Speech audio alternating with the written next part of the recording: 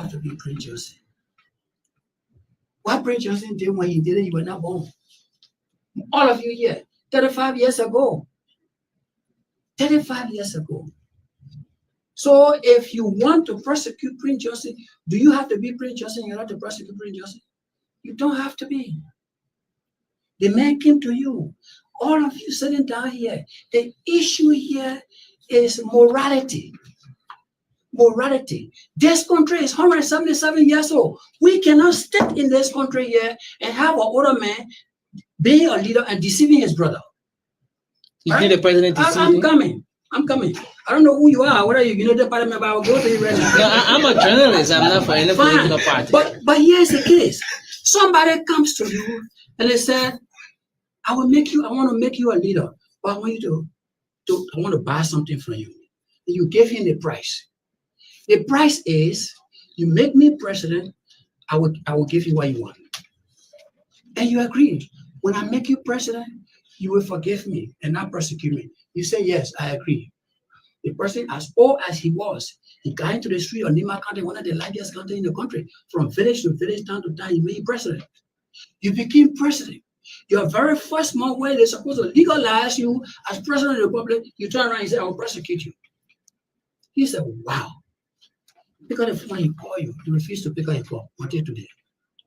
The best thing you could have done was to say, you pick up the phone. Yes or no? He said, I want to see you, man. What happened? He said, come to my office. Sit with him as the leader of this country. Sit with him and say, what's the process? You promised me. I made you president already. The other leaders already delivered. Is there no reason why you feel, if you knew you were not going to do, why did you accept my program? But you did not. You said, okay, and he delivered. And you refused to meet with him. Meet with him face to face. Like brother said, bye. Meet with him and say, I am not giving it to you. I changed my mind. So some people are accusing you of equally betraying him because you signed the document after saying that you have his back. We are 30. 28 was signed. Does my signature make a difference? Did you let him know that you were signing? Why should I? Me and I are supposed to be convicted. I am on the list to be convicted. He is on the list to be convicted. I signed for myself. And do you regret that, Senator? To do what? A sign on the list. No, I regret. The country said they want to prosecute me. I said, okay. But I told them 106,000 people. I hope you go through that list and prosecute everybody. I hope you do that. And I'm waiting for it.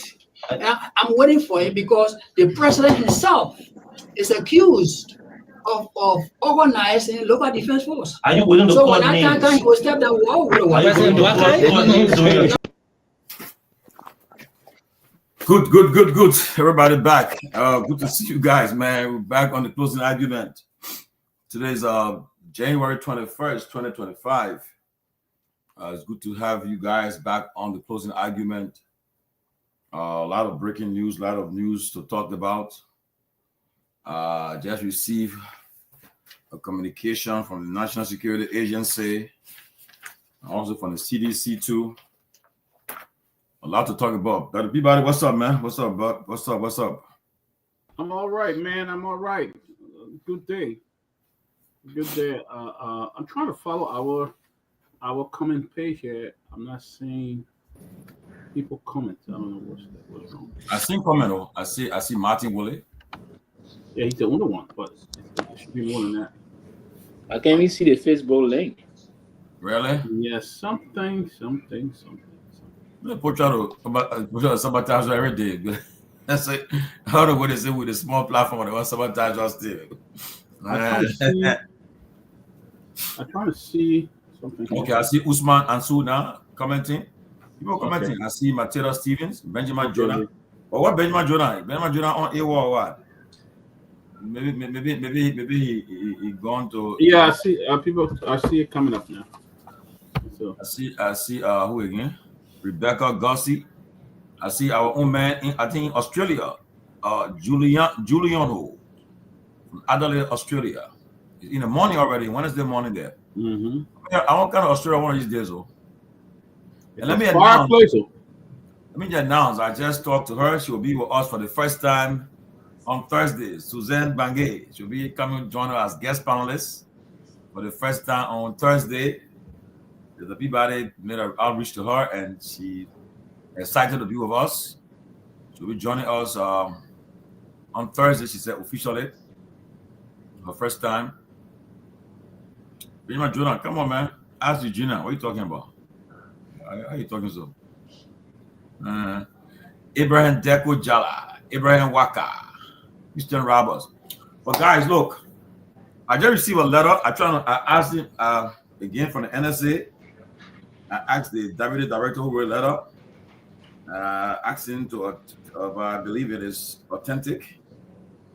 I know if God asks, at least I reach out to them. The NSA, the guy who spoke at the Prince Johnson's funeral for the MGR, the youth guy, they call him Nelson. What his name is Nyenwolo. They apparently trying to get rid of him. Okay, this says let me put it in the chat room, man. You guys can, everybody can see it today and put it up on the screen. In the meantime, yeah, you put it in the chat room. You can put it in. You can put it on the screen later on. You put it in there, guys. FM. Yeah. Okay. Yeah. Okay. Yeah. Okay. So yeah. Nyenwolo. Remember the guy? If they have the video, the guy who spoke at Prince Johnson's funeral, the secretary, I think the youth chairman of the MGR, Prince Johnson's party. He received a letter yesterday.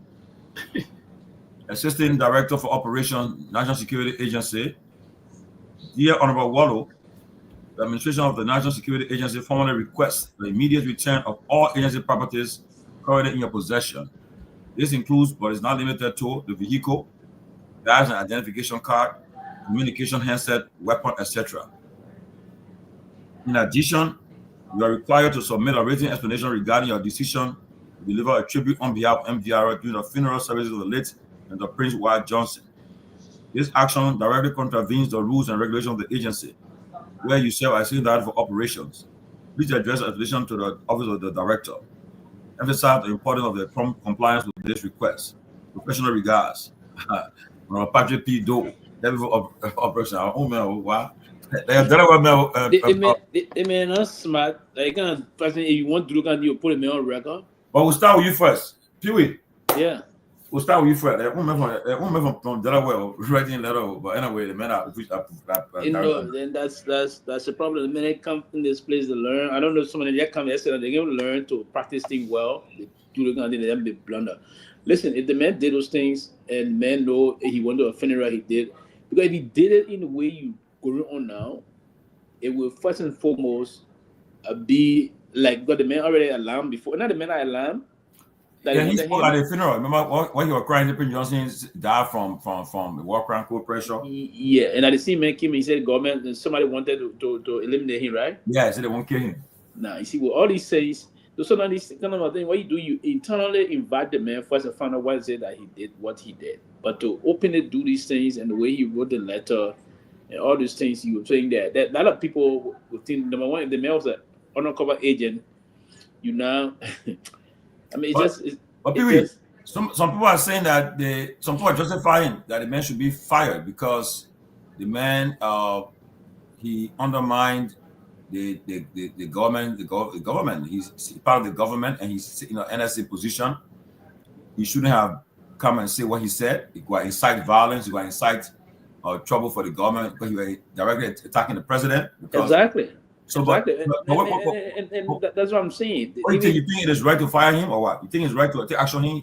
Did he commit a crime? No. On the most serious note, we politics aside, just like the way the government is, and the way the government is engaged in the process here. But what I would say, that's a total breach of the security procedure and or a total breach of his own regimentation, if you will. as an undercover or agent of the NSA, you have to be well regimented in keeping with those paramilitary rules and operational procedure, if you will. That is a total. Now, I agree that you have a way personally. Now, we have to go back to the process to see where is it that one can express your personal feelings tying into issue about national security and the government vis-a-vis or the institution. To come out and say that he died from pressure and with no medical report is sworn. You try to, and he spoke politically. You don't play the kind of role, number one, as a even other independent institution. Like, for instance, the GAC. When I worked with the GAC at the time, we did sign political neutrality. The political neutrality was very, very much important. We signed it, and there were folks I recall that got dismissed for not adhering to the political neutrality process. I was warned at the time because I still used to like my issue, always calling, appearing on radio, doing this. So I was equally so warned. We all were warned at the time. The late Eric Bemi, who of course was the spokesperson of the late Prince Johnson first political institution. Eric Bemi was dismissed from the GAC for not adhering to the political neutrality after we all were at the time warned. So if the GAC will uphold the political neutrality process, I want to believe as a security apparatus and the one spy institution, which is the NSA, everyone with the NSA will have to be politically neutral. Just like most of those appointed politically are there to execute on behalf of the states and do certain things, just loyal to individual of the states, not basically on behalf of the states. And that's the only unfortunate aspect. NSA are always being weaponized against opposition, and the weaponization of those kind of institutions is terrible. And that's the reason why you see people now, individuals that believe they're committed to this line or that line, trying to do what they're doing. So I think it's wrong. He should already be dismissed if it is true that he's an agent of the NSA, because it's a violation of the neutrality, the political neutrality process, and the regimentation rules of a paramilitary officer. You ought to adhere to the process. If that is true, I didn't know that he worked with the NSA on a serious note. What I was first saying, I didn't know that. But if it is established and it's a fact that he worked with the NSA, he should be arbitrarily dismissed. There's no need for, now, maybe they want to come in and justify this or say, but probably someone close in government recommended him. And that's the reason why they're trying to do it the way they want to do it. But I think he should be dismissed arbitrarily for engaging as a paramilitary agent and undercover agent of the states that will engage in this kind of thing. Well, so here we go. The new progressive leader, Sylvester Pewee, is saying that the assistant director for operations of NSA, Nyenwolo, who is also the youth chairman for the MDR, the movement, the party of Prince Johnson, late Prince Johnson, who spoke at the funeral and took the government to task, saying that the government is responsible for the death of Prince Johnson because of war crimes. Quote. Sylvester is saying that this guy should be dismissed because he breached the security protocol of the I'm saying let me re-emphasize and reiterate.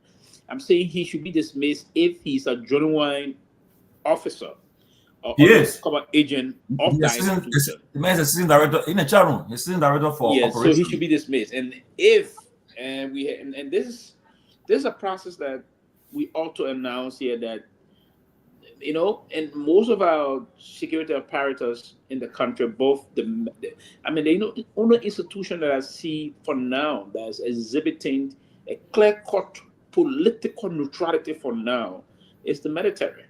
And I would hope the police will engage into those things also. Now, one of the premier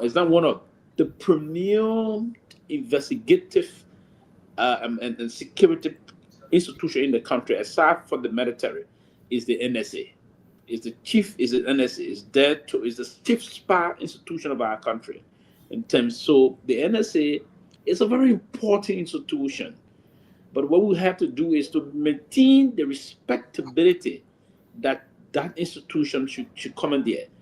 Now, many folks in the institution, and I mean, the senior government officials try to use that institution to weaponize it, and it's now become a political tool, and this is wrong. You cannot be in the kind of institution as a deputy director and you speaking openly in a political scenario. On a serious note, if it is established as true, he should be dismissed. And this kind of a thing should not even warrant other investigation. Now, the only thing you want to investigate to find out if he breached any national security issue, that would be tantamount of him going to court. But if not, dismiss him. Dismissing, we move on. The country should be, we need to institutionalize those kind of institution entity. It's unfortunate. We can do that. You can be NSA officer, you be loyal to a particular political party. You have to be loyal to the state, not even the president of the republic. Well, that's the view of Pewee, that this guy should be dismissed. Nyenwolo should be dismissed, Assistant Director of Operations at the NSA, because of what he said at the tribute he paid at the late Senator Prince Johnson's funeral. But Dr. Peabody, what's your take? You know, Sylvester is our political strategist. He's more into government than I do. And what I will say here, let me be very simple in my response. I mean, if you work for me and you go out there and criticize me in public, I can actually then get out of the job because you work at the will and pleasure of the president. You know, the president could add you or remove you from that position.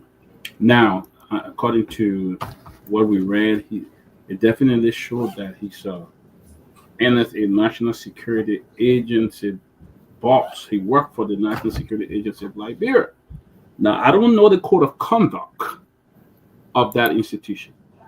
Maybe there is a code of conduct that they have to follow, you know, about appearing in public. I work for the state of New Jersey, and we have code of conduct, what to do and not to do, what kind of gift we can accept. Yeah, but there are people to help you. There's a zero tolerance for him doing that. Zero tolerance. Okay. Yes, zero tolerance. So Victor has said there's a zero tolerance for him going to public, and because, like me, I have to disclose everything that I do with state, even my nonprofit, even though it has nothing to do with the state, but I still have to disclose that because it's a government institution, and I have to, you know, part of the ethic rule is to show those kind of stuff. And if there is a zero tolerance for him to appear in public and to openly speak in a gathering like that, a political gathering, if he's not allowed to go to political gathering and give remarks and stuff like that, if that is the code of conduct, then I think he's in a serious problem. He's in a very serious problem and stuff like that. But yesterday, when we talked about it, he wrote that they wanted to kill him. His life was in danger and stuff like that. But if there, as Sylvester stated, if there is a zero tolerance on he appearing on those kind of platform and comment that you make to affect your job, then he's in a serious trouble. I hope he would have read his code of conduct and followed the rules. You know, I really applaud him for coming up and saying what he had to say about what happened and what the government, how President Boaka treated Prince Johnson, how he was so deceptive to Prince Johnson and all of that. But again, if you did that at the detriment of your job, and you're working for them, bro, you're in serious trouble. I won't say they must fire him, but I just want to say that he's in a serious trouble. If he ever violated any kind of code of conduct for an office, he's in a serious trouble. Well, again, I applaud him for being strong and coming up and speaking up. But if you had a national security director, you come and speak against government like that and disclose all the information, hey, then they can't trust you for national security stuff. A national security agent don't talk. They don't run them up. That's Dr. Peabody views too. Peabody and Pewee is saying that in that school you violated. I mean, I didn't say he violated. I said if he did. I try to see. Then he's trying in to trouble. I'm trying to reach the. I'm trying to reach He should be I'm, kicked out. I'm trying to reach the director. If it is here, if it is here, they will not even something you're going to jail. Well, Yeah. I want to get it act that I want to get it the act that of the NSA that this guy violated. I'm trying to get Patrick Do. I already sent him a message. Perhaps before the show ends, you respond. But Jonah, I hear from you. You remember the guy who who spoke at Prince Johnson's funeral, the MDR youth, the same guy who said he left his stretching. He's been I think he's on a suspension now. Oh, that's the Wallow guy. They're asking to take over all the vehicle, the badge, the ID card, the communication handset, and the weapon. The Wallow guy. So I don't know. I did dismissing him because those actions are actions that you take when you are dismissing someone. Those are not the actions that you take when you are suspending someone. You take those actions when you're suspending someone. You take it. You take it. No. Come in. When you are suspended, you turn all government property over. But no, that's not true. That's not true. That's not true. No, but listen now. Let me give you suspended and have government issues with you. But let me say this: you get expelled. You will turn it over. You don't have the condition. You can turn it over. You can use it when you suspend it. Okay, I'm not going to argue. You go ahead. I'm not going to argue. You. Okay, let me finish. You don't tell me. You don't teach me something that I know of and I practice. So Pewee, I think one thing about you is that you don't like to be challenged. No, I'm not. It's not. It's not an issue of not to be challenged. No. I like challenge, but I hate people that don't know something. Listen. So I won't talk. I'll let him if you don't know something, you either you know it. It's unfortunate. Pewee, when you are suspended, you don't use government property. They withdraw government property when you are suspended. You get reissued. You get reissued those things when you are reinstated. That's a clear thing. Are you done? For the security apparatus, they will withdraw them from you because they don't want you to use it. They will withdraw it from you. Go ahead. I don't want to teach you that. No, but the letter says. The letter says. Security men will suspend the gun with you. They will suspend security men with gun with you. They will suspend the badge with you. Pewee, even if you were to teach me something, the right way to do it in this public, you can say, let me teach you something. You know, you provide the information, but to use the word teach no. You said no. Listen. You know the point. You know the point where you can do this. You know why I'm Ben listener. You know I'm descending on you the way I'm descending on you. I'm descending on you the way I'm descending on you because you said before you used to search for me to be dealing with me, right? So saying you don't as well as that, I will deal with you now. I will start dealing with you sufficiently. Okay. So let me say this. Go ahead. I thought the teacher only one. So you can work in government. You can be suspended. All of the things that you have will still remain with you during your suspension. When the government is about to fire you, any job that you work for with a government institution, when it gets ready to fire you, they will ask for all of those things so you to return them. Those things are returned because guess what? When you get suspended, all of your rights are not taken from you. You still get paid, depending on the suspension. You can still get paid, even if you don't get paid after the suspension. If the foreigner that the investigation did not find you, they still get back pay. That's the reason why. Yes, I agree with that one. You get back pay after the suspension. Yes. That's the reason why they cannot take your immunity from you, because taking your immunity from you can put the government at the risk of a lawsuit. Now, let me tell you, hold on. Now, let me move forward.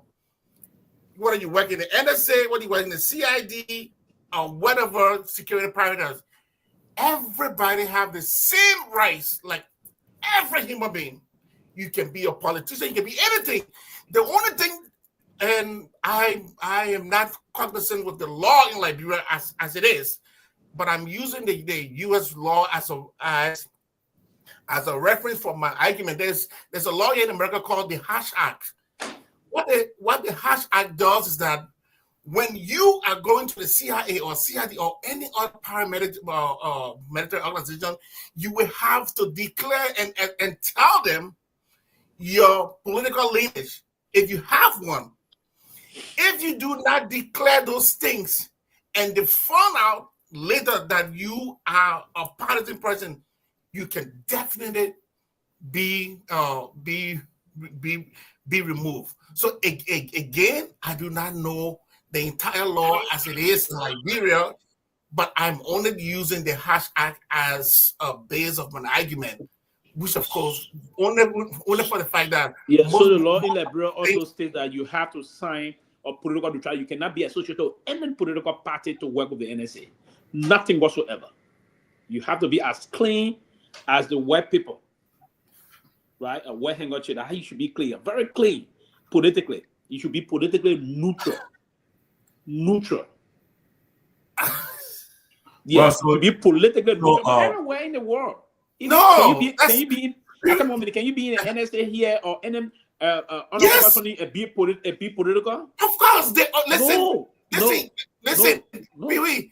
Pewee, the Hash Act knows that every human being in this country, in America, somewhere or other, you have to be apolitical. They say no. Who told you that? No, it's not true. You have to be apolitical. I'm Pewee, have you read it? You have to be apolitical. What are you saying? Pewee, being apolitical is different. Please share with us. Please share with all the hash something you're talking about. Please share with all the portion you're talking about. Share with us. No, Pewee, let's which are the portion you're talking about? Like you have to be political and be part of a security entity. Listen, being political, which means that being a part of the political institution is different from being apolitical. Do you agree? What? Do you agree? No, when you're part of a political institution, you're not apolitical, you're political. No, listen to me. You can be part of a political organization and be apolitical. That means that's not true. That's not true. Okay. Let me that's not true. provide some information now. Political. Let me provide some information. That is true. Listen now. No, that's not true. But listen now. That is true.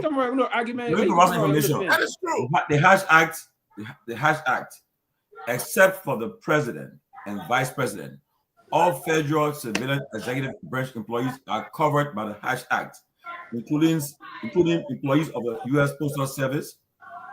Now it says that. What it says. The restriction what the Hash Act restrict. Okay.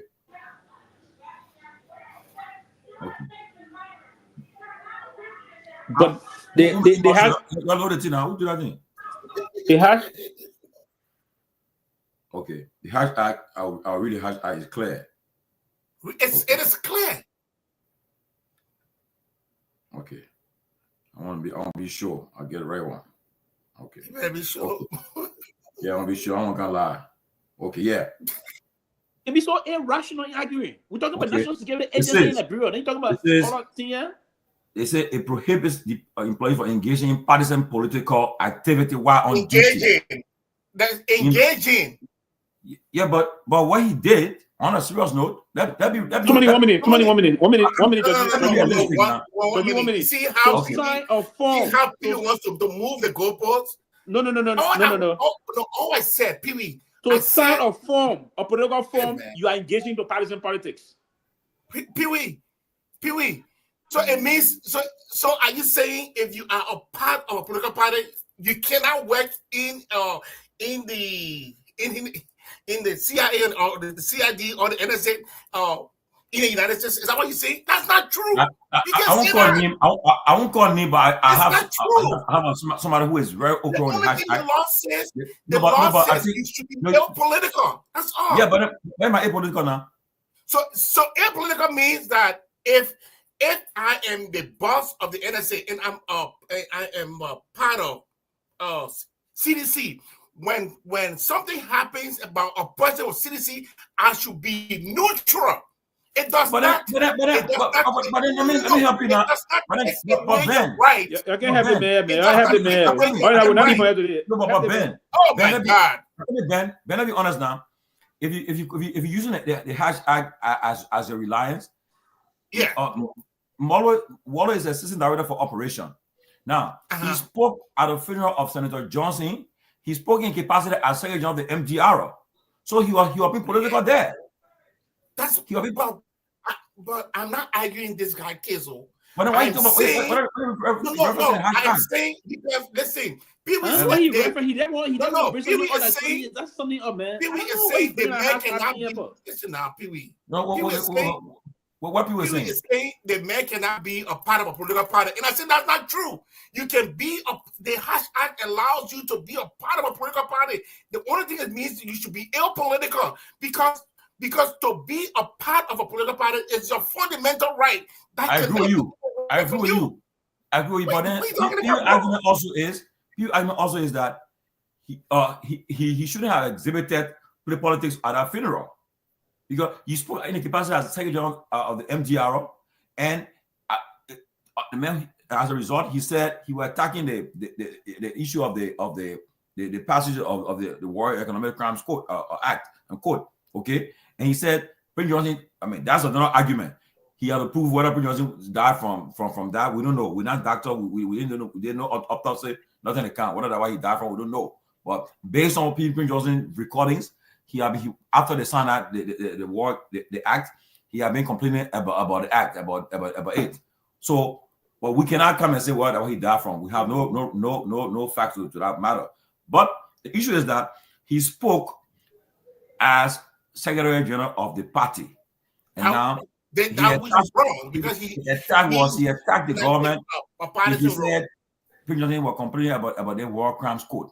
So he actually played as a politician over there. So the government is saying now look, because in the seal letter it says, yes.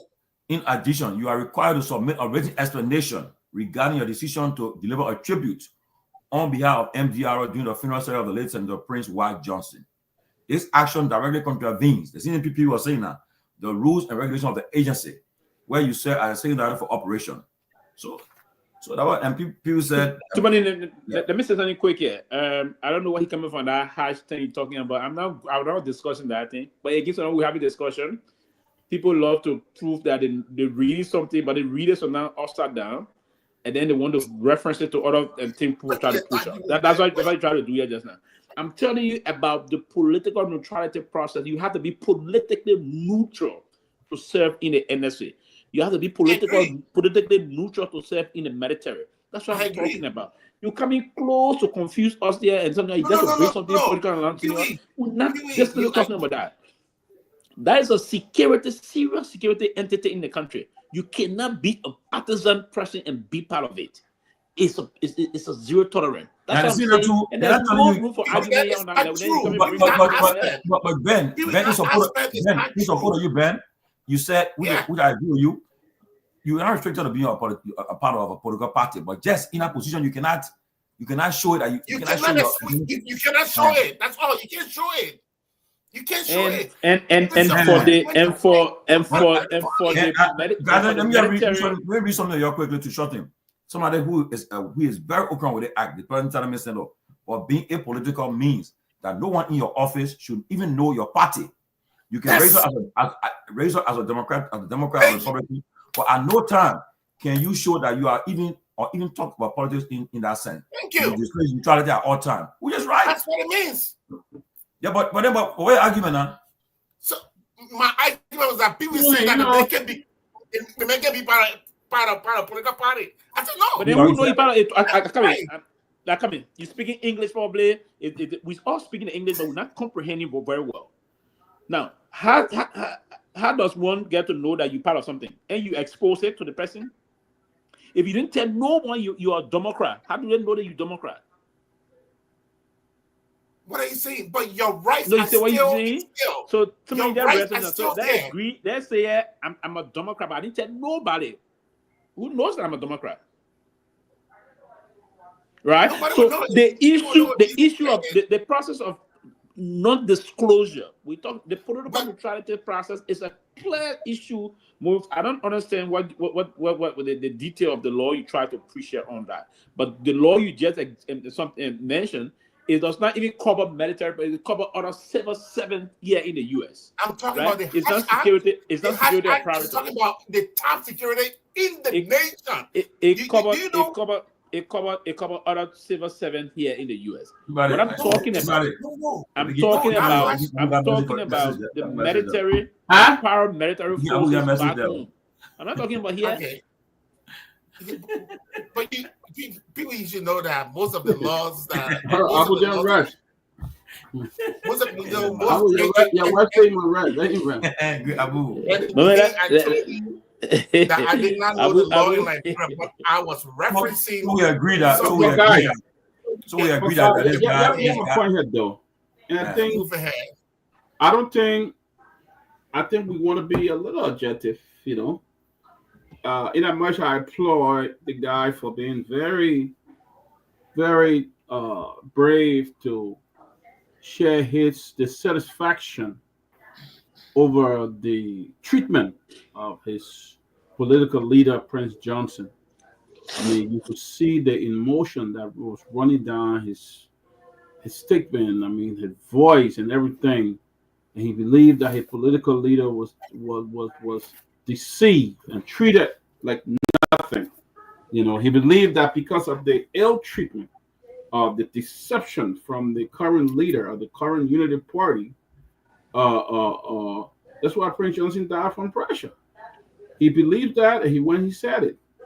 But in all fairness, if he was hired, if he were warned to read the handbook of the department, that as an agency director or as a undercover agent, you are not allowed to get yourself out there in the public and make political speeches and things like that, then he's in serious trouble. If he violated any code from the National Security Agency, I would say he's in serious trouble. I won't call for him to be fired, or I can say he's in serious trouble. And I don't know what it appears that they're going to fire him. Asking for all these things asking for. That's how you fire people. That's not how you suspend people. You don't. Yeah, but you know the thing is that honestly, to be honest with you, certain positions you hold, people that you and I know with the era of working, like if during the time the politics time, I can't even wear anything political on my work. I can't even wear anything politics because of where I work. So I can't even bring on the job to talk about it. During the election, I remember when I was on your phone, you hear something on your phone, but what's happening in election, just kept it cool, you know. Nobody know who I voted for. Nobody know who I support. Nothing they can. It's my business. But in Liberia, what I noticed too, anytime when it comes to, and mind you, all the things people saying now, I hope they keep it because election time comes. So the very point will be all with the regalia showing where party they're from, you know. But again, it shouldn't be. But with him, the NSA, because he shouldn't have really come up to get that tribute. But I saw the Minister of Labor standing with him. The Minister of Lands and Mouth standing with him on him paying the tribute. So what you argue and say about all the people standing with me, Minister of Labor Guar with me, he the chairman of the party. Minister of Lands and Mine pay was there too. You know, remember MDR, I don't know, but they were all those were standing with him part of the government. Lopo said they didn't know what he was going to say. So, but they could argue. But the problem is that before he get a tribute, they told him said no. He said I will talk. I want to talk. You remember you listen to watch the program. He said I will talk. I won't speak. You might stop with me. He started speaking. I will cause trouble here. So it was premeditated. He had he knew what he was. So now all of that, especially with NSA, I would never know what NSA said if I seen somewhere, but he exposed himself, and now NSA taking a decision. But so let's move on, guys. But I think what he should have done. So, can we say that if nobody knew that this guy worked for the NSA, like you say, you didn't know, I didn't know. So if the government is going to suspend people like these, why are you making it a public? Why are you making it? The government make it public. You have to understand that he making it public. I'm just asking. The government make it public. The NSA serving the letter. He issuing the letter out. Issuing the letter. The NSA will not publish anything. Yeah, I mean, again, as I said, he sharing the letter out. Okay, I mean, yeah, this question make a very good sense too. They probably wouldn't have applied. Let me say that his name is Sylvester Kaza. He said if that guy had gone out there and spoken in favor of the government, they wouldn't have seen him as being. Of course. I mean, Of that's course. Sylvester always say it makes sense. What's your answer is Yeah. Again, you know, It makes sense. I thought you left for them, but Of course. Exactly. he assessing something favorable to the government side, then no problem. No problem. You know what? He should have. What he should have done was to let other people do it. You put a layman in the front and let them do it. That's what I said. You know, stand back. if it remove his job and then he'll be here. Why did Trump fire James Cummings? Trump fired James Cummings because he said James Cummings was being partisan. loyalty back. Hey, that's loyalty. That's the same thing. Those positions are high loyalty areas. When you're there with the government, But I hope this will be across the board, because there are other people there who have done things like it's that. not going to happen. You know, other people who have done things like that, and they have never treated them that way. You know, other top people who shouldn't even be speaking in certain area, doing certain things, they went there and went so political and stuff like that. But I mean, and he's a top bra, he's a top government official. He's an assistant minister at the NSA. You know, so why are you firing an NSA director? You got the vice president there too doing this. It was a political rally. Everybody was there. The vice president was doing it. I can't remember. So what is going to happen now? Is he saying he's an assistant director? He's assistant director for operation. But he's assistant director. That means a presidential. He's a presidential appointee. Yes, yeah. Please go back to the letter there. That means I just recollected. So you see myself. That's what I just thought about. If he's an assistant director for operation, meaning he was appointed. It was public. You know his position. He was appointed by the president. Yeah. So who read him that letter? The deputy for administration, Patrick Doe. The deputy for administration read him the letter. Is the letter suspending him? No, they only said the request the immediate return of all agencies' property in your possession. No. Then I didn't capture that aspect of it. I think that is wrong. One, you cannot request the man stayed active and he was appointed by the president. Yeah. The deputy got no power whatsoever. Only the president can to perform presidential function. That is tantamount to immediate dismissal, right? So I just capturing something here. So if he's it makes a lot of sense because, like you just said, Patrick, they all received the green letters. But then he cannot do that. The president should be. But it's what happening now. Here's the game now, because this will be carefully now, because this government and this president, they're aware that in somehow. The MDR are not happy with them, and it's in political time, right? And also too, you know, the VP hack comes into play too. So you gotta walk a gray line, because first of all, so they don't want to take the responsibility, the load they give to NSA that you just said, and they all appointed by the president. And part of those shouldn't be writing a letter of that nature. He's not. No. So it comes from the president writing him a letter. But now they want to appear to say he should not even honor it. He should not even honor that letter. The party may respond and say, "Oh," and fire back. So that was exactly happened. Now I think you got a point. Somebody just told me you have a point because you're all appointees. I just went back when you said I didn't know he was an assistant. I thought he was just kind of a I thought he was kind of internal director. And that's what I said. The president, he want to take that low. He wants to say, "Oh, no." The first thing they had to do, maybe they had to allow the president to maybe suspend him while they do the investigation, and then they can move, or the president move and arbitrarily dismiss him if got himself at the will and pleasure of the president. It's not a tenure. But it's tricky. It's tricky because this guy, right? This guy, he from the MDR, the former Senators Party. Is he from Niba? I think Wallo. I should name out Wallo Leakunio, right? No, Wallo. Yeah. But whatever the case, the idea that the fact that he comes from the Senators Party, and you don't want to don't forget this president, Senator seat is vacant. They're about to go for that seat, so you gotta tread very, very carefully because you don't want to upset the MDR up. But then MDR believe that seat belongs to them. They believe they will fee candidate for that seat.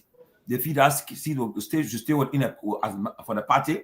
So now you want to upset them. So they send it to NSA to do it, but the president trying to almost like give responsibility to somebody.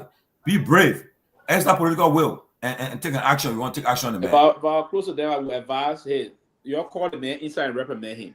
Warn him, don't do the thing you did. If you did it, it's not what dismiss you. Let it slide and you move on. Because these are the things that can distract things and cause you some political price, if you will. Now, this man should not be suspended by a deputy. So if the presidency allow this to happen, it will prove that the president is weak.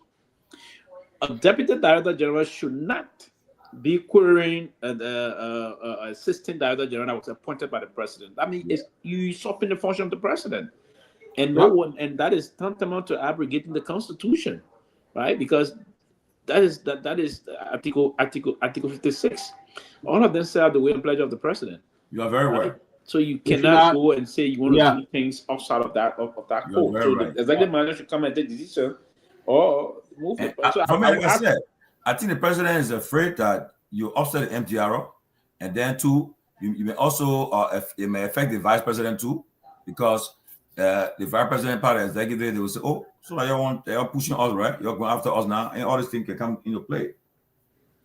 But guys, I got an important call coming. Go ahead.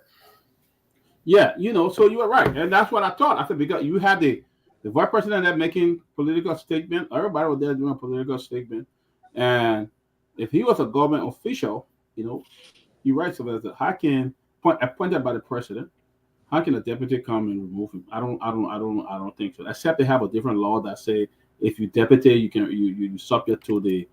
I mean, if you're assisting, you're subject to the deputy minister or administration.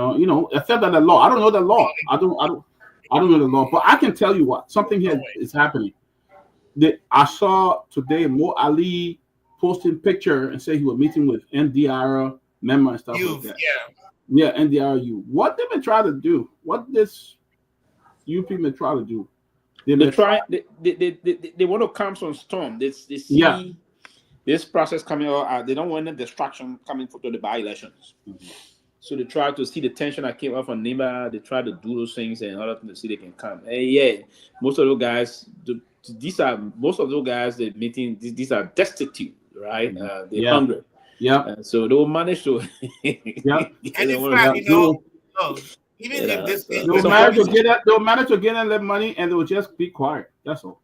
If this issue were to really stand, what will happen was that people will just go back 1 year and check old videos, and you will find everybody in the NSA camp that have made political statements and have been campaigning. In the past, I was just informed that during the President Weah administration, this thing happened at the Bureau of Concession. Somebody suspended one of the deputy directors. President Weah came back and suspended that person. Said you have nobody. It was NBC. Yeah, at National Bureau of Concession. President Weah told him say you have no right to serve my function as president. You shouldn't be suspending somebody that I appointed. So now, for this case now, you see. That's what somebody saying. Wakama being aware, he knows about this case. He knows what happened at NSA. So if not, they think more than 24 hours. You should rescind the decision immediately. Say, look, partner doing you shouldn't be suspending somebody that's not your place. I appointed this man, not you. So right now, the boys in their court, they have to explain. The president have to explain because they're coming from the office. The decision was taken not unilaterally, not by the man just alone. So what happened at the Bureau of Concession? President Weah told the guy, said, no, I'm the president. You don't suspend people that I appointed to. So he suspended the president for 3 months too for taking that action. So the President Boga feel that this man has served his function, he should immediately suspend Parker Doe for trying to do his job. You don't have to suspend him. What do you mean? I mean, because if we know that, like, if we all believe that the president is aware, you can just come out. On the news, you're not aware? No. So what I'm saying, if the president was aware of the plot, that is saying, you know what, I will use you guys to do the dirty work. But when the backfire comes out, the president can throw that particular president under the bus and say, hey, we'll discipline you for 2 weeks. Don't do this again. Because a lot of these things the president might be aware. I mean, I think he embarrassed the office of the president a lot because you can have is that you having two presidents in the country. You don't have two. You don't have one. So they should. I mean, I don't know anyway. Well, I think. Well, knowing this president, he's not going to say nothing. He just goes there. He'll go ahead and do what I need to do, and then what are the violations of the law? And the guy should not respond to that. He should not The respond to president that. is the president is chief breaker of the law. He's a chief breaker of the law. If the party MDR standing with the ball, MDR issue a statement.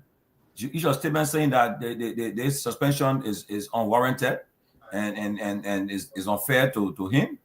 Then party those shouldn't be suspending presidential appointee too. We all are on presidential appointments. You can't come in and say you suspending me.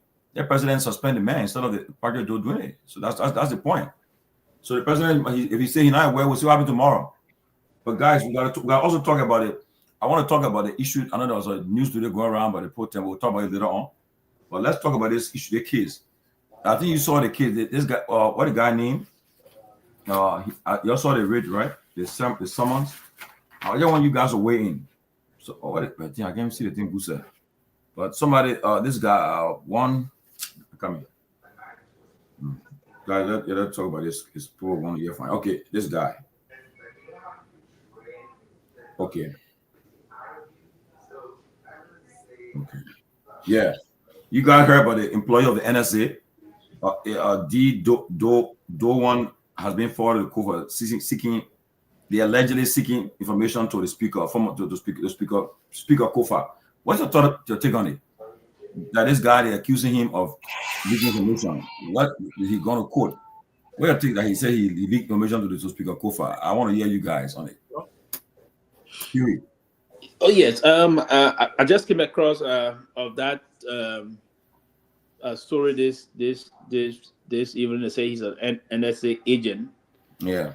He been investigated and forwarded to court for leaking intelligence and very major NSA information to his uncle, allegedly, and that have endangered the institution, endangered other officers, and undermine the core value of the institutions, according to reports coming from the investigation.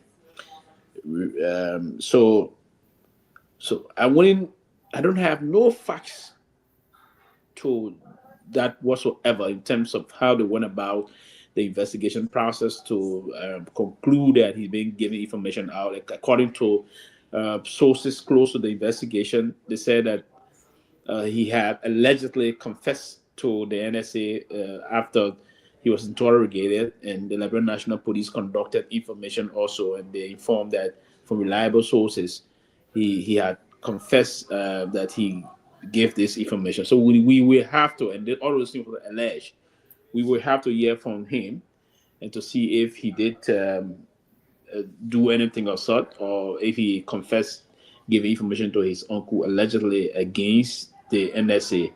And I don't know what kind of information that is secret that he was giving to his uncle. I don't know if that was something they were planning to do to. So the whole thing is a little bizarre to me, and so, but we will have to hear from him. If he's being forwarded to court, I want to believe he's going to speak out, and the facts going to come out. That's the other side of the investigative report first and foremost. If it is true, that's the side. But we're going to be hearing from him hopefully, a couple of days before the end of this week. But this is not a good thing. If it is true that he's an NSA agent, if it is, again, for me, I love to always track the balance here and play the role that I'm the blind lawyer of justice, if you will. So if he did that is established that he indeed gave sensitive information out to his uncle about the institution, that he breached his ethics again. It is against the code of conduct. It is against his regimentation ethics. He should be dealt with according to the consequence of violations.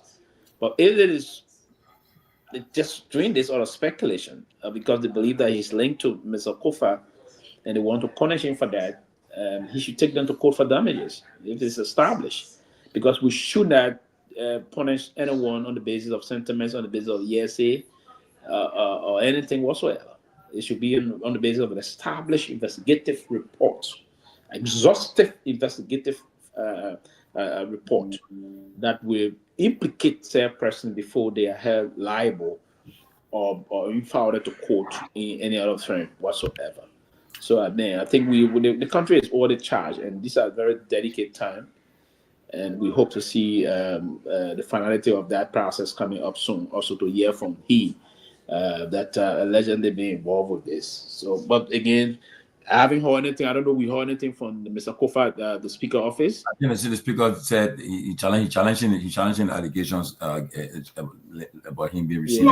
Yeah, I hope. Here's the thing, though. I hope they're not trying to just slap the guy. Yeah, but that's the thing now. It's not the first one. The guy with the fire guy. They're trying to. The guy said they forcing him to lie on the Speaker.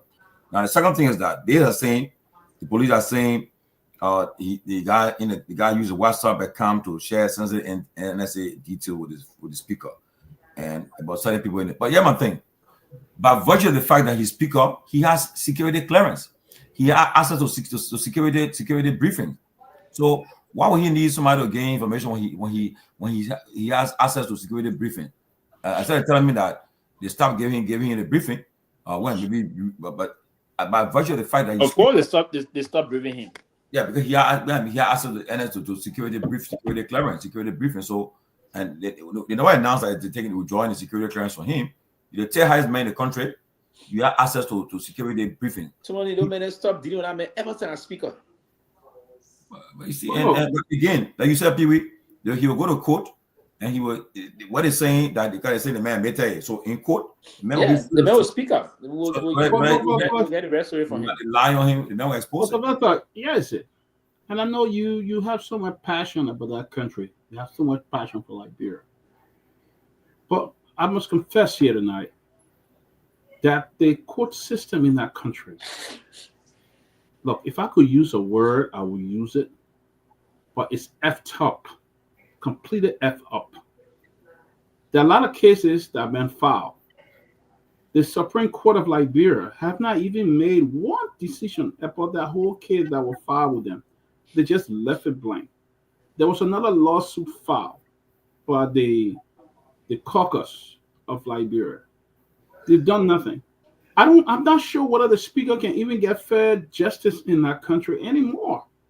And these guys are coming out with every day. They are coming out with these fake allegations just to intimidate him. And at the end of the day, he will say, "I resign," and no more want to be Speaker again. And that they will get the point. Because every time they are coming up, the next thing they put a story that they wanted to arrest him. They came out and said, "Oh no, we didn't do that." They came out with another story again that somebody giving him information, sabotaging the operation, putting other people at risk, and all this kind of thing. Unfortunately, even if Speaker Kofa goes to the court now and file a defamation lawsuit, our system is is in the hand of the executive.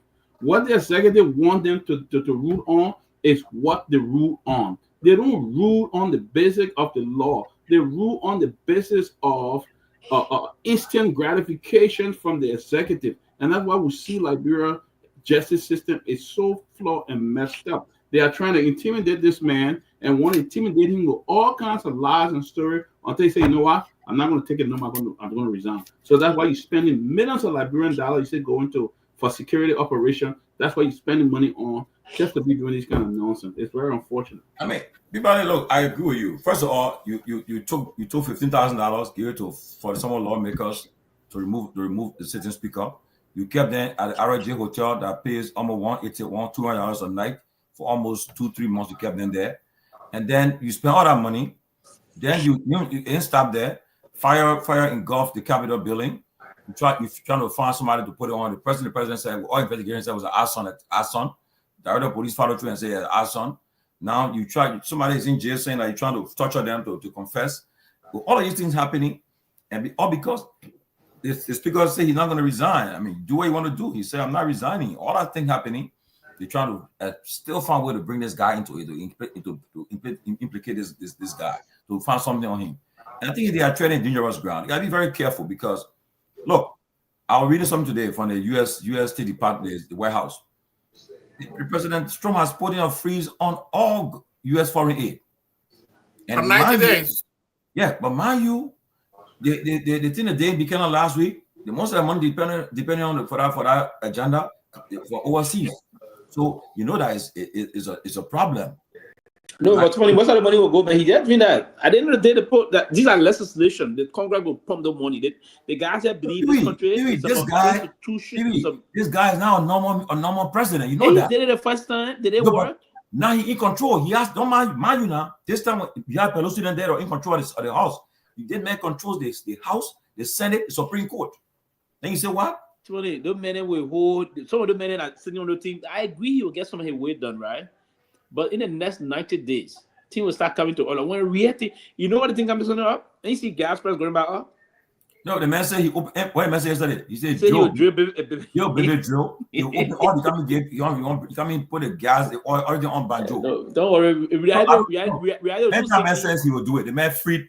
You saw the people that kill people, kill the scene lawmakers, and he free all of them yesterday. Man, I don't know. Let's go back to Liberia, but I have to tell you, we gotta be careful. This government gotta tread carefully. They are use too much. You cannot be harassing people and doing things, because now, just while we're talking about it, the CDC just sent a statement for us let me just have that way quickly. The CDC is the CDC, you know, that is the opposition party. But the CDC just issued a statement. Do you wear a glass? Okay, they said the coalition for democratic change holds a major press conference tomorrow. At 12 noon at headquarters. The press conference intended to address a series of national issues. Remember, the executive committee, the coordinators of official districts should attend. So, CDC called a press conference signed by Attorney General Eko, national chairman. But Martin, the press conference, let me tell you something. Yeah, They're going for a press conference. What attending inauguration? Right. Maureen is still right now? Oh, he attended Troy inauguration ball yesterday. Now the ball, what are they rally? What guys stop it in there? He not come back with his meeting president. But the man still left camera, but he was on the stadium, also in the stadium. Man, that's it. Everybody go. Everybody go to that play back. I was an open stadium there, but I'm alright. If you tell me, Mel will try and understand. Mel will try official, I understand, but attending an open program, come on. But what I hear CDC will say tomorrow, CDC need to be more forceful as the leading opposition party in the country. They can't just rely on statements and press conferences. You got some actions. You got to come up with some actions too. You know, you can't just leave it open like that. You got to show that they are part of the opposition party. What is here, man? Namalu? Yeah, man. Say trying radio. You see, just like a Republican. Look. What the fall back for you now? When he talked to people, he met with. You see the man video? He was talking live and he didn't know how to control the camera. Man, look, what Molu understands now? Anybody do that thing now? You got been out rally tomorrow, yesterday, and put that and go that way. I will take my time, go to Dragon and play. I'm big you. Anyway, look.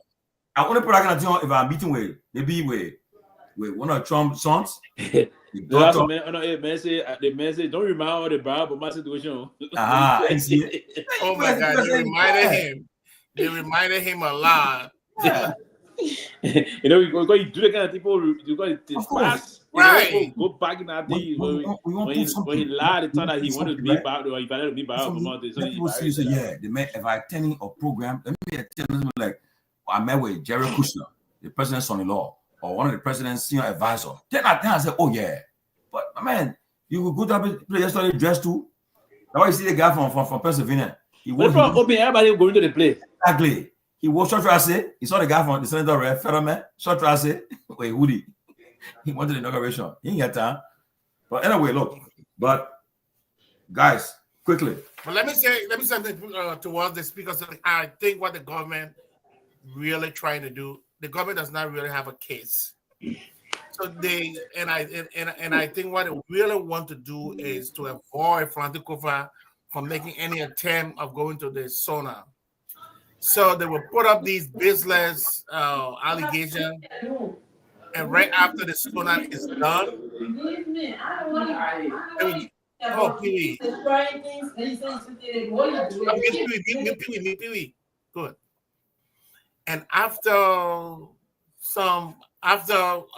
the sauna is over, they will just throw this case away somewhere, and then what they actually wanted to happen will have already happened. Because I don't think they have a case yet. I mean, I don't see it. This just reminds me of the same thing about the Mr. Cummings case. When they just threw Cummings in the, threw it in the court, just delay.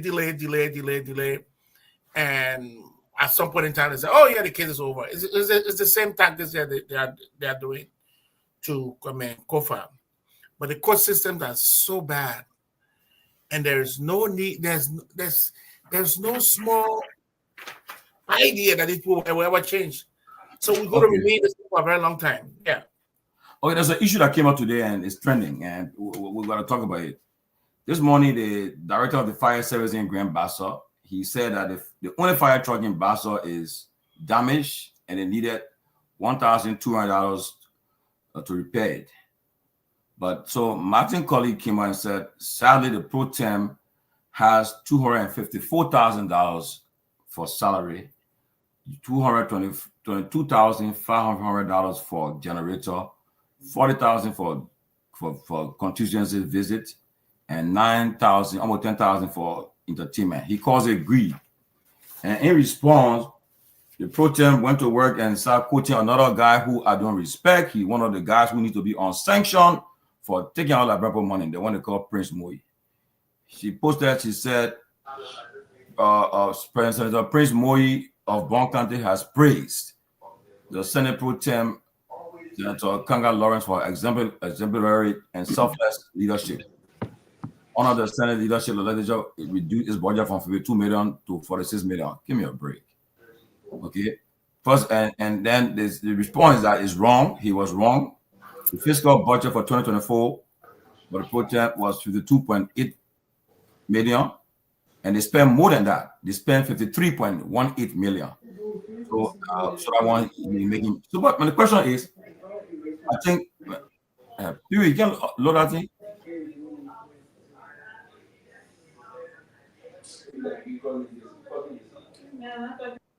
Okay, so let's discuss it. If you guys, I'm sure everybody ready that the pro tem budget for 2023 was $3.3 million. Okay, the budget right now, I think, is for 2024 is $1,024,000.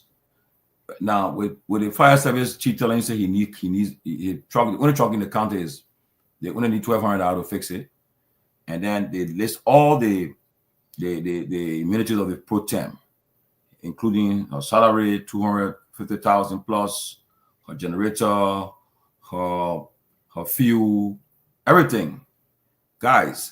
And she's not alone now from Bassa. You got Senator Besson, got Finley. You got he's a second senator from there. You got lawmakers too, Matthew Joe and others. They're all lawmakers from there. But we'll go to other counties. But I want to get your take on this Grand Bassa County issue. It's very important. People are listening to us. They want us to talk about it. So, what's your take on it? Anybody want to start on it? Oh, Tomalin, let me say this. Bassa have been very fortunate in having some really top leader. We have Boyson Guy Finley. He was there for almost 12 years as president pro tem. 9 years. 9 years. And what did the people of Bassa receive? The people of Bassa even responded when he tried to run again. They responded by removing him. He did not win that election. The people of Bassa was tired. Nothing really was done. One of the least things Western guy could have advocated for was that hospital, Buchanan Hospital, to be repaired. You have Metal Steel you got locked. You got other companies in that area that you could have talked to. Say they renovate our hospital, they renovate our school. Nothing. The hospital was in Rome. In fact, the hospital burned down some time ago when Youngbley was senator. Just recently, when they had a retreat in Bethel, who provided medication and other supply, medical supply and other things, was the senator from Monserrato, South Joseph. He took truck of medicine there. They all came back to act as if they have done it or it was their plan to donate those things. Now we have another president pro tem of the Liberia Senate. Her salary is over $1 million. I mean, her budget is over $1 million. The hospital in Bassa, can you imagine? No wonder why people die continuously in that country. You give a whole hospital, the population of Bassa, is more than 300,000 people, than 500,000 probably. You give those people in the budget, you give them less than $1 million, and you giving the president pro tem more than $1 million. The office of the pro tem budget, I understand, 3.35821, $3,357,821 in 2022. The current pro tem office demanded an immediate reduction. The budget was cut to $1,419,282, a different $1,938,000 in 2025.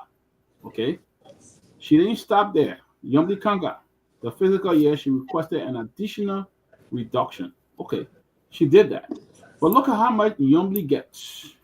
Okay, look at how much Youngbley receives. Okay, to have a hospital. Okay, to have a hospital, the budget for the hospital in Nima is not even $1 million. I mean, in Bassa, it's not even $1 million for over 500,000 people. You got all the schools. The whole county development fund for Bassa is $186,000 for whole county development funds. That include education, that include healthcare, that include everything development. Okay. Bassa College, the government hospital in Buchanan, only got $242,000. The hospital that is catering to more than 500,000 inhabitants, you get in $242,000. You gave the Bassa Community College $642,000. US $1 million. Means that no other development, nothing will go on in that place. The president pro tem gets $1,419,282 currently. So tell me, her allowance is $31,691 allowance, travel allowance. Fuel for her vehicle, $59,000. Fuel for her house and generator, $22,000. Constituency visit, $40,000. Entertainment, $9,000. Stationery, $14,799. Peabody, look, I'm happy you read everything. I'm happy you went through the list. Look, I call this thief, like thief already. There's greed, there's public greed, betrayal of the public trust. Honestly, and what bothers me is that these people ran on during the elections. They said that they couldn't rescue the country because of all the things were happening. They're going to cut down the salaries, they're going to cut down the benefits and everything. But look what's happening. And just the pro tem though, you still got the other top officials in the country. But look at it. And these are facts. They're not I can't Pewee. It's not made up. These are facts. Okay? These are facts. And our country, then you tell the country is not broke. If one person can get all that amount, why you think if you cut it down? I mean, look, the government hospital in Buchanan, I bet you, look at the people at the top of the budget. How much money is there? And then people are living like this, treating a country like this. On a serious note, we should not hesitate. Whether our friends are involved, we got to be very vigilant and aggressive in calling them out. And Prince Moy, that's why he lacks any moral or rectitude to come defend. The talk say he praising the pro tem. He's been in that place for years. On Ways and Means Committee. All they do when the budget passed, they get to the custom aid. These guys will not rest on them. We send people to go after them and it will expose them. They should be sanctioned. The people should be go on sanction and should be. But again, our people again will look for that man keep on winning election because they keep fooling the people voting for them. And mind you, he one of those who telling you say he won't be on vice presidential candidate list for the next election. He won't be involved in election again to take power in that country. But it's wrong. We should call them out. And I think what you're doing to the country is not fair to the country. They're not fair to the country. You're ran on a promise of change. You're going to change everything that's happening now. But look at our budget. But the car she's driving, a 2024 model car, cost $54,000.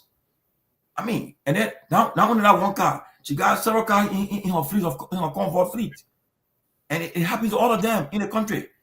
And then they were talking about a serial control running.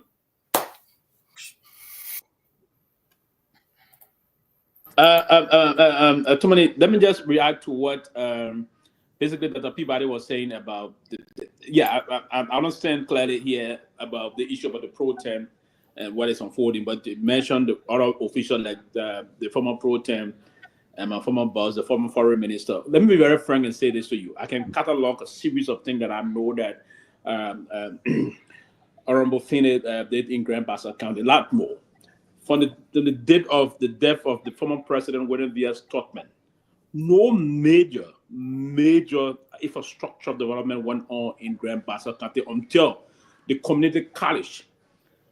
Mr. Finney, when he was the president pro tempore of the Liberian Senate, he was the sole reason the community will have a community college today in Grand Bassa. I'll interrupt you, Pewee. Yeah, I'll interrupt you, Pewee. Yeah, I know Finney is a former boss. Pewee, let me be honest with you. We're talking about the salaries and benefits. No, I'm coming to the salary and benefits. I will tell you. Listen. No. The budget, and mind you, you want to come to the salary and benefits. The budget will have to do any time. Let me frank now. Getting extraordinary extra budget. The budget that's coming to Mr. Finney is his salary and benefit that is within. Because you remember, the last Guar administration, the harmonization process also hit the legislature. Mr. Finney is not getting extraordinary thing. What he's getting and the rest of that is nothing but go back to the legislature and see the salary they receive. It's not what they got, Madam Sadiq. Peabody, your point was that. But what I was trying to come to Peabody is when he was pro tem. Yeah, when he was pro tem, as president now, there was major thing unfolded in Grand Bassa County for instance. Will he get getting still? No, I'm talking about now. Listen, I'm talking about the difference. I'm talking about the difference between the two individuals. When pro tem Finney came and pro tem Kanga, we're talking about two individuals with two major initiatives that they conducted at the time. Come in. Yeah, so is it that a Peabody, the community college that you have in your county, Grand Bassa County, was initiated by Mr. Finney. Mr. Finney did not stop there. Mr. Finney furnished, when he came from Sweden before contesting the elections, he furnished the hospital, the very hospital we're talking about now. I said the budget is being uncut. He did furnish that hospital. He built a road to what's the district? Is it number 3 or other areas? But there's a lot of other initiatives he did. He had more than 1,000 Bazodan students on his scholarship and the rest of those things. Now, I'm not in favor of what budget the pro tem is carrying or whatsoever. But when you have leader, why you think that we think Mr. Finney was not elected because he didn't perform? No. It was on the basis of sentiments and other issues that unfolded in Grand Bassa County. Why do you think the Bazodan was inclined to re-elect in recent elections? Because they believe his stewardship, the role he played, is part of the reason why they re-elected him. So, listen, we have leaders that will take the people's interest in leader. Even Mr. Finney, outside of the Liberian Senate, they always contributed to the people of Grand Bassa County. Always. Whenever he's in Buchanan or outside of Buchanan at his rehab home, he contributed to the people of that kind of that Peabody. So I know you're so passionate about Grand Bassa County. You are from Grand Bassa yourself, right? We all need to do these things. The hospital will need to have some support. We have to ensure major things. That's why when you are the pro tem, You sit around your colleagues and ensure that you put things in the budget to support those institutions. That's the kind of way Mr. Finlay conducted himself. He had a very good relationship with the president at the time. Things went into Grand Bassa County. Things went, and they all gambled against him at the time because they felt he was a lone man trying to bring transformation and a lot of changes in the county that had to take things in the concorded scheme to get rid of it, but he came back. But listen, Mr. Finlay is not a pro tem. He's a single individual and senator of the county. He will do what it is. And he always going to push for the people of Grand Bassa County. He's going to push for that hospital to get support, but he won't do more than what he can as an individual. Remember, this is not his government. Remember, he's just trying to partnership with the government to help the people of Grand Bassa County. And we hope people like you, that are Peabody, will begin to extend your philanthropic role and most of the great things you can do to Grand Bassa County. And as a matter of fact, the next time you're in Liberia, have you met with Mr. Finlay before? That Peabody? So Finlay, I was on the Bassa team the other day raising funds for Grand Bassa. I was one of the donors, and he was one of the donors. We were on the same team, the same committee. Okay. In Kentucky. In Kentucky. When he installed the officials of the Bassa Association, I was there. They invited me to be one of their fundraiser, and I was there as well. But what I'm saying, look, Sylvester, I know your passion for Mr. Finlay. You work with him at the foreign ministry and all of that. But I tell you, Finlay had one of the biggest budget at President Pro Tem. That's when they were paying a lot more money. And Finlay contribution to Bassa, you may have said that, he brought the community college. That was a project that was initiated by the government at the time. No. Initiated by who? Every county got community college. Let's get this correct. Not only initiated by the government, but initiated by his ingenuity. And that's the concept here we pushing through. It was because of him. Government project. It was because of him. Listen, you can have government project, but who can initiate government project? Who can come and say, okay, we're putting this money, we're insisting that this money is going in the budget to do this in the government. Now, that's why you have to think outside the box as a leader. He thought outside of the box, and he brought those development initiatives to the county. And he's not stopping there. He's done much more. Even outside of the Liberian Senate, outside of the when he left the Ministry of Foreign Affairs, he still continuously contributed towards the county. What else you want to see? You saw the last time, and you know the rest of the story. His engagement with the people of Bassa, both here in the diaspora, back in the country, and all across other areas, we will speak to his work he did at the time. He's a selfless individual, not a selfish person that will be in power and want everything for himself. That's why the reason why when Mr. Finlay left, people thought, it's a good Stevens of the land, because these are people that serve the society. They didn't serve themselves at the Peabody. And that's why when you walk out with him, you see other people associating, will say, oh, that man's a good man. He's a this. So young people will come to say, this man paid my school. He didn't know me. That's the kind of service you do to society. You think? And he doesn't want to be rich when he approached him all the time. He would have been a rich man today. He's not a rich man. I would say to you, you only he probably just went broke, man. He probably just went broke. Account because he didn't steal money from government. So he probably just went broke. No, he's not. He didn't go broke. I mean, you can. He didn't go broke. Listen, I know him. I work with him now. So he's not a broke man. He's not a broke man now. You know why he's not a broke man? Because he got a farm that he's trying to live as a farmer, living in his means. And that's why I know he living in his means. I will hope the next time we're in Liberia, I hope we will find some time this year to be in Liberia together. I will take you on a tour to see Mr. Finlay's farm, to see how humble he is and the way he made his life. So he's not a leash that live on government. I know the Finlay. I know his sister. His sister that lives in Delaware right there with me. I know her very well. You say you know his sister? Yeah. I think farming. Yeah, you know. I think farming in Liberia. Basically, that's it. Farming in Liberia is the newest scam that people now are using to steal government money. They use I have a farm, so they steal government money, and they build these smaller farms that can't even that is not even able to produce a fitting $1,000 for them to sell anything, and they use that and say, oh, the mega farm. What kind of farm you get? Where are those farm produce being sold? Where? Then one Liberian that got farm open their farming book. Let's see how much are they making from these farms. Let's start the kind of thing by the poor one got nothing they're getting from these farms. They're just using this thing as a. Do you think anybody in our country right now deserve to make $2,000 with the amount of money that is coming in the country? Absolutely not. Nobody deserves $2,000 with how bad the economy is. No one deserves $2,000. I can say that with a brave face. But these people will give themselves all of these huge sum of money, and then they go back to the people and start giving handouts as if they're helping the people. No, you're not helping nobody. I mean, the same crime is perpetrated all over in all of these 16 counties.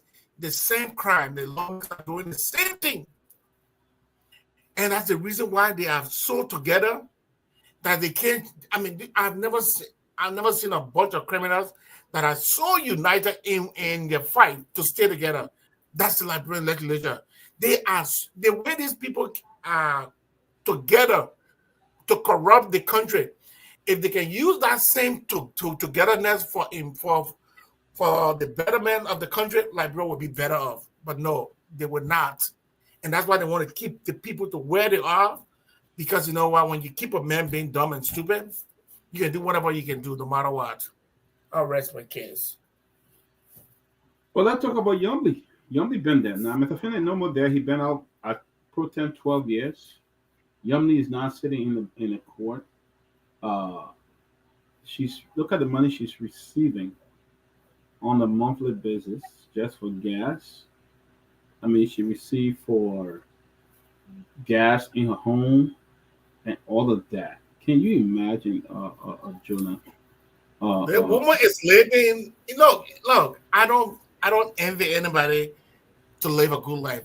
We all should subscribe to living a better life in Liberia, and I want to live like the way how Nyambi is living. I want the people in her area to live the same way, even if not like her, at least to live a little bit comfortable. Right. But you got this big mansion, you got all this food, you eating, you sharing all these things on Facebook, how nice your house look. When the people next door to you hardly get anything, and you feel so satisfied to give them handouts. Yeah. That's all Nyambi then does. Yeah. They go take the money and they go to give handouts. And then they act, but I always tell people, man, people in the West, these Western countries, they love to work with criminals. Because the reason why I always say this thing, and it can be as controversial as it sometimes sounds, because some of the crime these people perpetrate are right in these people's eyes. They can see it and do nothing. But guess what? If someone if a government is corrupt and these people want to do corrupt things, they can easily do it with you. Because it's not that they don't see these things. They see all the corruption. They see the country, how the country looks. They see the kind of cars these people are driving. How do they arrest criminals here in the West? They look at their lifestyle and they go to query you. They see that thing in Liberia. Yeah, somebody will say, well, you know what? The Liberians are supposed to stand up for themselves. But at some point, man, if you know the people are not standing up for themselves, why not stand up? Why not help them stand? Why not help them stand? Right. The people sit down there, nothing. The people keep stealing, and they keep supporting the budget. They support the budget. They support the budget. All of these multilateral companies in Liberia, where are they from? If not from Turkey, they're from America, and all of these places. You know how they treat the Liberians who work in these concession areas? They treat them like trash. Of course. America frowns on China. When the frowns on China say China labor laws are so terrible, and they go after the Chinese. Why can't you do the same thing in our country?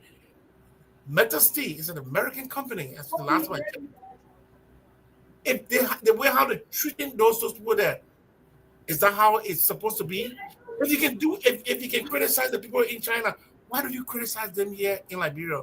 But again, when you have weak lawmakers who do not care about their people take advantage of you, and that's what is happening in our country. They care about themselves, They don't care about the country. It's all about them, and what they get. So when they go there, they're not going there for the Liberians.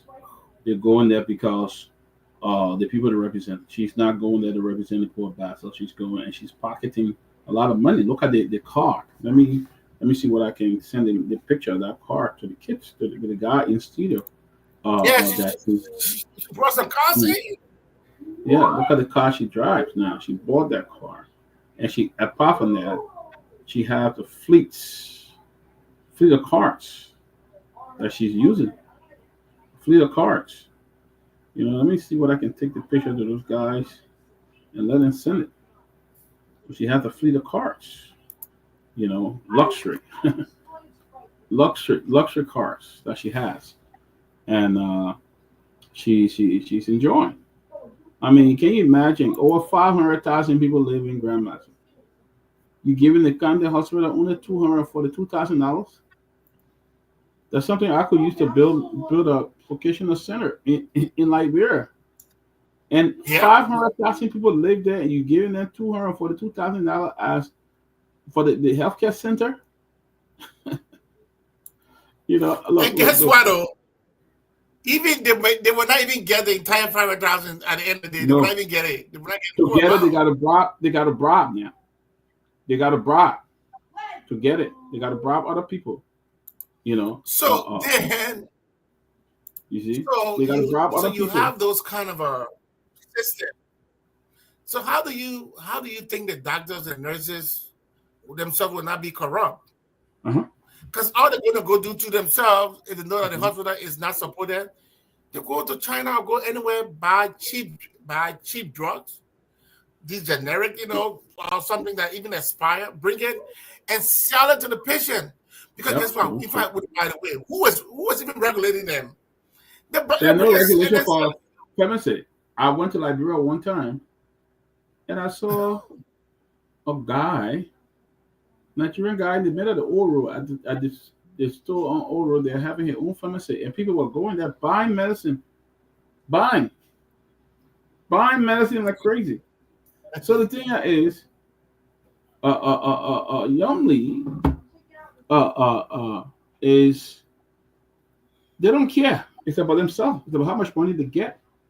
That's why the people are bastard, and my friends don't like it. That's why they didn't vote for because people thought that when some guy was speaker, he had so much influence, even with President Salif. Okay, a lot could have been done. That hospital could have been. And he did a lot more. That everything couldn't the mega resources in the country. Everything couldn't just go to Grand Paso, but a lot more went to Grand Paso. Yeah, right. That community college thing, saying it was part of the push initiated to ArcelorMittal to pump that money, part of the money that ArcelorMittal gave to the push. But that's something that the government like we are doing in every country to have a community college. But that's the government plan. Someone to take the initiative. At the time, his promise was he was going to make sure, because there was some challenge in the county, everybody had to come to Monroe. Let me ask you a question. How much was President Finley budget when he was speaker? President. What was his budget? No, I'm asking you, since you know so much about him, what was the budget? The budget, they never exceeded 1 point. Stop it. No, they 1.5 million. They never exceeded 1.5 million. Yeah, right, Sylvester.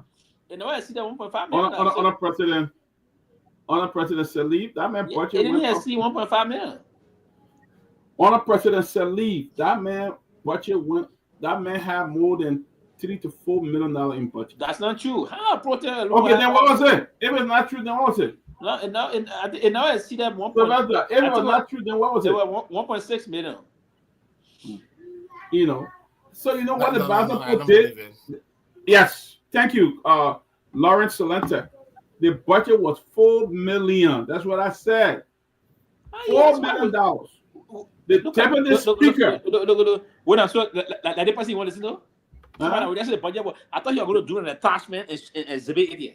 I mean, we can find it. It's easy to find. Find it. It's easy to find. The deputy speaker, Hans Bachu at the time, had a budget of $767 million. The deputy speaker. So you know how much? Well, at the title budget when he was speaker. You know how much every title budget when you're speaker? The issue. You know? So the thing is, those guys have neglected the county. They cannot do with other county because they're the only source of employment. They can't do with other county. After a few years, they go back again, give them a few cup of rice, give them a few little things, they go right back again, fool them, they elect them. Then they come back again and sit there and get more money. That's how they've been doing it. That's how they've been doing it. And you got a major city like Buchanan, you got a major multi-billion-dollar company like Mita Steel. You not have Mita Steel go there and give you some of the corporate social funds and complete the hospital, Jonah? You not do that? Of course, you're quota, but guess what? These people already take money from these companies illegally, so they don't have the balls to ask these people to do what they are supposed to do. You know, look, part of these things are on people. What they're supposed to do. Okay. Yeah, that's not funny. Yeah, go ahead. I thought he got to. But if these people go exactly with what is on the book, the people, the common people will benefit. They don't want that. They don't want that. As a result, they go to them and say, hey, you know what? You're supposed to build a hospital. Or you're supposed to build a hospital. You know what? You should have spent about maybe $40,000 to build this hospital. Give me $15,000 and I will renovate, the hospital that we got over there. Instead of even taking that money to even go and renovate the place, they'll take the 10 and take 5 and go and do painting. Because in Liberia, when they say renovation, it means painting. In Liberia, renovation means painting. So you just paint a building, then that's it. And whether there are books in the school, or whether there are medications in the hospital, no, renovation are just painting in Liberia. That's not true. That's true. Let me say that to the people. Your man has surrendered and said $4 million. So Ben Sanvee came as president pro tem of the Liberian Senate 2012, 2013, and 2014. Now, this budget of the president pro tem under Mr. Finlay was $800,000 US. Now, on that same budget line, you have the PAC, the Public Account Committee budget is also blended along with the pro tem budget. So you push everything. That's why I came to the number. I said it was $1.5 million. It was $1.5 million, $800,000 for the office of the pro tem, and the rest will go to the Public Account Committee and the secretary of the Public Account Committee. That if you show me any budget, go and find the 2012, 13, 14 budget. If it exceeded that number, don't never trust me. I don't know. You see, sometimes we have folks, and some of us even comment via the commenting section. I mean, we have to, if you want to hold other people on the show accountable, you have to restore some confidence and trust in yourself. You don't just come up with a blanket statement that you don't even know nothing whatsoever of. You come in with a budget of why will pro tem carry a budget of $4 million? Where? Who accept that? That's not true. So check the 2012 budget of the pro tem, 2013 budget of the pro tem, and 2014 budget of the pro tem. You would have come to that, but the pro tem budget was $800,000 US, not even $1 million, right? So basically, we have to stop something coming up this time. If we don't have the information, it's part of us. We love to be heard that we're saying something, but even we know we proudly know we're lying. We want to associate ourselves with bringing those kind of things up. That is far from the reality, my dear brother. $4 million. What the heck that money is coming from? You know, but again, the process, as you said, renovations, we don't do that. And again, I don't hold you responsible for that, Jonah, in some of the things you say. Yeah, you can be sentimentally emotional, right? To come up with issues that you don't understand, you don't know of. You said in the country, this ain't not something up. Painting is not renovation. When instead of doing renovation, they got something and they retouching the areas, they're changing this, they're changing that, they're changing some design. And painting is part of the process. Painting is not renovation. Painting is not renovation. It's not that we do renovation. No. At the end of the day, to give the building a facelift, you eventually have to apply. Let me prove you wrong. But painting is not just our fault of renovation. There are a lot of things apply into those things. And when folks are engaged into issue, sometimes it's not the way you want to do it. When last you visited Liberia? Last year. Last year? Mm-hmm. Last year? You put the post. I said last year. When last year? When last so, year? Pewee, how does that have to do anything, my man? You have not been to the country for more than 15 years, then you want to talk about the country. 15 years. 15 years. No, I've been in the country in 32 years. So you can say that again. Pewee, let me tell you something. That's why I said more than 15 years. So you pushing listen, for the sake of the discussion, let me just give you. But you know what? If I've never been to Liberia and I can diagnose Liberia problem, I must be damn good to the thing that I do. Let me tell you what I say. Painting. But you don't diagnose no problem. You just be sentimental. Oh no, I have all of the things that all of the problems that I have that diagnosed in Liberia have all come true. Listen. You know, 12 years under Madam Salif, they renovated the executive mansion. Then 6 years under George Weah, they renovated the executive mansion. That's how many years there? That's 12 plus 6. Huh? That's 18 years. Worker is still there. That mansion has not been fully done. And why do you want me to say?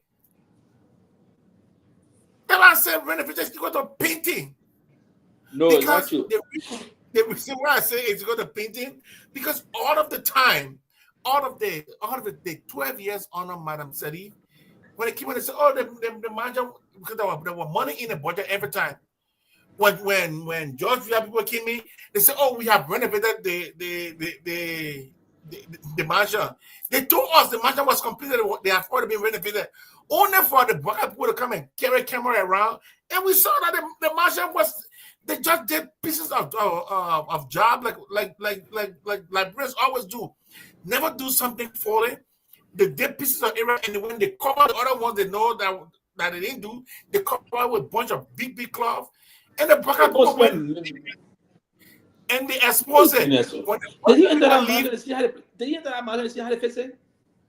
No, they fixed part of it. Yes. But say they did not fix the whole mansion though. The truth is, the Weah government did a better job on the mansion than the 12 years. But you should say we did portion of the work. Don't say we renovated the executive mansion as if you completed the whole thing. No, I will give it to the Weah government. They did better than 12 years. I'll give it to them. But do not put us under the understanding that you already done the work. No, and it was not right. That was a lie. Now I want to say. Yeah, as you said, they did the work. Guys in studio, can we take some calls before we move on? Let's take some calls. It's about 7:21. Henry and other guys, can you guys come on? Let's take some call before we move on. Let me see what we got next year. Let me see what we got. What the next topic we want to talk about here? Yeah, I mean they as I said, the issue with the speaker is no, Gabriel. CDC said they renovated. They even cut a ribbon for the mansion. They caught a ribbon. That the mansion was brand new now. It was open to the public. It was brand new. They caught a ribbon. That was the Man, let me give CDC credit. Well, all the government out there, the UP government out there for. I believe if President Weah had remained in power, he would have finished that mansion. The Joe Blockart out there for 12 years previously, the Ellen Johnson Sirleaf, they did nothing on that mansion. Nothing. That mansion was in a complete room. In fact, until Weah came in and it was the most of the current say, you know what, we'll go there. We don't care what happened. We'll continue to do this until we complete this mansion. So I think I gave President Weah credit for even taking the bold step. No, I definitely give him credit. I do give him credit. You know, Henry, guys, if you're in the studio, I don't see them. I don't see them. No, I don't see them. No, I don't see Henry. I think yeah. Even the current budget of 2025, they have not put it up yet on the website. I don't know why. Why are they afraid to put the budget up? And he signed it into law? Yeah, they signed it into law, but they don't want to put it up. Yeah, no. They had to vote for the budget. Yes, no. No deliberation. But my other disappointment is with the rule of law caucus. I'm very disappointed in that. I saw there's the statement saying they are going to boycott of course you can boycott whatever you want.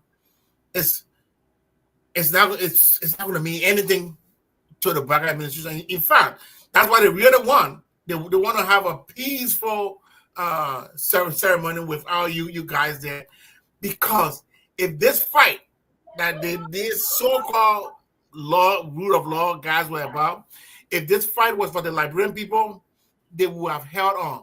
But it has never been, and it is not for the Liberian people. It's always about these people's self-interest, and that's the reason why they could not fight any further, because they knew that they were not getting paid now, so they had to go and sit down.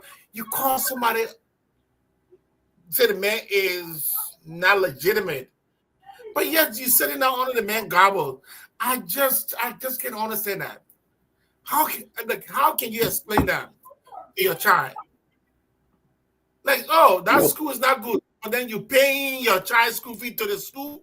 Now you telling your child say that school is not good. You go there to pay your child's school fees. Can you do that? Can any of those guys who on that rule of law team do that?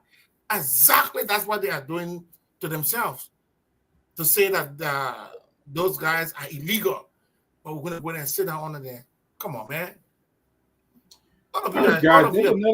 That's another trending story here. The rule of law caucus that they unanimously going to boycott. Yeah, that's just what I was speaking about. Yeah. What do you guys think about that? I haven't read the release. If they're boycotting on the basis of not recognizing this man as speaker, or on the basis of some of the excesses that's unfolding in government, then we yet to see. Then that should be a point. But don't you think if the boycott, they're giving Cohn opportunity to sit as speaker, even though he's illegal? Oh yeah, because the other side of the government, the other function, portion of the government already recognizing as the speaker. I think what they're trying to do, they try to play in terms of the process to see how they can confront it instead of being outside and fight. They want to be within and engage the process. So I'm inclined to believe that as part of the strategy they try to deploy, they will be within the system and try themselves to see how they can just turn up to the system. That's why they went to do what they did.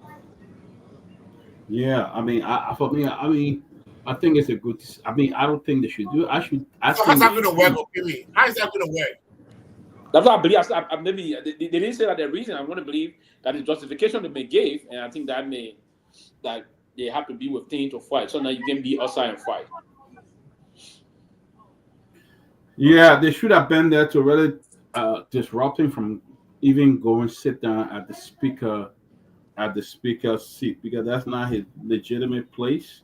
You know, my only worry here is that the Supreme Court betrayed the Liberian people. The Liberian Supreme Court kind of betrayed the Liberian people, because what is stopping them from making a decision on that motion to interpret? Why is stopping them from doing it? Why is stopping CNAU from doing it? You know, I don't know. Because she is as corrupt as the entire country. So there's nothing different from her. Even after telling this man that they were going to respond to him on the 10th to his letter, they didn't do anything. All right. They didn't do it. I mean, the country.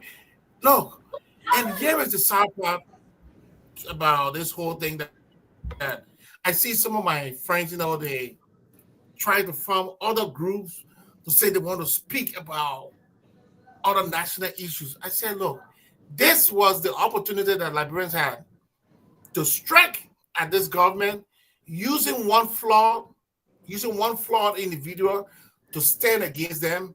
And once you are successful, you can use that flawed individual and then get bigger things. But if these guys becomes legitimate, because as the days passes, you are legitimizing them every time. And if they becomes legitimate, you think you're going to do it, you're not going to stop them from doing anything. They will do whatever they want, and 2029, you can kiss it goodbye, because they will step on you and do anything that they want to do. The same way they are able to use the court now from the beginning. Why make you think they will not use the court at the end when elections are coming? They will do the same thing. Definitely do the same thing. I even learned that somebody was telling me, I don't know how true it is, that the president have decided to reinstate the election commission back. It hasn't been confirmed. So he reinstated what her name? The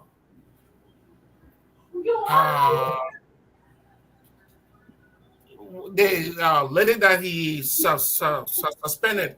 It hasn't been confirmed yet. This is something that I heard someone told me, and I read it to somewhere, but I still need more.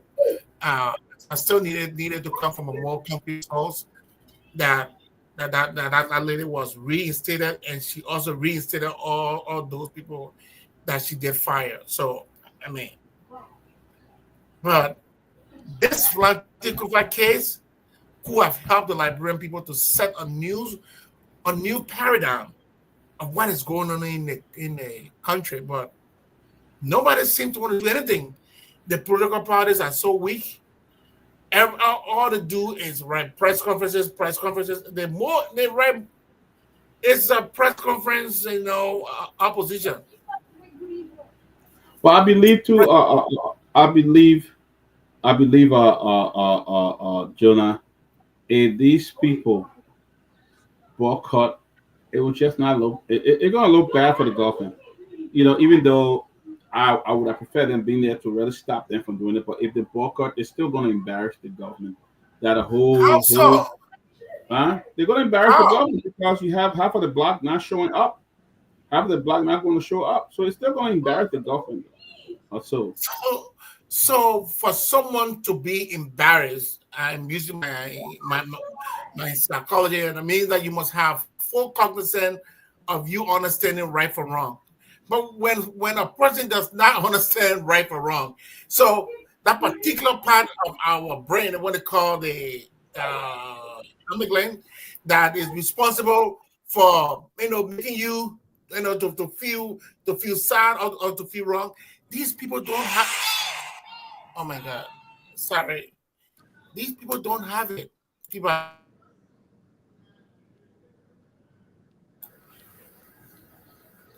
Yeah, so that's really sad. Timothy is back. So let me run and get some water. I'll be right back. Okay. Yeah, you guys are talking about the boycott.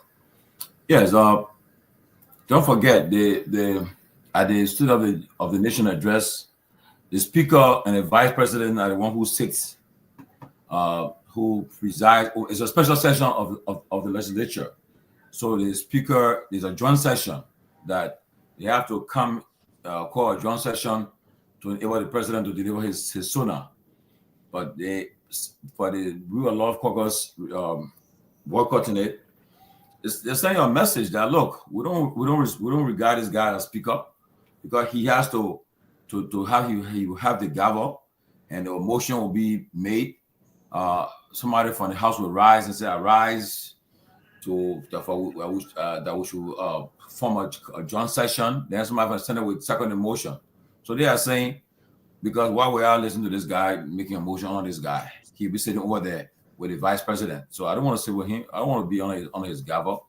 So sending a message that they don't recognize this guy as a Speaker. And no matter what they say, I know the government is dealing with him, but yet and still, there's something wrong. Something wrong. That you say you speak about people. Some people say they don't regard you as Speaker, But and someone have you. Yeah, go ahead. Tony, let's look at what happened to you.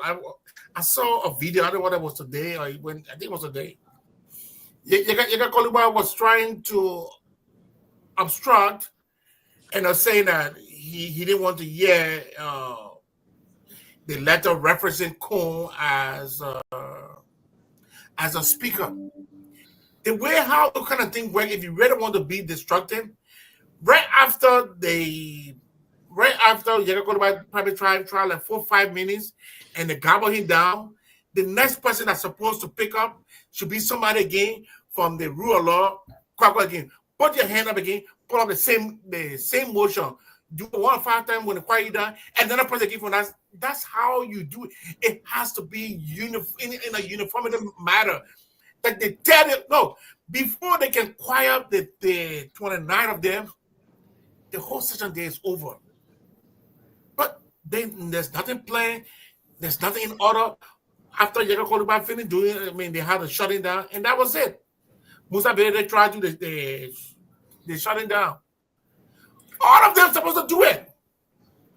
Yeah, like somebody said today, they pray that they will follow through because you have 73 lawmakers, and if 30 say they're not attending, 43 will be in attendance, and you have a quorum to have the SONA delivered. But at the same time, it's just not. Look, it's just not. You're not like it's not. I shouldn't be comfortable with that. I can't say as Speaker, and then certain people don't regard me as Speaker. Certain like for me, I would never call him a Speaker. I don't recognize him as Speaker. He can come on the platform. I would never call him Speaker because it was ruled according to the law that you are not the Speaker, but you still, because the Justice Minister decided to interpret the Supreme Court opinion to his own liking and suit the executive branch. He did that and asked him as Speaker. But he's not a Speaker. He's not. That's sad. That's very sad. Very sad about what's happening. But again, brother, that's Liberia we're in. It's a sad thing we're in. All I can say to people, we should be aggressive. These people, what they are proving to us every day, that they lie to the people.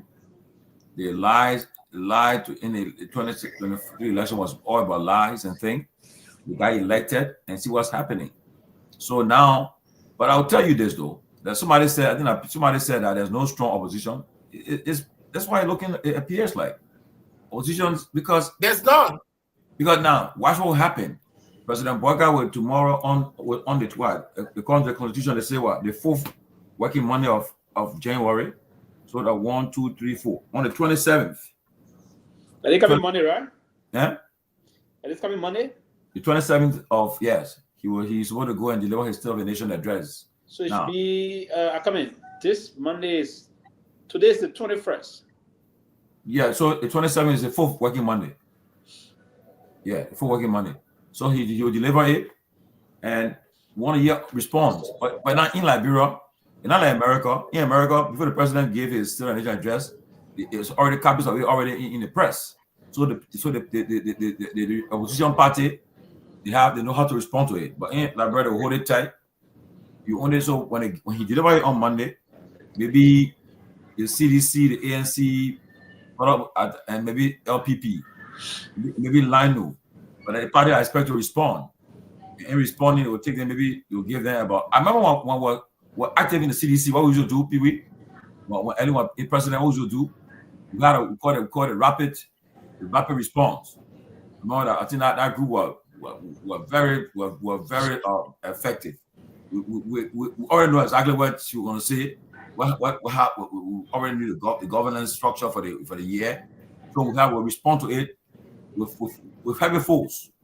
Then we'll have information minister, then the party people, then all there trying to fight to counter us. But, you know, that CDC was there. But, you know, I pray and hope that CDC will get to that point again. We got the CDC US at that time was CDC US at the time, Pewee, I tell you the truth, was one of the most powerful black of CDC, the USA group. Not joke. In fact, President Weah used to attend all our convention. We made it. Who were they had? The first person was for Twe. From Twe, the late Dr. Harry Bessie. Then from there, after Bessie, I think who again? Jadia, one Afri Jadia. Then from there, yeah. But one of those days, Pewee, when they say we're having convention, when they say convention, all the bureau at Hero Island, I will come with now 15% coming. We'll go to convention, not joke, but Plenty. That's all part of the process. We made it a must that the political leaders should attend all the convention. But we will come for you come for that convention, you'll be there. He'll be to that convention. In fact, we had one election one time. How to call it? Dr. Nipsey in Maryland was running, and then who was running again too? I think Jadia, but the president he favored the Dr. Nipsey, but you know, so what we say? They say president should go outside. He shouldn't be in a convention hall for the election, and so he favored the guy, right? But Jadia, the other chapter, I think New York, I had to compromise. They said, Georgie, I know nothing about finance. They say be treasurer, so for New York to support your candidate, your choice. So we got to compromise. Yeah, that year we compromised. Jeff, I'll begin treasurer, and then the guy from New York, Abraham Tucker, he became assistant secretary general of the PISO. Yeah, just for that convention. But man, it will be yeah, man. Oh. We are man and Jonah. First speaking, CDC USA doing those time. I mean, that joke, struggling, but very strong. That to the extent where, I mean, okay, man. We pray that these days will come out one of these days. So where is Pizza Thai? Is she back in I think in Minnesota. In Minnesota. I mean, I would like to meet her one day and have a one-on-one conversation with her. Go to Minnesota, yeah. Ask for her. Maybe I'll invite you. I live in Minnesota, so I live in Minnesota, so I don't have to go there. Okay. I will invite you one day. I invite her one day on the show to come. Sure. Yeah, I mean, I really have some burning, questions that I. But Pewee, your man, our first secretary general was James Colley. I know. Hey, look, hey, do you know this? That was Twed, our Colley, Piso, myself, about 5 or 6 of us. Yeah. I'll meet my man and say yes. But, at that time, CDC was strong. Yeah. But anyway, they pray for that. They pray for the good days. We know what happened. But do you know why they were strong? And do you know why they are weak now? I can tell you that. They're not very weak, but I know. Oh, they're weak. They are weak. Let me tell you. I won't say they are not like they're doing our days there. I was strong our days. Yeah, in because, 2004, 2005, leading to the first election, 2005, 2011. Pewee, yeah. And let me talk about you, Pewee. The same thing that affected CDC, it is the same thing that affected Charles Taylor. When rebels are fighting in the bush, when they get in the capital, when they get in the city, and they see good life, their behavior change psychologically. They're like, man, come on. So what are you trying to insinuate? What are you saying? So all I'm saying, after CDC guys, after they taste the good life, now they build homes, they got some stuff now.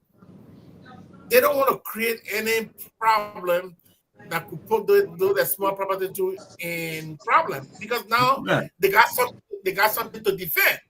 Let me tell like you, everybody else. CDC right now, the guys, but you said something, they're right? very weak. No, let me say something, right? This guy, on a serious note, people will tell you, CDC had no idea that we're gonna lose the power in 2023. No, they were like confident of winning, you know, to the extent where they felt that they were going to win election. So they weren't prepared to surrender power 2023. They were confident of having a second term. So I can say, I remember during the runoff, while we're leading to the runoff, man, so many guys, like they got how they call it, Clark, who were plenty, who was some in your teammate place called Black. What are they playing? Black. Some place they had one guy from America got one place. We're all sitting out there, and guys were preparing for their second term. Preparing, you know. One time at Potos, they were preparing for second term and lecturing how to, you know, how they're gonna do well with the president agenda for second term. But they weren't expecting the election. It wasn't about. I remember when all these people, when everybody endorsed CDC, Councilor Charlene Bronski, Mariah, Costa, all those would be together at that time now. I had been preparing, just talking, you know. I wasn't preparing to lose the election, though. I'm not looking at it, but I keep on saying, I don't know what happened in 2023. I'll still maintain election was not free and fair, and I will still say it, you know. I will still say it. If the election was not free and fair, it means I don't think it was free and fair. CDC no. cheated herself. CDC cheated I don't herself. know what happened, but the thing I always say, there's no way I believe Cummings got 1%. There's no way. I can't believe it. No, that was, so yeah. yes, I don't believe it. Something happened, you know. But again, that's history. But all I can say right now, look, the guys should be able to prepare themselves for 2029, and the way this government is proceeding, I don't think is the right way. What they ran on, they are not really living up to what they ran on. Everything they said, just now what's happening, and it's unfair to the country. But again, our people. Somebody said to me last time, the person said, "Why is it the way people were forceful behind moving? Why are we not forceful in disrupting Guar?" Look, there's this fatigue because the level of energy that we put behind in destroying the Guar government, it was just way too much. We fought so hard to bring the Guar government down, and some of the things that we did, some of it were not even true. Some of the you confess, people make confessing now. Confession down. Some of the things we did, some of the things we said. Look, if you're not getting a stiff resistance, if you're not getting anything, so it means like anything anybody said was holding. For me, the only thing that I went against, even on the opposition, was some of the Justina Taylor capture, the what you call the other one, Mountain Collie capture, you know. Those things, the reason why we just ran with it, because the police was so ineffective in the whole Justina Taylor case. It was. Let me ask a question, right? Another question. Remember, they were all saying, you people were saying, I mean, and they were all propaganda because they said, oh, they careful editors, they killed a person, they did this one. Now they took power now. So what is stopping UP now for? You see Trump? Ain't Trump say you do, ain't he doing it now? Trump was saying that. Trump said, "I'll do the one he's doing it. At least he's showing it." But UP been on power 2 years now, and they said they're going to go. They said they will reopen all the cases, because Dev does not have a statute of limitation. Exactly. They can open all those cases. The three missing boys that they said people took their past to their kidney. What happened with all the cases? What happened with them? Why they can't bring it up? I don't want to say. Joey, I took those were just propaganda you see, against the regime. They lie. And now, if the other people try to do it, they say, "Oh, they put on development in the country. They don't want to do this. They want to do it." So you want that 8 times? Is that Joey? he took the firstborn hat. It's okay. They were in Fegu. So and I went for the second. Guy. Okay. That's why I had to. Joey had to take it off. They put it. They were trying to have the better Joey had. He said, no, they weren't good. Because they said Joey feet was swelling, so Joey needed. Oh my God, I can't feel that. You know something. Let me just say, Jonah. Most people, I'll tell you this though. I'm one of those who are very close to the former president. I tell you, I know him very well. So when people talking these things about him doing the one, I remember when I used to listen to our man on Spoon talking, say, Joey are good. He sends money to the vault, take money from the vault and carry to the house. And one thing, I'll tell you this though. When I went to Liberia recently, Pewee, I was allowed to go. They showed me. They say, Tomalin, any year, and I say, yeah, we want for you to go down to the vault, the central bank vault. See the kind of process you got to go through before you get to the vault. And when I saw it, I told someone, I said, look, you just lie on it. You think my go and open the vault and say, enter the money, put your kind of carry Joe, we are host. I was saying, who's your lie? We're lying. I mean, Pewee, to go there, they got camera. Man, it's a process to get there. And I was led to this. I went to the vault where I saw all the money Liberia got. I saw it. They said, every country money here. Then the various banks, commercial banks, they got a reserve in the central bank. The money for the central bank, for the various banks then here. I saw the physical cash. And they say, I went there. To get there, they took our strip on my phone, everything. Nobody carry phone. They said, nothing you carry. You go through process. Somebody got to open you. Then there's a code. Man, you come from upstairs. The process is so long, okay? Just to get to that vault. When I found the guy there, I said, wow. So my pastor said, oh, Joe, he sent to the central bank, they put money in the car, they carry to the house. Give me a break. I mean, it was a lie. And then all these things, so it's a lie. And the problem how with CDC, they have nobody to counter these people, to counter these lies the people are giving. That's why I want to mess with them. Nobody to counter these lies. To say, I will fight back. We respond to them. Wasn't there? Because and no. What? Man, Pewee should have been one of those. They should have been go to the pro platform. But the mistake that they actually made, that they made, most of those lies did not need an intellectual. That's the mistake they made. To counter those lies, it needed someone who was crazy. So you see the Fagon is not a smart guy. Intellectually, he's not smart, but he's crazy. I do agree with you. I do agree with you.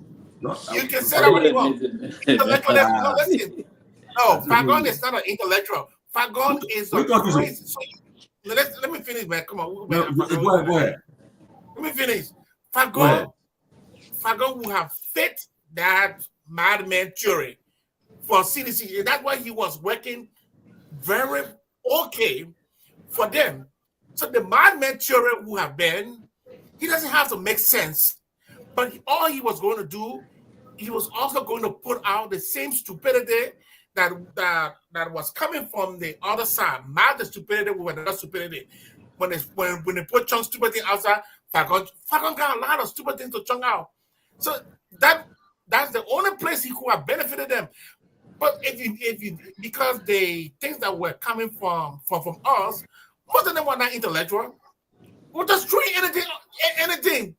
You say anything there, and CDC didn't have no answer. So we'll just keep sending it. And there was no answer.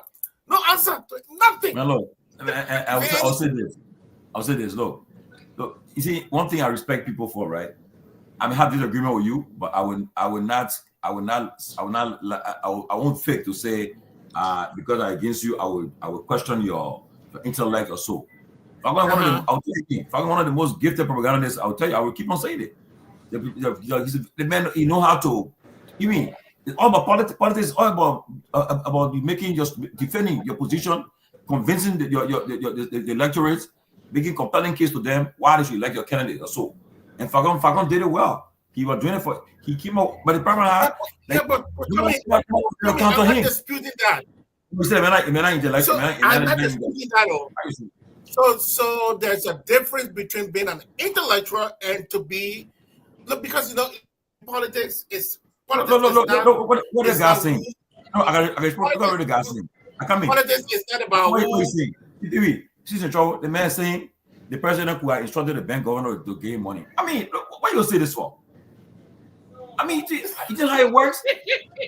And let me educate the brother Sonny. Tell the brother Sonny.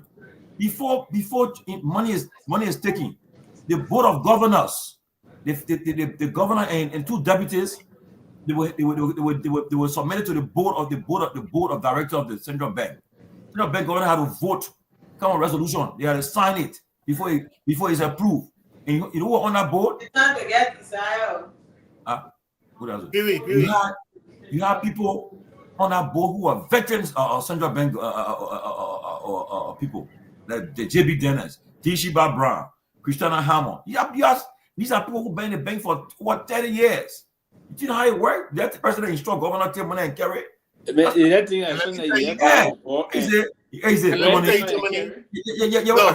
saying, yeah, Tony, you my boss brother, but you're part me at time. The president is the president. You got to the bank governor. Give me a break. That's how it works. And Garguah would never do this. Garguah, I'll tell you this. I will not call names, right?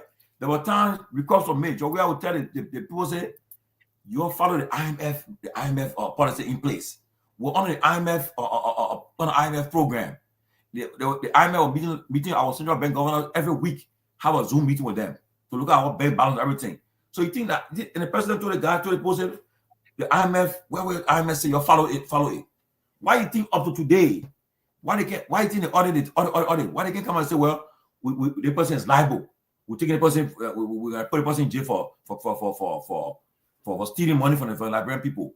Charge him like a baker, man. Don't do that. Let me tell you, I have one of my classmates.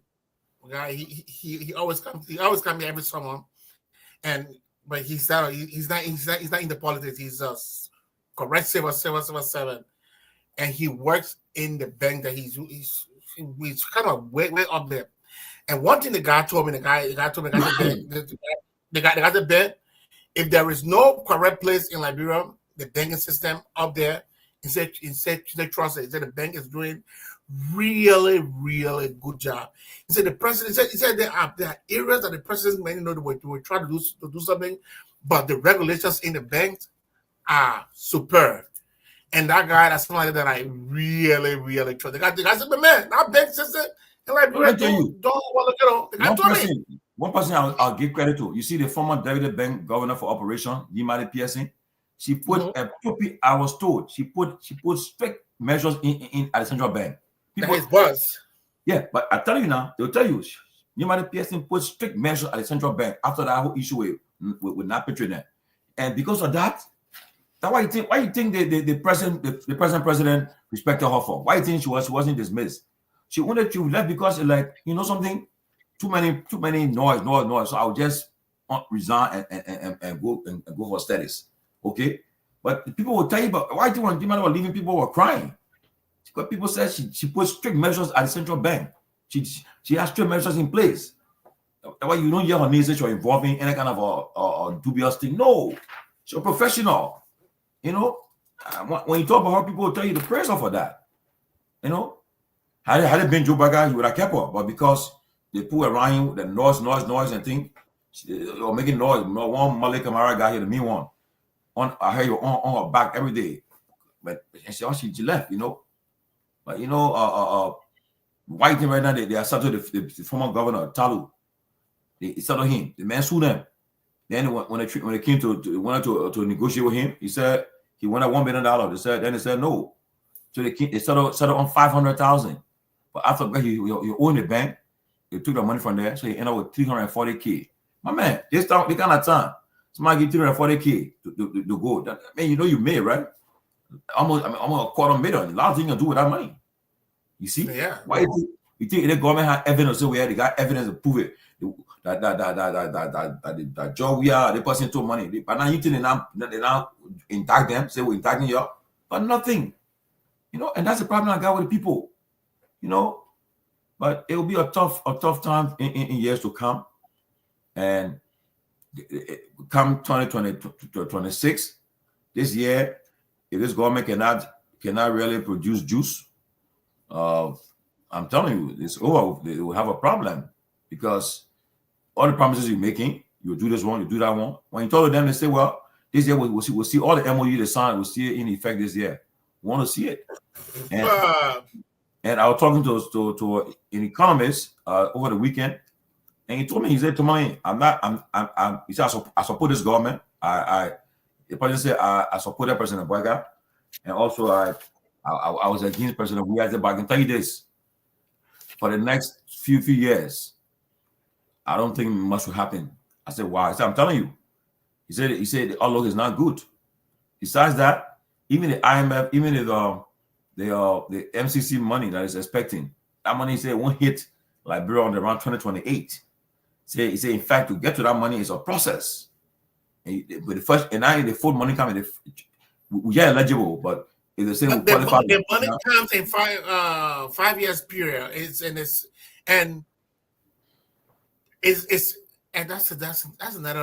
That's another bad practice again by these people who have the money. The money is never given to the country. The money is completely dealt with. With the outsiders, with America. So you bring your project, they look at your project and they support it. They take care of everything. Which another neo-colonialism, way of doing things, because they don't have trust in the people, so they control the entire farms. Just imagine if you're going to build a hydro, where do you think most of the money will go from? It will go right back to America, because we would need top-level engineers, top level. So the amount of money that will go to the Liberian, that'll come to the Liberian economy, will be something very small, because that bad labor you'll be paying, labor. But the people who are going to eat most of the money will be the top engineers. Even if you say roads, how many Liberians got real companies can say, oh, we are able to bid to build a road from Sino to Maryland, or from this place to this place. How many Liberian companies? No. So those companies that will get those kind of contracts, if the thing happens, they will be international companies. And how do Liberians benefit again? The people from Liberia that will get to work will be the bare laborer. I'll be on the field, bare laborer. Again, it's sad, brother. The same colonial way of doing things is happening again in 2025. I'm very clear. I'll say again. This 2029 will be my last time in politics. I promise you. I see it as a means of fun. So I just enjoy it. But if those who win, if they don't win, anybody that support the person don't win, I will just say, you know something? It's time to just enjoy my grandchildren and my retirement life and have fun on my farm. You gonna get farm too? They farm too, and I read something now. Everybody get farming. I go Liberia every year, 2-3 times a year, and make sure I prepare myself for the future, buddy. I'm not, because I want to go Liberia and enjoy my life, my retirement. You stay in America, retire, where you know what you're talking about. If your Social Security money you'll be getting, how much money you'll get? If you're getting money, good money, but that money for Liberia, America, no. You want in Liberia, good money in Liberia, especially when you prepare. That means you have a home in Liberia already. You already prepare your home, long time. It's furnished everything, your farm, everything there operating. So all you need to be in your home. So you're not like you're going to you're going to Liberia, start building. No. You be finished what I want. All I want is finished. Yeah. I retire in Garguah. Yeah, go retire in Garguah. So yeah, you get there, we go there in the evening time there, you in a hammock on the plum or almond tree and relaxing the hammock. Yes, while the trap all set in the bush. Yeah, the guy set his trap. Yeah. When it come to summertime in America, my kids come from college. But my last daughter is in 11th grade. So yeah, so the children all be in college soon. So by the time I retire, they'll all be out of college by that time. And I'm just about to start. I'm just about to start making some babies. So you have no children? I got too many. I can't count, but I'm not done. Yeah, It's the Bible. The Bible says you be fruitful and multiply. So it's up to you, buddy. I'm just for fulfilling God's promise. Once you can support them, that's what matters. Once you can there's I don't think look, God is God. He will support, God will take care. Well, if you would just make sure and don't support that easily with God, then I think you would do what you can, but if whatever your hand when you do what you can, you can't make a child say you do what you can. Somebody, my man. God will provide. Nah, all my kids are involved in their life. I'm 100% in their life. I don't take. I don't.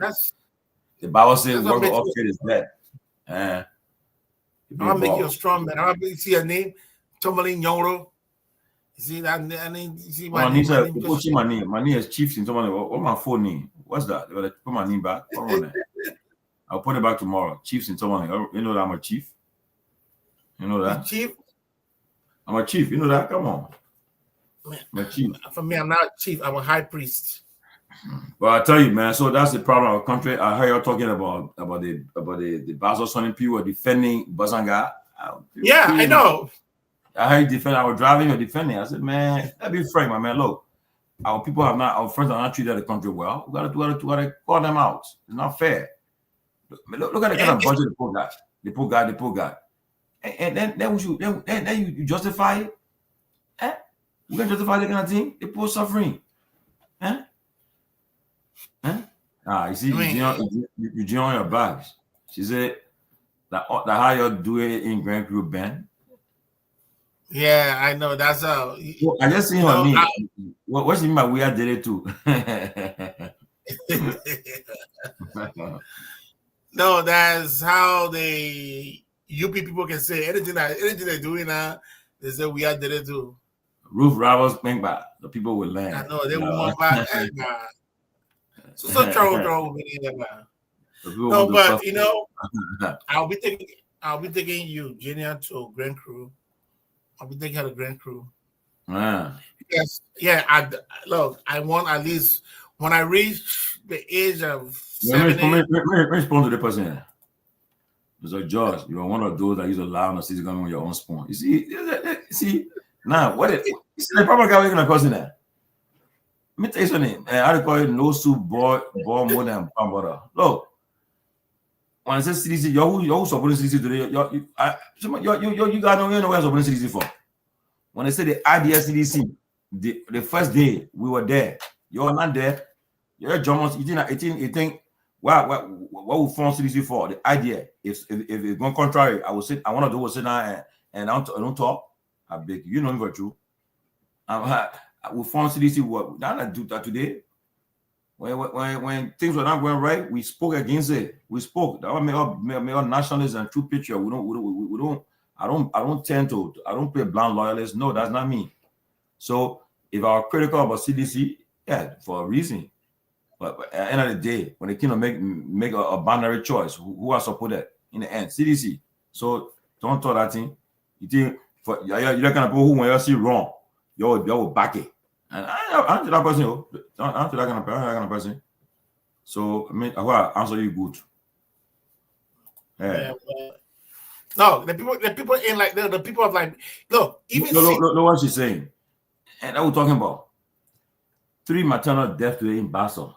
I mean, and then you think about the kind of money that the leaders of Basel are playing with. There's somebody I saw somebody defending on Facebook today. They were going after Martin for posting it. The man posting facts. He posted facts with figures, with data. He never take it from on his head. He came up with the facts are there. And how can you justify this? How can you justify this? The money is available. You think you say, look, you cut our benefits. I need 2-3 cars in my convoy. Maybe I need 2 cars. That's all I want. Cut all the other things down. And let's focus on the county, the people, impact the people. But I said, look, we'll do everything this time election. We'll go for every nooks and cranny of Liberia will go there. So we got a chance to go there to tell the people, don't vote for certain people. They're not going to help you. It's left with them. And I will tell them, you want to vote for them? It's up to you. But guess what? Us in Tomalin George will not suffer. You know why? Because I'm prepared. I'm in the greatest country on the earth. We have safety nets. When you retire, I said, you got social security, you got your 401k, that money just piling up. And by the time you have a home already, your home is already built, fenced, furnished. You have a car in Liberia. So when you guys make the wrong decision, tell us you don't vote for Jonah there, Ben Jonah, you vote Ben Jonah again. It's up to you. I will tell you, but I told you not to vote for that. I will say, as far as concerned, if you have voted right, the person won't be re-elected. So I will be riding my car and I won't care. You can say what you want to say, I won't care. Because I will pay by you. I say I don't get money because you know something. I told you not to vote for the person. You tell me, oh, how sure are you have voted for that person? The person will be re-elected. I don't care. I want to see you making that decision. Go from county to counties. Don't vote for the people. Don't vote for them. They will lie to you. You got another one. My mother son dead. Another blind one. What he say? He say another one. Surely Tomalin was truly getting information why he on spawn. Look at that one. You know what they call CDC? From that. Your team CDC will form your team, your nobody. I better move from there. You think somebody who fake, I beg you, yeah. This guy, Solomon now said, Ben, are you ready from Grand Crew?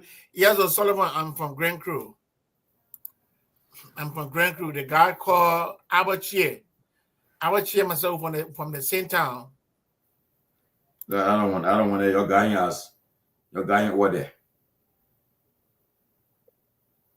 That man got go. The man was digging. He said he can go in Grand Crew. That guy is corrupt. That guy. Look, that country, man. And these guys, they get themselves so. Let me put a good post here. Let me read my man from Rhode Island. Okay. Why MT4Y? He said the electorate in Liberia have a long way to go. Liberians are never separate issues from personalities. Sadly, the simple people's bread and butter issues are constantly ignored. Most times, the electorate they cause their own problem. They do not know what is good for them. It is true, brother. Magnew, why? It's true, brother. You don't lie. It is a fact you are saying. Fact you're saying. No, but no, go ahead. We feel not coming. Go ahead. We feel not coming. What I want to say, Joe Smith. Who cares that you alone live in America? As well, we actually live in a trash. You lie. Don't lie. We are actually living in a trash. So you're making a mistake. As we sit down, we play basketball together, we have air driver together, we have fun. So don't nothing about we are myself. Don't thought that you're a joker. You're not going to trash. You know you can't trash.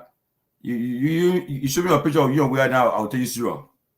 You're a joker. Come on, say we are treating that trash. Look at you. Not a crazy one. Man, we are sat down, we play basketball, we eat together, you gonna talk about say treatment of trash. Look at you. You gotta move on there. You know nothing, you gonna talk. I'm ready to treat them in the trash. You're not red trash. You red in trash. You want to you read that. But Magni, you said the right thing. Our electors in Liberia have a problem. They really have a problem. You tell them the right thing, they vote against their own interests. So many is it the electorate or our politicians that deceive these people? But let me tell you, Ben. The thing is this though, the people should they're living in a country, right? And you vote for somebody. What impact the person making in your life? What impact they making in your life? Honestly, what impact they making in your life? You should see if I get voted. Assume I run in for representative for a district, right? When I get elected, I tell them, if you want to vote for me, I'll make sure that more relaxed. I can respond to them. Don't worry. When somebody red try, I respond to them because they know nothing. They want to read he read what we are. He don't stand up what we are before. Or you can so I'm not gonna man. But on a sure note, Ben, the people, right? If you know that I can hold on. I'll come in. Let me make a correction here. He said Abacha and I from Grand Cess. No, Abacha is not from he's not from Grand Cess. So Abacha is from Bewan. He's not from Grand Cess. Abacha is from Bewan. So now I was saying, right? The problem with them is, right, they allow themselves to be food. Because, man, you think better than me. I'll be living in a particular district. And Ben Jonathan tells me, say, when you like me, I will make sure the money they allocate for the county for the county development fund, our district share, I will kind of tell you how much let's say they allocate 100,000 for Grand Coup County. Okay. And they divided how many districts in Grand Coup? 2 or 3? 3. I mean, I know nothing about Grand Coup. 3. So no. Are you talking about two? No, what is it? Are you talking? Hold on now. Are you talking about the electoral districts? Yes. Yeah. So they got 2 electoral districts. I think you're talking about. Wow, 22 and 82. Because Abacha, listen now, let me tell you. You see the person that put him on, the key in America, they won't go back. Like, we are tired, you can't America. You go back, you want to talk. You can't America, you go back, you got to talk on here. Thank you, Rosanna. Why you always let the pump ball go? We want to go back. No, because you say like you keep doing weird that you can't America, you go back. Then you won't talk. You know how you won't talk about put it up. But on a serious note, right? Example, I think Garguah got 2. Pewee, Garguah got 2 or 3 districts.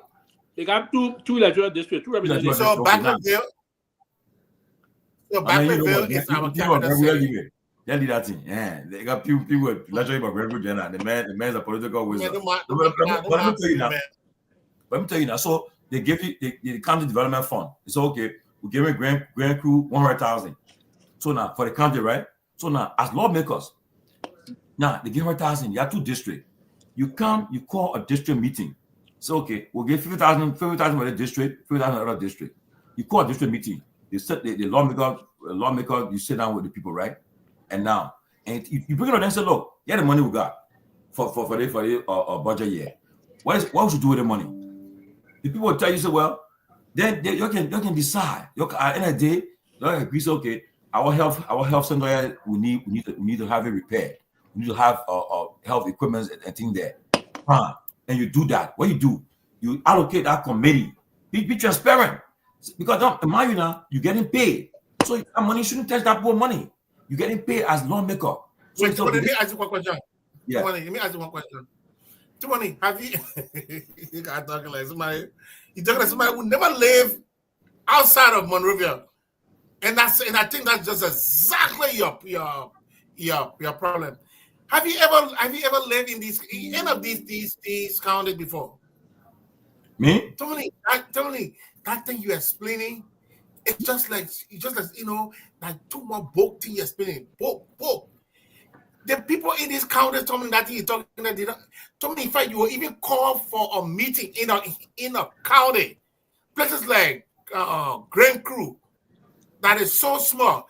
You think you will even get more than 2,000 people coming to our town hall? No, but listen to me though. If you're a serious lawmaker, right? That's what they give you break for. You have an office in the district, right? A district office there. They give you breaks because of all of that. Your duty is to make sure that you engage your constituents. You tell them they don't want that.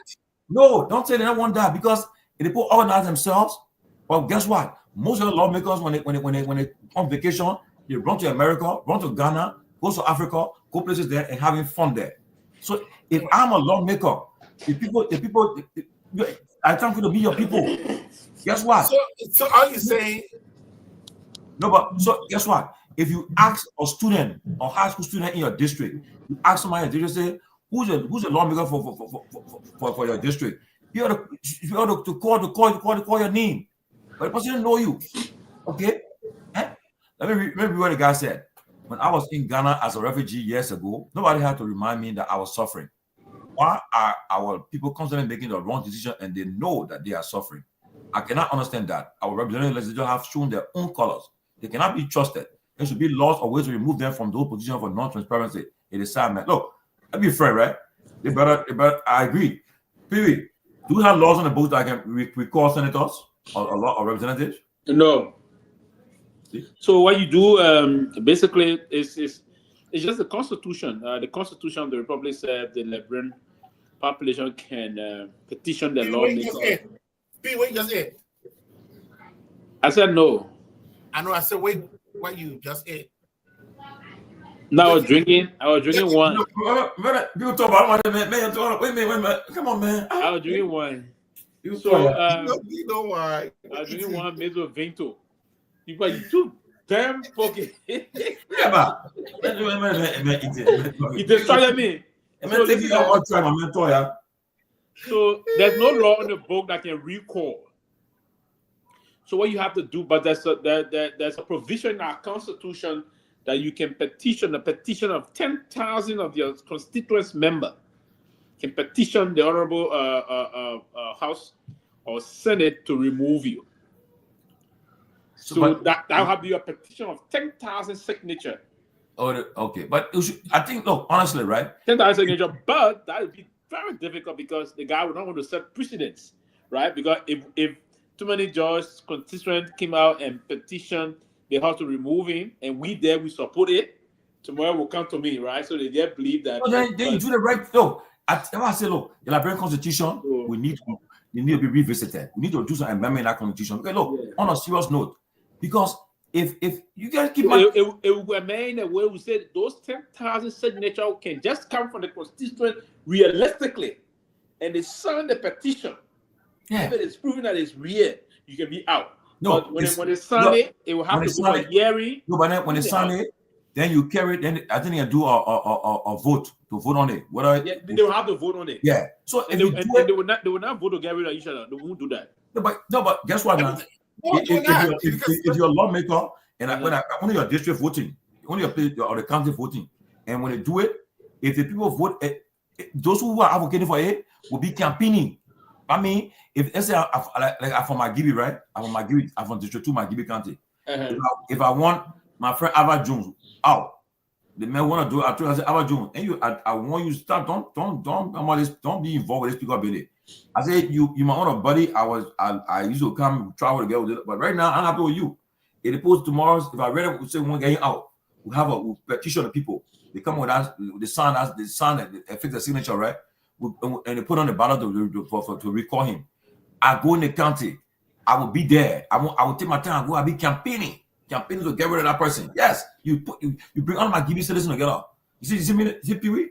One thing I don't know what you can do, but in the house, they won't sign a resolution. I'm a member of the Magibi Association in America. I'm a member of it. Then I grew up at the Firestone era. They call it AFIRA, the Association of Firearms Residents in America. I'm a member of it. We meet every year. Right now, what we have done in Magibi, in my district, we now put on one good, modern library there. Right now, our target for this year is health centers now. We are targeting. Okay, so you know what? Now know from Basel is the Basel. It's not from Grand Basel. A different one. A part of the UNIBWA. UNIBWA is the United Basel Association of Americas. Okay, means, so you can be a Basel. You have to be a Basel. UNIBWA, all the Basel speaking counties in Liberia. Magibi, Magibi, Basel, River Says, I think Monserrato, UNIBWA. Bon county too. Let me answer this guy, man. Basel speaking counties there. You see it? Solomon now trying to test my grand crewness. He said, Ben, where in the first town to Grand Crew? I think Mary said, what is the first town to Grand Crew? So the first, depending on where you coming from. So the question is, I can answer that question from anywhere. So if I'm coming from Harper, the first town will be Garguah in Grand Crew. If I'm taking the beach, I usually use a waffle there. Go. If I'm taking the beach, you trying to make up. You got brother right.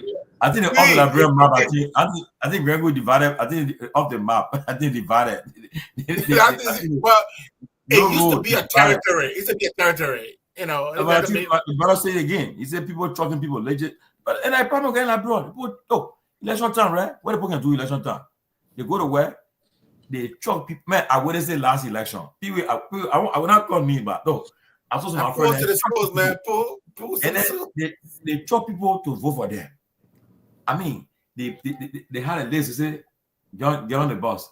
Get on the bus. Every 90% and they were paying them to do it. 90% of lawmakers are elected. And that's why when they doing the runoff now, so they put a truck, they voted for president candidate to right. So when the election time to come out, they say, how you trying few people I know that they didn't truck. Few. So why do you think? So why do you think they would make any legislation to stop? Yeah, they put it in truck. Prince Johnson, Peabody, few, but 98% of those folks truck. I saw them trucking.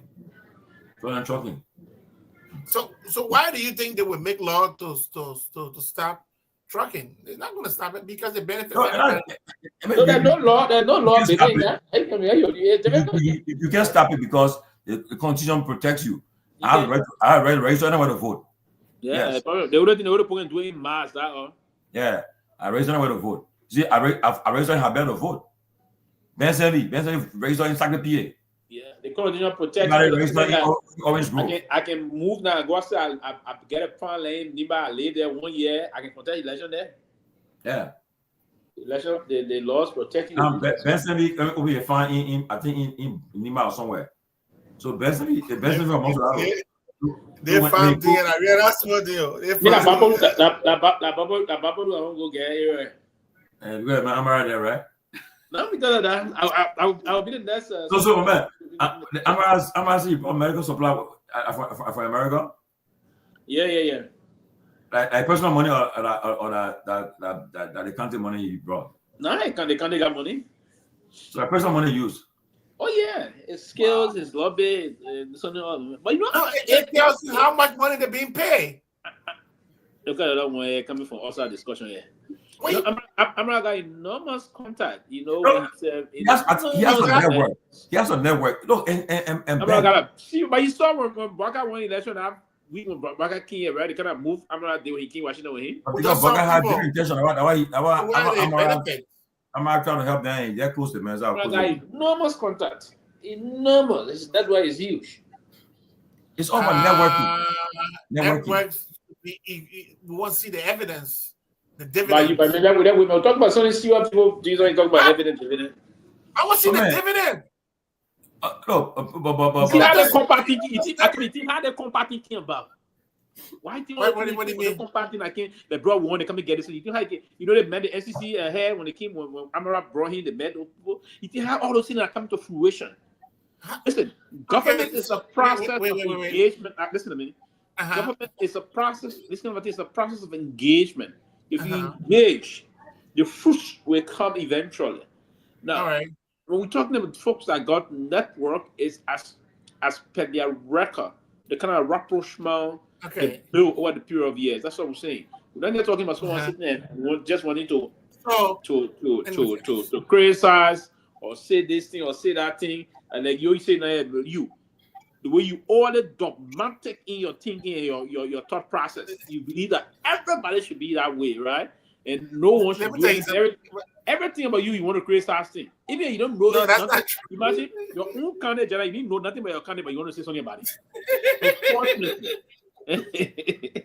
You didn't know nothing about your candidate. You be America now 30 plus years. You go out here. You go back home. Then you won't be. Listen. Don't even bring the MCC closer to Amara contact because I will derail that whole thing in no time. And yeah, what I was I will handle it, man. You tell the man about MCC, but the man talking about you. The MCC. Man, when you made people they put my money like bro. I mean, you don't do that. The MCC has a criteria. You're patriot. Your country is a country that matters. The greater good. It's not about somebody else. Listen, man. Do you know who a patriot is? A patriot is someone who sticks for the right thing to be done for their country. And that's someone who stands in the way and sees things that are illegal and allow them to happen. No, we always try to. But anyway, let's go to the MCC. The MCC, Alright, they had zero thing to do with it. The two consistent passing of the past government have given way to what is happening. You don't have to do anything, just do the right thing. And once you get there where they are now, there's a lot of things that can derail them from not even having it. Because where they are right now, they're supposed to start setting up their bureau offices, where they will have who will be responsible for rule of law, who will be responsible for how many women to be in this Baka government. There are a lot of criteria that the MCC sets, and you have to have all of those offices set up, and you must work to have those things achieved. If you do not get there, they can not give you the compact. There are countries who have got to the same place that Liberia is right now. Now they didn't get the compact. So many. Even there were other countries that got the compact, like what the name? I think it was Senegal. Senegal, one of the countries in West Africa. And after 1 year, the MCC had to cut up the funds because they got corrupt and they overthrew the government. The MCC said, no, we can't do this. The MCC stopped their funds. So it's not just about passing. There are a lot of regulations that are involved. So Amara has had nothing other than to do with the whole MCC thing. Other than that, nothing. I mean, it's very cool here. So let me do. I know. When you drinking the thing, I think you can start talking loosely. So I hope we got your cool. No, it's cool. Minnesota. You have to be drinking, but I know your zoo is absolutely cool. That I know. It's cool. Let me say to you, that man. I don't want to go talk one thing over again. I believe I know him. I know his trend of record and the rest of those things. So I'm not going to go into a Caesar battle with you on that process. The one thing I will say to you is the governance process got procedure, it got engagement.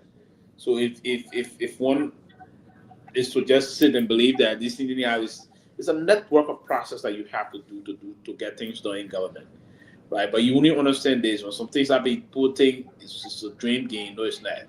So even poor in this country, you have to have some serious connection in Washington, D.C., but you have to know folks on K Street, basically, to turn a lot of things around for you on behalf of your government. So these are things that many folks will have to do. And we were not that many in the bureau that got the kind of connections to move mountains, to open doors here, right? You have to have those kind of connections to do those things. That's what I'm saying to you. I've observed it. I sat beyond some of the process there before, and we know how people have to do things to get things done. So I'm not going to go into that issue, but by and large, the system of government we have, what our people will have to do, how we up to prioritize most of the situation we want to see happen in the country. It's just about close connections and allow the government to focus. But again, there's a new chapter. And how do we all marshal the courage and gather those hope and strength that we require as people to move the country is very important. It's not about always sitting and criticizing things. No. But Pewee, look, yeah. Most of what we see happening in the country is not. Who say Amara does not understand? Ben, when are you going home, my brother? I'm going home next year. I have two homes. I have a home in Ghana and I have a home in Liberia. So I know we should. But people ask you a question. When last year in Liberia? I said last year. Last year? That's not true. Don't stop it, man. You're in Liberia last year. I beg you. Okay, hold on. Let me look at my. Show me picture of Liberia. Show me. Look at my ticket. Right, come here, hold on. Yeah, I beg you. Hold on. Do that, man. No, but Pewee, in order, you see, look, the person, you see, certain cabinet positions are very key when you want international assistance. You see Madam Salib, she was very short. Madam Salib was very, what she did, she a foreign minister, a finance minister, or economic advisor. certain people she put certain people in certain position, who she said at the United Nations, and oh my man, and Louis Brown finally going to come to the UN. Oh, he now? He got commissioned today by President Boyka.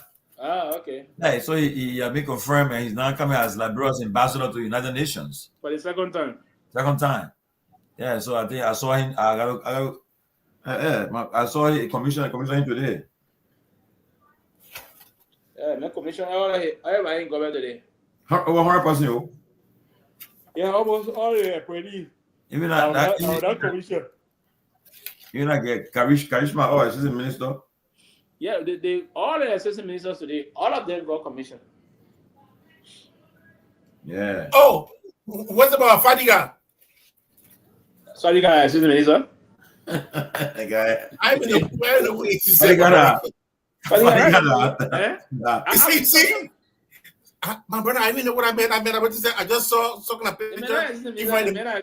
They say president. The man put honorable, not even any. Man, honorable. I said, here God. No, you're not honorable. The man just president. He the president to the embassy. No, the man got honorable even knee on a spoon over there. Yeah, he put that one there. Everybody can get a tattoo. But he's he's the president attaché. He's not. Listen, and I'm not saying things to target whatsoever. I'm just saying the reality. He is the press attaché at the embassy.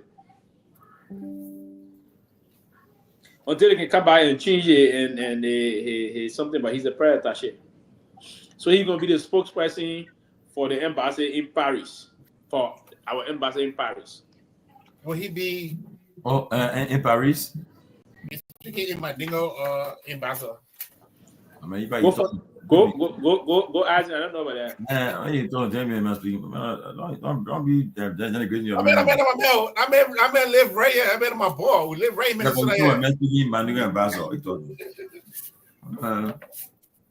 My boy, though. They got to get shot. You didn't drink that thing. This is tea. Look at that tea guys here. Come on. They play coke. This is a tea guys, man. They play what cola. Even here we got, but it's about 13 degrees. Yeah, that was actually over 15 degrees, Yeah, so it's really cool.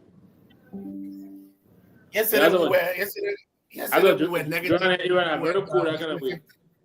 Huh? Yesterday we were negative 15. No, man, I got two more years here. I'm out of here, California. Whatever I'm doing when I'm done with it. California, man. You're not moving California? Yeah, bro. I'm moving to Big Apple, man. Okay, so Big Apple. You know that place is a beautiful place, but too far. Somebody is saying that Louis Brown has been confirmed, right? But so, and I think I probably say he's listed on the TRC report. Yes, I think yeah. So the question is the question is, have any implication with his new assignment? Are you trying to lobby for support? Absolutely, Louis Brown. As a matter of fact, let me inform the president or remind the president that Louis Brown served as ambassador here. Madam Ellen Johnson Sirleaf appointed Louis Brown, I think 2016 or 2015, late 2015. He was appointed as the brand ambassador, extraordinary and plenipotentiary to the United Nations. So it didn't hamper that. And oh my God, they got the ticket in there. And he served here. So listen, the TRC report is served. Madam Sirleaf herself was in the TRC. You gotta get for girl. So Madam Sirleaf was also naming the TRC report, and it went to the Supreme Court, and the Supreme Court trashed that TRC report. Oh, really? The Supreme Court did trash the TRC report. So that report does. On whose bench? It was it on if it was not Johnny Louis, it was I think it was on Johnny Louis. I still to be corrected. If not Johnny Louis, it was Francis Copper. But I think it was Johnny Louis' bench that trashed it. It was Johnny Louis. It's not Francis Copper. It was Johnny Louis' bench that trashed it up. So yes, it wouldn't have no effect on Louis Brown coming whoa. as ambassador to the what is this guy? This guy they call what is his name? The guy who was the chairman for the TRC. What is his name? Veria? Yeah, is he still alive? Is he still okay? I say he alive and right in the U.S., but because he was very active when we were all fighting CDC. He was active.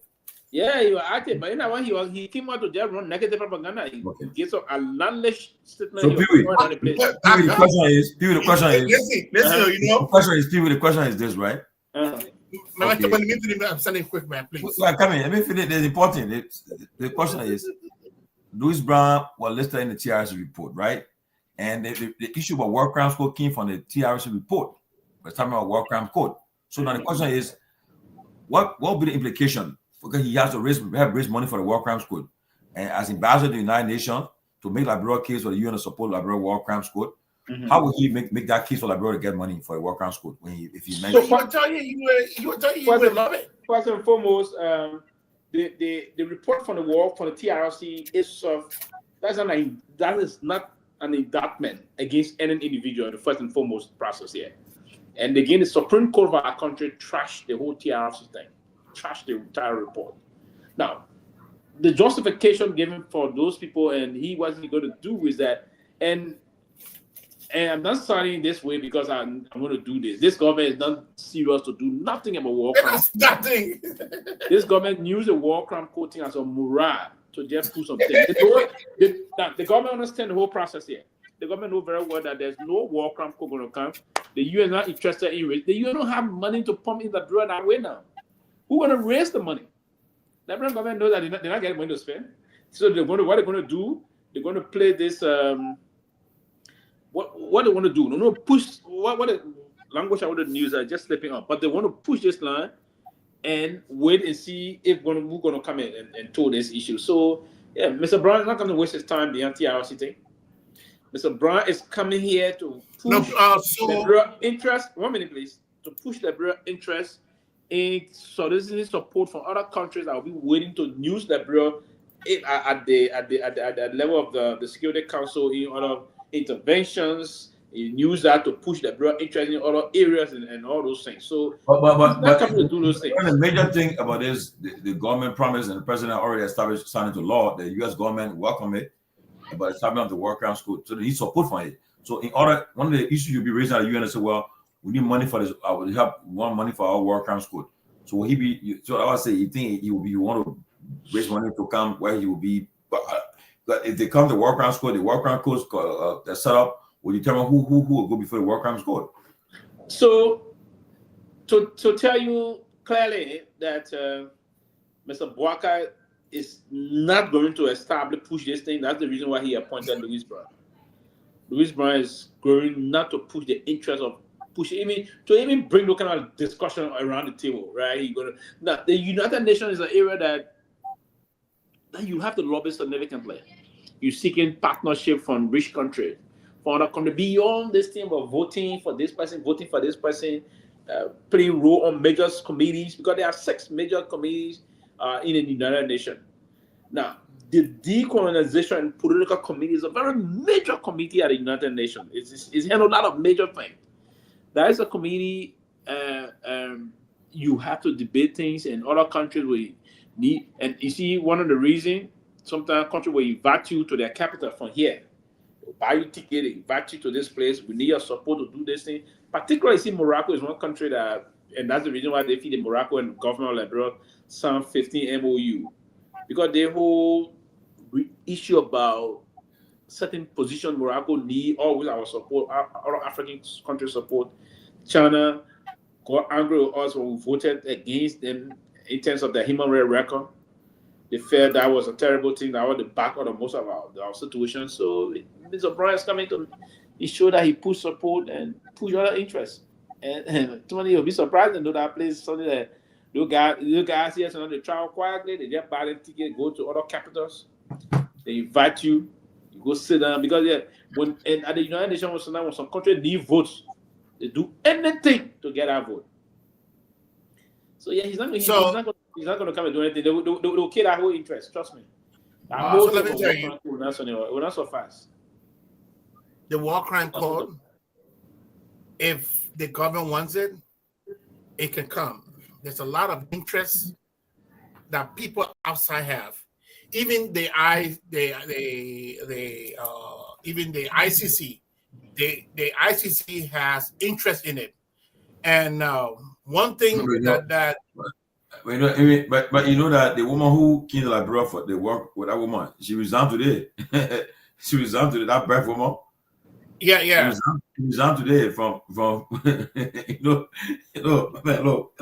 I recently there's a guy who did something. He was, I think he was the FBI described the guy as the most sophisticated guy. What is it? He's sophisticated about the internet. This on the internet and marketplace.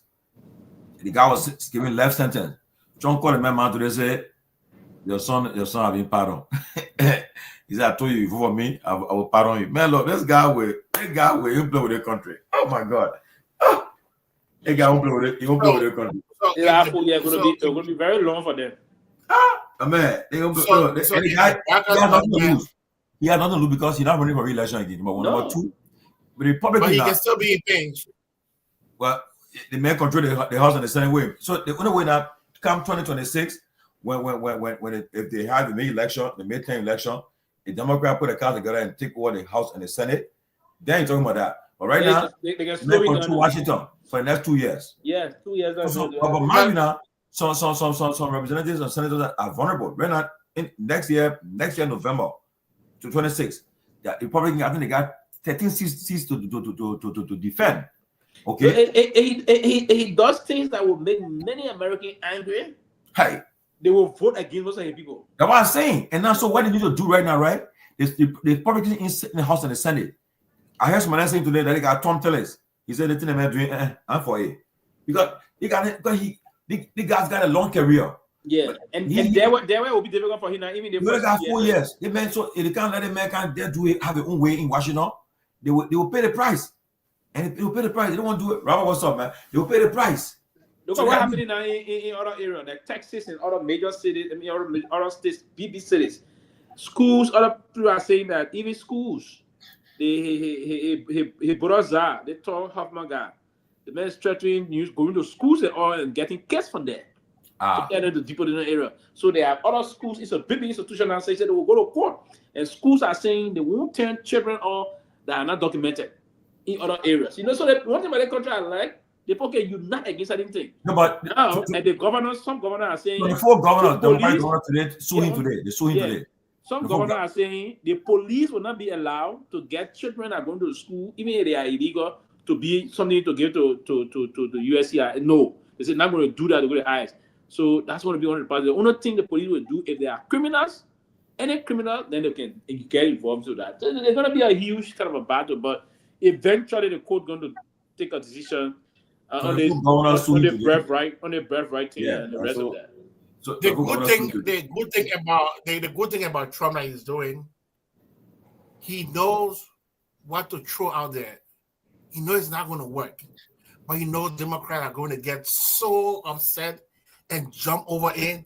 And while they're jumping over it, he's doing something else.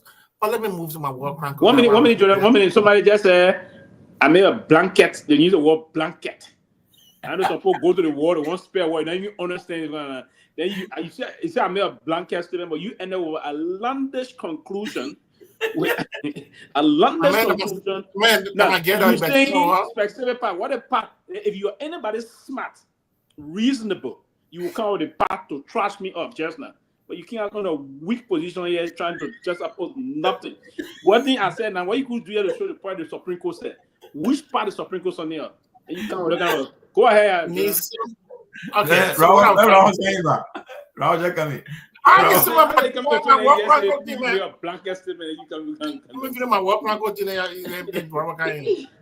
So what I was trying to say is that the government is not serious about the war crime code. I'll be right back. If the government is serious, I'm telling you, the ICC, the UN, and other people are ready to support the entire process. For the fact that Liberia have been paying her dues, there are money in there for people to establish the court. It has nothing to do with Liberia. One thing when I was communicating with the court 6 years ago, one thing that court said, in as much that the court told me was that, look, because Liberia was like, oh, like 1 year shy at the time that the code was established.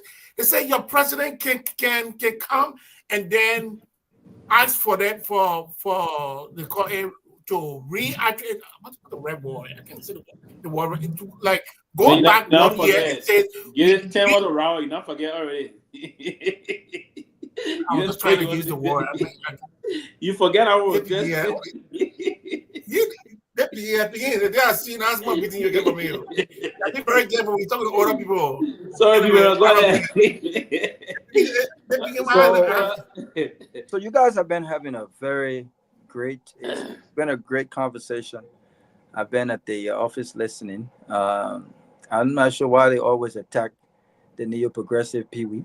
Yeah, let me see what it was. Yeah, Pewee comes to the discussion with a lot of experience in public service. So even when we disagree with the man, we have to acknowledge that. But the first thing I want to say is that when it comes to Trump, yes, the Democrats should jump on a lot of the things that he's doing. But I think that if you understand what's happening, people who are not familiar with how politics works in America, I think we see a lot of these first day executive orders that have been signed by the president. A lot of people will see that and they will just kind of get scared, right? But you have to understand the politics. Trump made a lot of promises during the campaign, and Trump and his people understands that many of these promises that were made, I would say probably about 80% or 85% of these promises that were made requires legislative approval, right? And some of them are constitutional matter, specifically with regards to the birthright citizenship. And I want to say this for those who don't know. It's, on one hand, I'm happy that he signed the executive order to initiate the process to take away birthright citizenship. But Trump understands that that's as far as he can go, right? Birthright citizenship cannot be undone by some executive order. The president can flex his muscle with regards to making a statement, a political statement. And I think that's exactly what he did. He made a strong political statement with regards to birthright citizenship. And he doesn't believe that if both of your parents are in these United States illegally at the time of birth, his position is that you are not a U.S. citizen. If one of the parents is in these United States legally, which also includes a permanent resident holder, that child is considered a U.S. citizen. But to undo these things, this is part of the 14th Amendment. This is going to require some sort of amendment to the Constitution, right? Which will require every single state in these United States to participate, and the courts must respect, right, the amendment of the United States citizens. And I don't even see the possibility of, even in some of the most rare states, I don't see the possibility of these guys, attempting to and succeeding in amending the Constitution to take away birthright citizenship.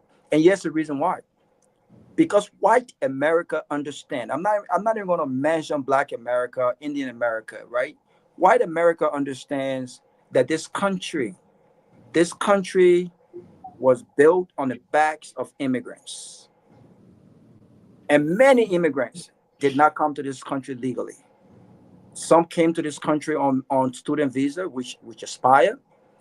They continue to, through whatever processes, continue to acquire work permit for many, many years. Some folks have been in this country for over 20 years and have been working on work permit for the past 15, 20 years. Every year they have to renew it. I know this firsthand. right? And so the possibility of any of these folks who came here with the hopes of experiencing and achieving the American dream, had children. Yeah, many of them are lawyers. Many of them have been considered U.S. citizens. Many of them are rich, some poor, some middle class. The possibility of any of these things happening as far as birthright citizenship is I don't see that happening. So I think the executive order is a political bluff, and Trump understands that. With regards to his government, this country identifying with only male and female gender.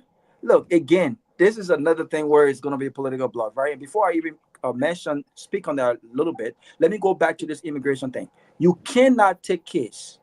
You cannot take kids from school, even if the parents are here illegally, without parental consent, right? So this is the reason why ICE have decided to offer families $750.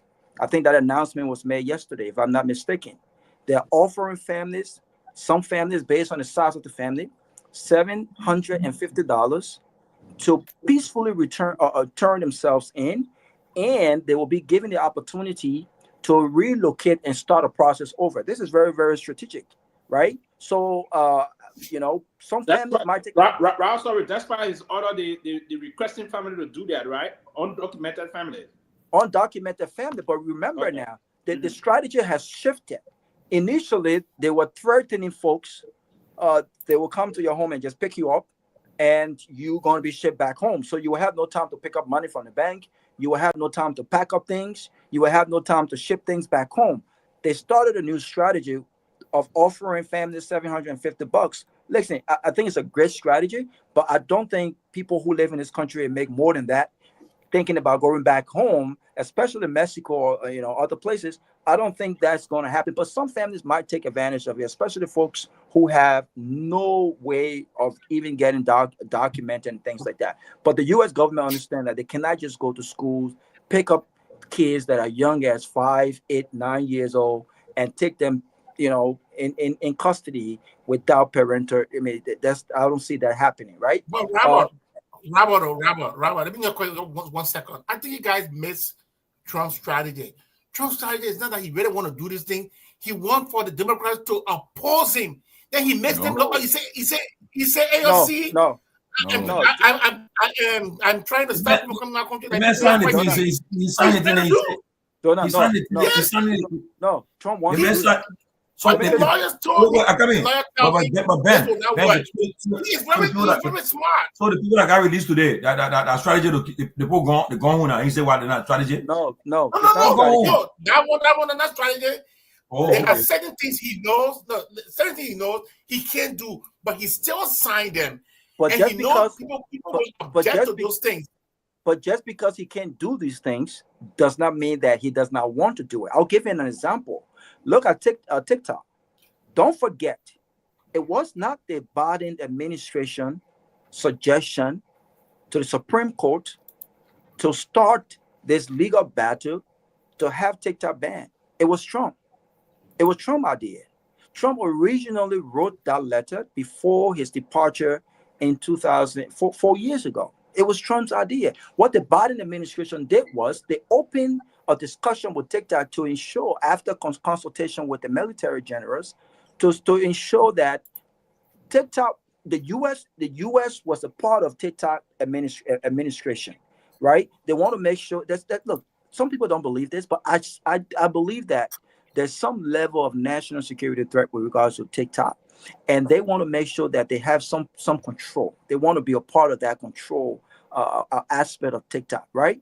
So when you saw the Biden administration say, you know what, we will not decide, even though there was a ban already scheduled, they said we'll leave this to Trump. Since he started this, we'll let him do that. The Biden administration could have easily taken a decision to continue the ban as it was scheduled. But what did Trump do? Trump called those fools.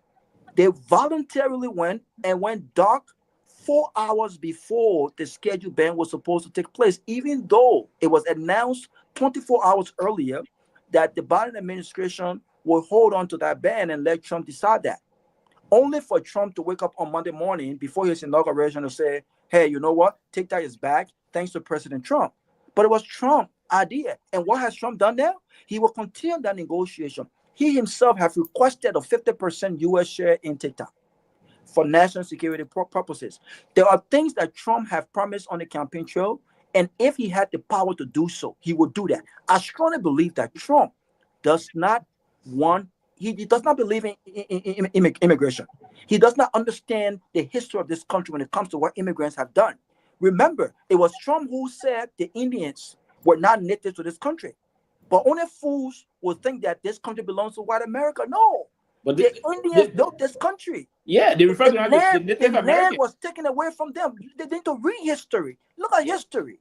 They took the land from the Indians. They took the land from the Indians, and they convinced 80% of this country, white people who are educated. I talk to my friends all the time that I work with, who I went to school with. They understand the history.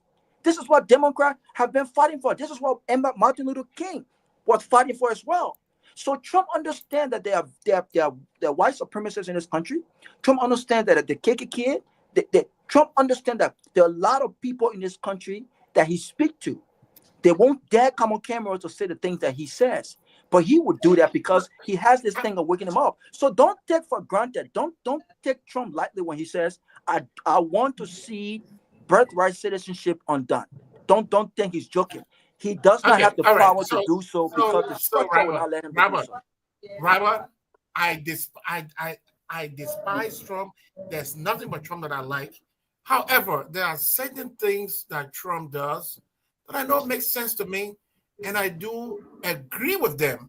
However, Democrats, on the other hand, have not been too helpful in recent times.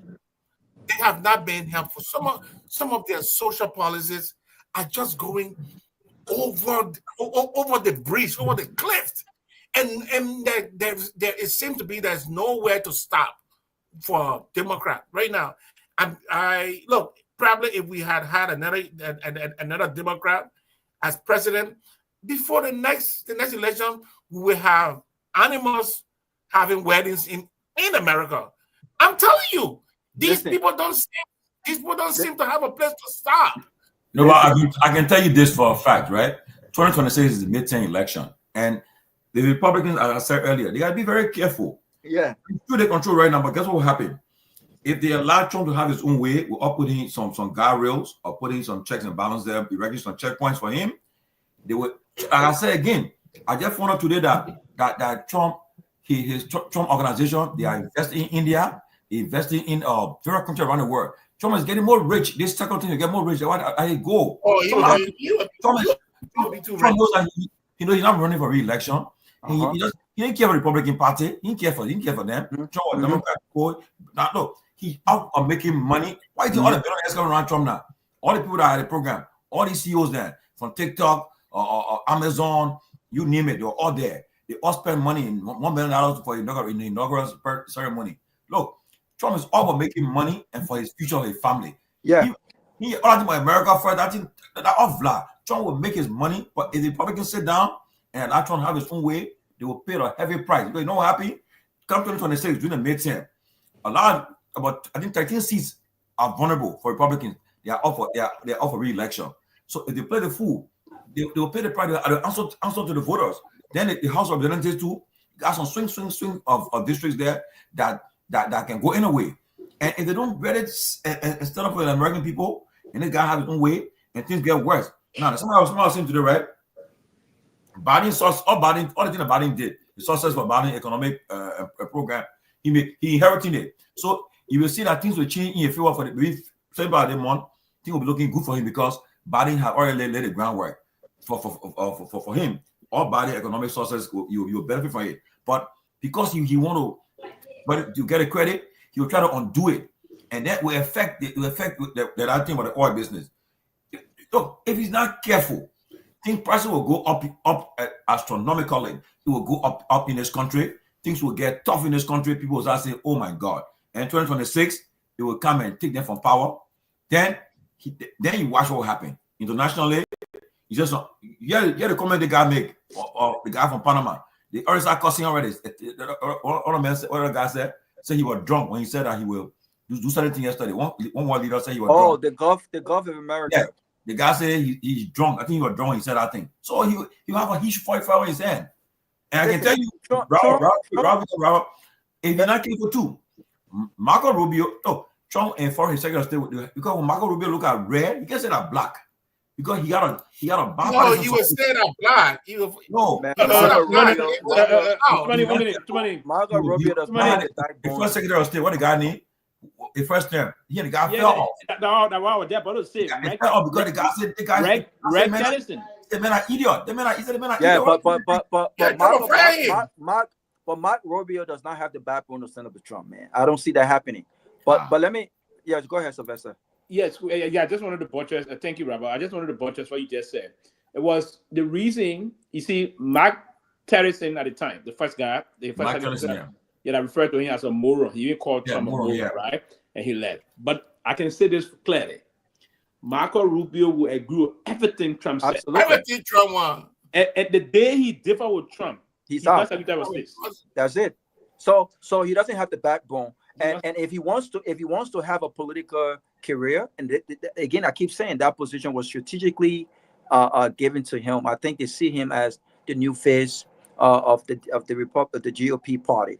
But listen, I would never doubt Trump for one bit when he says what he says, and I'm glad that people who voted for him are beginning to see some of his actions, because his actions are affecting them. A lot of these folks are immigrants, right? Trump himself, his wife is an immigrant, right? And then he's going to argue, well, she came illegally, but he won't release the documentation to show how she came here and how she stayed here until she got her green card, right? But his wife is an immigrant, like all of us are, right? But I want to, pitch back a little bit to the TRC. Listen, when the president signed the executive order for the establishment of War and Economic Crimes Court, I applauded him for that. And I would support him for that, because I think it's long overdue when it comes to accountability. And I think accountability is one way that we set a new tone in Liberia for the new Liberia, that when you do certain things, there are consequences for your actions, and you will be held accountable in a court of law. No one going to beat you. No one going to run after your family, but you will answer to the crimes committed, right? And we want a country, grounded by law and order. Obviously, the president action recently with this whole legislative fight with regards to the speakership, have shown that he has no regard for the rule of law, right? And he cannot adequately argue this accountability message when his actions basically contradicts that, right? For me, I find it hard to believe that at this point he truly respects the rule of law. I think Joseph Boakai administration has shown more than they've said that they have no regards for the rule of law. They have no regards for processes and procedures. They have no regards for that, because if they did, they would have allowed the process to play out constitutionally, and they would have supported vocally that the speaker, if you are not happy with the speaker, they would have supported his constitutional remover just as much as he was voted constitutionally. So I'm not going to argue with that. But at the rate this thing is going right now, look, the Senate and the House have agreed. They signed the resolution for TRLC. The president, even though it took a while, they have appointed a director for the TRLC, right? So the question now is, what is the holdup? What is the next step? I thought that by now we would have heard some sort of press conference with some serious steps with regards to how we go about truly and once and for all bringing War and Economic Crimes Court. This is not a witch hunt, and I'm glad. I don't want to say I'm glad, but Prince Johnson is no more. But when we talk about War and Economic Crimes Court, it wasn't only because of Prince Johnson. It was for a lot of people. I want to see Ellen Johnson Sirleaf answer to the TRLC as well. I want to see her for one more time in a court of law justify the $10,000 support justify her statement with regards to burn the damn mansion and we'll rebuild it. I want to see her justify her support to what initially occurred in Liberia, right? And if those appointed judges think that she did not do anything that required jail time or whatever accountability strategy that they have, then Liberians can once and for all say, you know what, at least she had her day in court. So the question is, what is the delay? What is the delay? Was this a political bluff? Of course, it's a bluff. So the more we go into the second year of his administration, and we don't see the need, I'm still hopeful. I'm truly still hopeful, because the president have got to think about this. And I'll close on this note. If you deny the man who played a significant role in your election access, because you did not want to be influenced by him and by the decision to bring war and economic crimes court. If you promised him time, and when time came, you did not give him the time that was promised, which troubled him, which might have, and I said might have, contributed to his high blood pressure. If he's gone, what would be the reason why you are not moving forward war and economic crimes code now? If the guy you was worried about is no more, strategically and politically, now is the time to push forward. You would think. Right. So let's see what happens. Gonna happen but for now, it seems to be a joke. And this will be bad on this government. But you know what's going to happen?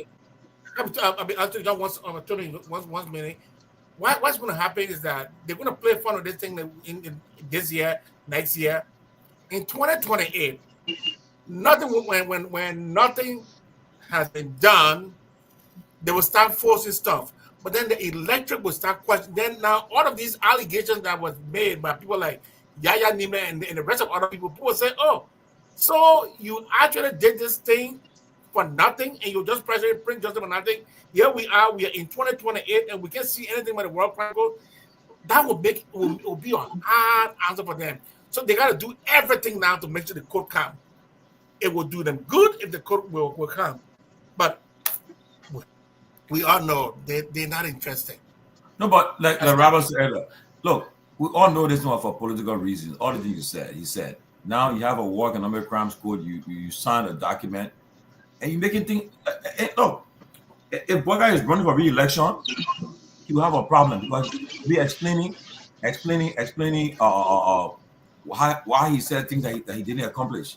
Okay, these are lofty things he said that he's going to do, and he's not doing it. And it'll be all about Prince Johnson. And what will happen? The people of Nima County. Look, I keep on saying it. Everything that's happening, and the vice president, if he's running for president, they put him in a box because they will say, "I will tell you that because of Prince Johnson, they were doing it war crimes school for, saying he died. Why they have not implemented it?" These are things they will say. So in a tight situation, they have to redouble the effort because you're not, and all the players they're making, all the things they have said, their hands will be tied. Okay, if war crimes court is not established this new year. Also, I know the budget. People, I'm gonna check the budget tomorrow. There's nothing in there for war crime code. War crime code in the budget? I didn't see it. You see that? They even did not factor anything about asset recovery as well. So just asset recovery, don't really mention asset recovery. That's been dead. Or it's been dead. No. I'm just making sure in the last budget, 2024 budget has some 200 some more thousand in there, but this time around is zero. Zero. Look at the measure. What was the 8-point-something billion dollars? They said 2029 development. 8.3 billion. They said that why they're going to implement a res agenda. How much is in it for? How much is in it from the government perspective when it comes to war crimes code? So again, to my point, Tomalin, they can't force war crimes code down the throats of Liberia in 2017, a year before an election season. I mean, that would be a political suicide. They can't do that. But again, if I was advising Joseph Barker, think about this. If look, you did not, you had access Prince Johnson had access to you. If the strategy here was to sideline Prince Johnson to move forward with the War on Economic Crimes Court and don't seem compromise, right? Okay, then that's fine, right? That's fine. But he's gone now. He's gone, and people are saying you misled him. You lied to him, right? Because you knew very well that you would push for War on Economic Crimes Court. You knew very well that you did not have time to give Prince Johnson like George Weah and Elvin Johnson said you did. You knew all of these things, but you betrayed him. You lied to him. You told him, support me, and I will give you 6 more years. You didn't. If that is the narrative that is starting now, imagine what that narrative will become 2029. And so again, at this point, Joseph Boakai politically now have got to say, listen, if the strategy was, I don't want this man to have access to me, I'll move forward War on Economic Crimes Code, which I support the president on. He's gone now. So what will stop you from pushing forward with War on Economic Crimes Code? I think if they don't do that, they will not only have an issue with the people of Nema, because they already feel a type of way right now. Oh, yeah. They will also have issues with Liberians who truly want to see these criminals and warlords held accountable for their actions. This would have been a legacy on the president's part. From even us who are big critics of him, this will be a big political blunder on their part if they don't push forward with this thing. Because either way, they don't win. They don't win. Prince Johnson is gone. If that was the case, then you should have just said, you know what? I'm not going to deal with War on Economic Crimes Code. I will focus on rural connectivity. I will focus on the economy. I will focus on the bread and butter issues, right? This is what George Weah did. He said, look at the country. The people don't care about War on Economic Crimes Code. I will focus on these things, right, that I promised, and then we can discuss War on Economic Crimes Code later on. But that was not what happened. The resolution is signed. The executive order is signed. The director has been appointed. What is the next step? Well, and that's it. Like somebody said, there's no money no money appropriated in the budget for a war crimes court. That's another red flag that this government they were just all window dressing, talking about it. You have to check where basically maybe this the secretary, I think what they appointed a secretary to, how do you call it? Is this a secretary? I think where they appointed Massacre first, and they would do that, and they appointed someone again, right? They appointed somebody, I think, I didn't call Jala Babu. Jala Babu. So yeah, so for the court itself, for the establishment of the court itself, the government indicated that I know that they don't have the money to do. So I think if there's no money, I think there should be money capture for the operation of Jala Babu process. Then that process now will put into swing the process of soliciting international support, governors and all the support. I don't know if Louis Brown will initiate some of those things. As I said, I know that won't happen. That is such a flow show or other thing. But guys, so let's see if there's some money in there. I encourage us to listen on Monday. We should really take our time and really monitor the president's speech. So when we're ready to dissect that speech, we'll do it because they say a lot of things that you're going to do this year, last year, and the coming year. So we'll be able to respond to the speech in a way that we take it apart. We gotta do it one day and tell who will go through that speech will do it. But we should really. So then everybody have to pay some. It will be what time? On Monday by 12 o'clock. It'll be 4 o'clock. 4 o'clock, yeah. It'll be 4 o'clock Liberian time. Yeah. It was 7 4 Liberian time. That would be 12. That would be 11 o'clock in the morning here. Listen, anybody who fool. Let me chime in a little bit. Come here. Look at the other clown. You say you saw us. You saw them will block you. Anybody who fooled Jeremiah. Anyone who fooled Jeremiah Khan that he somehow now is the face of Nima County. Maybe Sylvester Anthony, you're coming here, but anyone who fooled Jeremiah Khan with all of what is happening. Mind you, I spoke to a Sidician yesterday who said to me, Robert, we already got the tip. We got the tip and the confirmation what the man said, can't get your $5,000. Go help yourself with a lawyer. Anyone who fooled Jeremiah Khan that somehow if Joseph Boakai does not run in 2029, that he has what it takes to solidify the base of the Unity Party. Okay? and solidify Nima County behind him for victory against George Weah or anyone else who might run in the opposition. I think they're joking. They think they're joking. No, I think but Robert, but I don't think Jeremiah has the Robert, honestly, right? Honestly, when I remember, yes, I told him, I said, on Saturday, I said, from what I'm looking at right now, the only pathway, except the President Baga became incapacitated. Right now, 2029 election, all the things are happening, if you guys to run against President Weah, if you run a re-election, it will be a very tough challenge for you guys. Because first of all, everything you guys say you're going to do, you're not doing it. It's a problem. It's a problem for you guys. And then the problem you will face is that you in Baga's shadow, right? And Baga has nothing to lose. He may not be running again. As far as he's concerned, he become president, so he don't get money for his family and for the rest of his life and so forth. But if you're not careful, you got to tread careful because everything that he's doing right now will fall on your head. It will link you guys together. So as a result, it will be a problem for you guys. So it depends on how the CDC recalibrate, how they reorganize and they get set. Maybe they will Malu here for Trump inauguration. Things will happen. Who knows?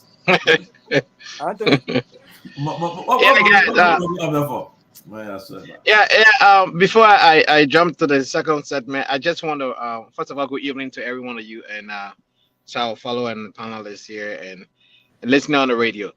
Listen, Pewee, I think you did mention something about the Supreme Court throwing out the TRC and other different things. I share a link to you, and an expert witness was brought to the Liberian Senate to make the case whether or not the establishment of a war crime court was still a possibility in Liberia.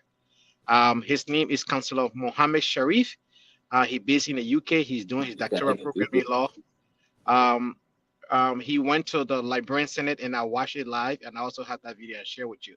What does an expert witness got to do a Supreme Court opinion instruction? Can I hold on now? Can I? Well, I mean, how again? I know you. Can I? An expert witness. Can you hold on? It has done first of all, the portion that you referencing and the TRC is not the same. That's the reason why I shared that video for you. No, but there's no need even sharing it with me. I will not get you. No, I will not let you send me on the thing because it's not necessary you everything. Can you have a decorum, please? Opinion. Can you have opinion? Can you have a decorum, please? No, I won't have a decorum if you're saying things that are inaccurate. Hold on, when you're speaking, the expert hold on. Why you can't be disciplined for a moment, please? No. But why you do this? No. Why you do this? You don't come up with missing everything you guys want to read. When you got misinformation, I share a link. I share a link. Can you allow me to speak on this particular issue? No link with me. I don't have no link I see for you. I said I share in a group. You say you share a link with me. That's what you just said. Now you're correcting it now. Okay, I share a link. That's what you should say. In the comment section. I share a link in the comment section. And I also reference you want to run, you can run. But disrespectful. Thank you that you don't want to know everything. At least the little I know. Let me explain. Can you exercise or discipline, please? Can you exercise that, please? So, the Supreme Court did not throw out the TRC ruling. It did not do that. And that is the reason why people got confused on what the Supreme Court said. All right. And this guy was brought to the Liberian Senate to help the legislature. It was a joint section, both the representative and the Senate. All right.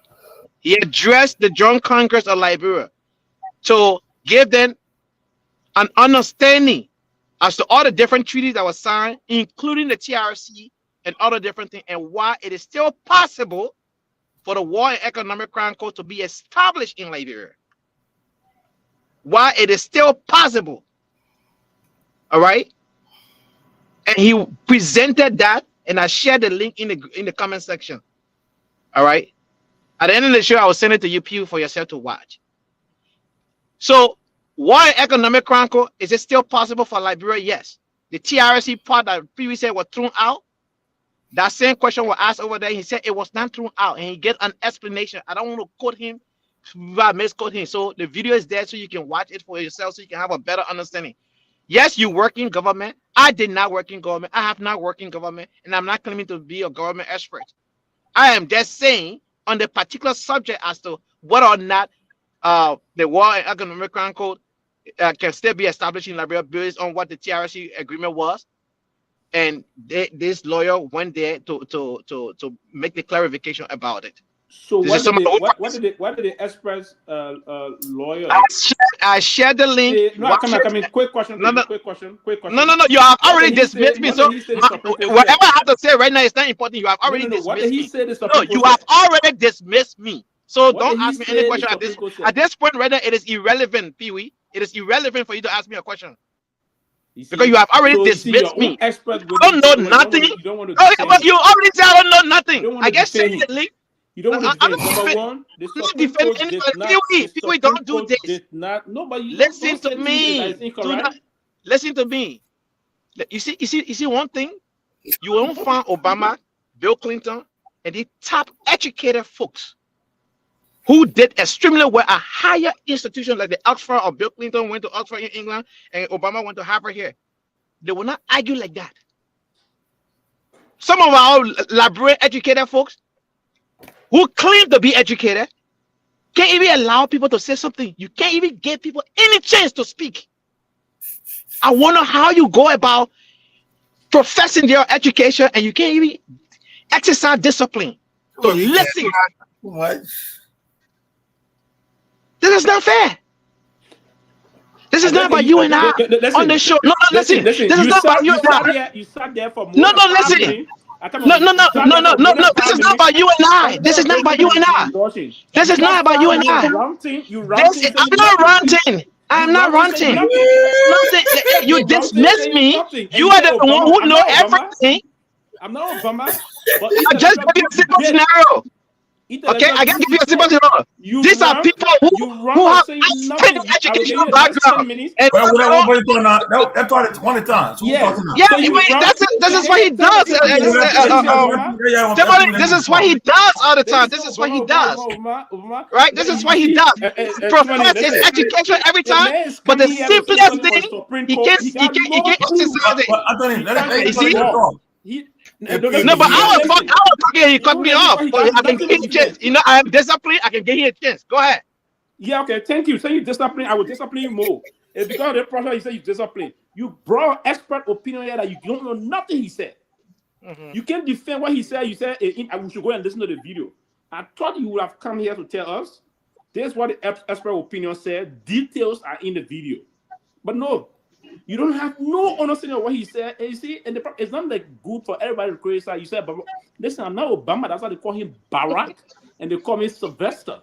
We two distinct individuals, right? So you weren't listening, so you didn't get a point from Mickey. You had a bad time, but you run around the area with no information. The Supreme Court, hear what the Supreme Court said about the whole thing. That expert opinion, the expert opinion did not. The Supreme Court did not tell you it's not possible for TRC code to come out. It didn't say that. The Supreme Court ruling came out and said you cannot, for instance, Madam Erin Johnson, they single her out to say she cannot participate in politics in the country for 30 years. It's not possible. It's for certain people, the Supreme Court, you cannot do this issue. You didn't say that way just now. When you were speaking earlier, you did not say it that way. You said they threw the case outside the court. But you were not specific. You just made a blanket statement.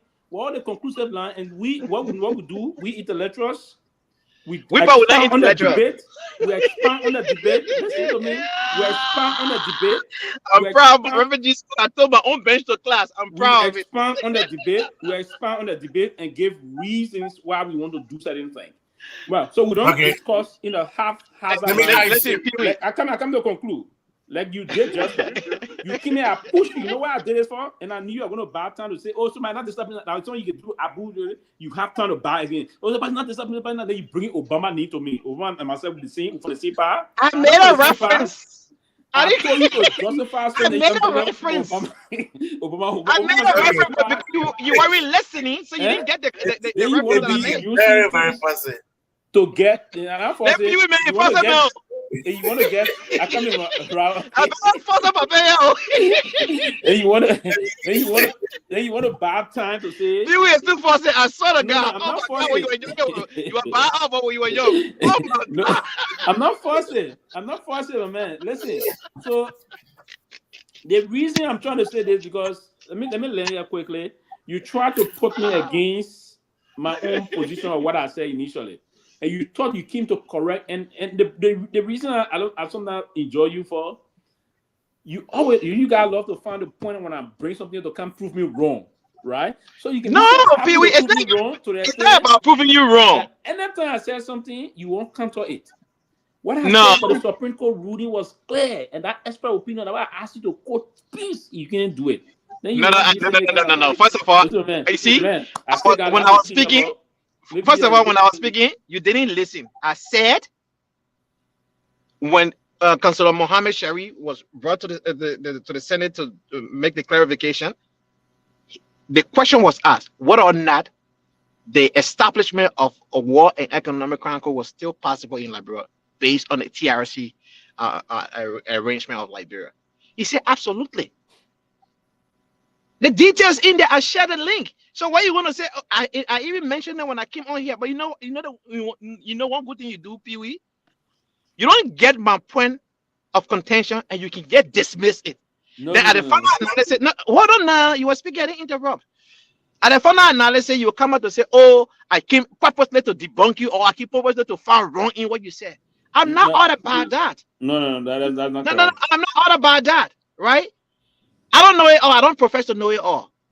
But all I can say to you, whenever I come on here and I make mention of something, I will try my best to show you where I got my information for.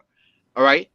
The other day, y'all were asking me to say I didn't have a person to be a chairman of the ANC. Well, I gotta break the news today. Y'all ready for it? All right, I'll break it another time.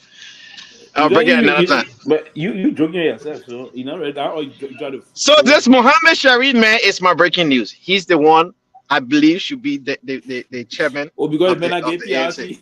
No. Come on, man. They did not recent thing. They did not recent thing. But it's not a recent thing. It's not a recent thing. Right now, at this moment, no, he's in London. Oh, okay. Yeah, but he been in Liberia. He practiced law in Liberia. He worked for the United Nations. I mean, he got a very good grassroots attachment in Liberia. My phone here with that man is like, what mean you get good? My phone here with that man. I've been in politics. I say, we hear what I man. Where you go, Mohammed? We hear what I man before. You didn't hear about him? Mohammed Shari. I hear about him before, man. If you see the face, you know. The link is there. Watch it. I've been around ENC people for long, my man. You don't know him? Pewee. What I gotta know, right? When we the first time coming to our president, what the first? No. When you say, I'm not saying you know where to go, but here's the thing. I told you a chairman that can reach out to every demographic, young, old, educated, uneducated. I mean, this guy voting in ANC election. Guar will be my choice. Guar will be a choice. Guar have been there. Guar is a great organizer. Guar the organizing chairman of CDC. Let you know. Yeah, organizing chairman of CDC. Why CDC did not keep him? Oh, I mean, they had an issue about the good when it comes to no, but me tell you something. Why y'all facing ANC there? You guys, Guar has been with ANC since 2017, 2003. I mean, he's not new to ANC. He had been with the ANC when we went in 2017. He was Guar. He was with the ANC 2017. No. And he was with the ANC 2023. Everybody got a buzz, but I tell you, when it comes to organizing. So let me just say this to you, right? I like to use the Golden State Warrior scenario. Mark Jackson recruited Steph Curry, recruited Klay Thompson, recruited Draymond Green, and the rest of the other players. For 6 years, he groomed these players and added other players to them, the Iguodala and the rest of the other people. He could not get over the hump. Steve Kerr, first year, they got over the hump, they won championship, and they went ahead and won 4 championships. The same team. What am I saying? I'm not saying good is not good enough. I'm just saying he doesn't have that 8 factor to get us over the hump. We need somebody. Mohammed Sherry who have no track record of any political accomplishments. Are you the one who will get out of the hump? So first of all, here's what we need to understand. When the company hiring, they hire for a specific reason in a specific area to get certain things done. Efforts are good things, but result trumps efforts. It is good to apply your effort, but the company look for result. And my dear brother Robert will bear me witness. If you cannot meet your quota in this country, you have to sit with your bosses and you have to have a discussion, right? When you working in certain environment, you are there to deliver, not to apply efforts. Efforts are good, but results is the end goal. So can we brag about the ANC today as a political institution of our accomplishment? Who was chairman when ANC took of I think 4th place or 5th place? Who was chairman? Yeah. I see you laughing. What chairman? Gu was. Oh, Gu first time. Yeah, Gu was right. That's 2017. You saw what Gu carry all right. Okay. And then what happened? Who was our chairman? CPP time. Yeah, but so yeah, but I think you man. Who that became chairman recently? After the man, bro, who became chairman? I would run the headquarters that day when they were having the election. Gu was the acting chairman when we went to the election. Yeah. When we went to the election, Gu was the acting chairman. Who that became chairman recently? No, he was the acting chairman until we went to the election 2023. So who chairman at the moment? He stayed acting until we go to the convention. So that one there running for chairmanship, right? I don't have all the list of all those who are running, but for me, I prefer Mohammed Sharif. So who's the acting chairman? Right now it's Gu. Who's your Gu? Yeah. The former chairman, the funding chairman. Yeah. So here's the thing. For me, let me tell you something. Well, let me ask a question before I forget. You support Myean, right? Yes. I spoke for him as I was the communication. I was head of communication of his campaign team. Okay. Back at me. Anthony, can you help us get in on the show? That's one question. Well, come in. He asked me the question behind closed door. He asked me the question on the show. You know, ask me how many times you want to ask the one question? I want to ask you, can you help me get on the show? I want him to come on the show tomorrow. Absolutely. Yeah, because he spoke today again. I just got a video. What's his name? Nelson interviewed him. Yeah, I can reach out to him. Yeah, be bringing on the show. Anthony. Yeah. Anthony, I can't be trying to get a guy on the show. Me finish one quickly. So tomorrow, I want you to come on the show either tomorrow or day after tomorrow. I can't promise tomorrow. I have to get hold of him. I know his schedule. I can't promise tomorrow, but I can get hold of him. You give me a number. Who you guys also going to? Who? Tomorrow, I heard today again. I want for him to appear on the show this week. The message and information that Boaka funded the 5 different forces. Yeah, I heard you said I want today. So I want so please can you bring the show? I'm gonna beg you. All the Boaka funded right now. It's not in Pacific. I say, nah, Papa, he looking for trouble because I got Boaka security. I think nice again. I say, Boaka security, I go put phone near him. But I speak Papa get more pizza. That is not associated with the 5 different forces, man. At least I would. But I mean, I can't clean, man. Everybody saying I don't know. Look, let me just say this, right? In all fairness, in as much as I support the World Economic Council here, everybody who participated in the war are liable. For me, I wanted to have the day, including what's his name, Joshua Blay, the rest of other people who are still alive, to face the court and defend their position. If they are found guilty, they be punished. If they are exonerated, they be set free. I mean, Gbagbo went to the head and walked out of there. Anthony, let me clarify. I will not call him, but on ANC point in time, you say you're not talking the truth. Gu became chairman after the election, not before. Okay, I mean, after chairman Yeten died, they did not have any acting chairman. There was no acting? Yes. No. The person said they were at the meeting when they voted Guar as acting chairman. Okay, no, I can't argue that one, brother. I don't know everything. Yeah, but you see, he has his story, then you know what I want. Tomalin, I'm not going to come here. I can't pretend that Mr. Superman know everything within the party. I think you don't know that one. I keep it, my man. Listen, I'm not against you guys bringing Senator Nimlin on yet, but I hope he's ready to be grilled because we will not. The man know where you got me at. Because we will not hold back. Because I'm gonna ask him some tough questions, and I hope. You're tough. As Pewee, former foreign minister, you're tough. The man are foreign minister. The man forget about foreign minister business, but the man has been, in the public glare for a very long time. It doesn't matter. What matters is we are equipped and we are prepared. As long as you're not gonna insult him, that's fine.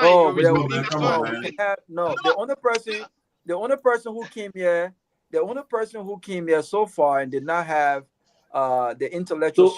So what you trying to say? Now? You trying to say wrong and insult people? The only person. No, I didn't say that. I didn't say that. No, but everybody. I didn't say that though. But I didn't say that. This is the kind of things we need in our country, right? We've been running away from. I mean, last moment. We need to have this discussion. You see, for me, I came on a fire when I even represented him to be the head of communication of his campaign. I know that can't because Raul, the question is, will Red grill him? He will not come. You can guarantee. Look, you see, you can guarantee me, or I can guarantee you, he will come here just because the way I want him. Listen, I'm not afraid. Me, I want. I'm gonna show you. You'll be treated with highest with respect and courtesy. Anthony, listen. Let me get. I want him to come on. Listen, everyone who knows me knows that. Listen, I'm a very calm He's guy. a very brave man. He's not afraid to speak. But I will engage fiercely with respect. The only person who came here and did not have the intellectual wisdom to answer the question, and thank God I just thought about this, Sylvester. So I was right. Tomalin, I want you to listen to this. I meant to call Ben. Ben wasn't on the show, but he was listening. When the Deputy Minister of Information came here and he had nothing to say, ill-prepared, and when Tomalin asked him, Dr. Peabody asked him about how would you argue Joseph Boakai use of private jet. What did he say? Unlike George Weah, Joseph Boakai friends were sending him private jet. But did you listen to the press secretary? The press secretary basically contradicted and exposed his lies. When the press secretary said, and I quote, Joseph Boakai private jet is budgeted, is in fact coming out of the confidence of the Liberian people. And I knew it all along. What else she said? For him to have come here, she said that, right? She said, I thought she said it was a gift. No, she said so most of it coming from France. No, right? she said it was budgeted. I will send you the statement. I need to see it because I know very well. You know that you cannot take $200. She said I will inbox the statement. She said it was budgeted. She said yes, she had a justification for it, and she said that some of his trip, his private jet, is budgeted and is coming from the Liberian people. And so for him to have come here and lie and do all, listen, I want the man. We will have. No, he's definitely gonna come here. He's a discussion, but I want him to answer some tough questions because I'm very troubled by when he said to Prince Johnson, "No one will touch you, no one will persecute you. Touch one, touch all." You know what I'm saying? That was a quote. That was a quote that was to them. I don't think. One thing, he giving Anthony Gay, he'll call the man tomorrow morning, speaks on crown to him and say, look, don't when you come on the question argument, the question will ask you, then the question asks you. But listen to me. Let's see.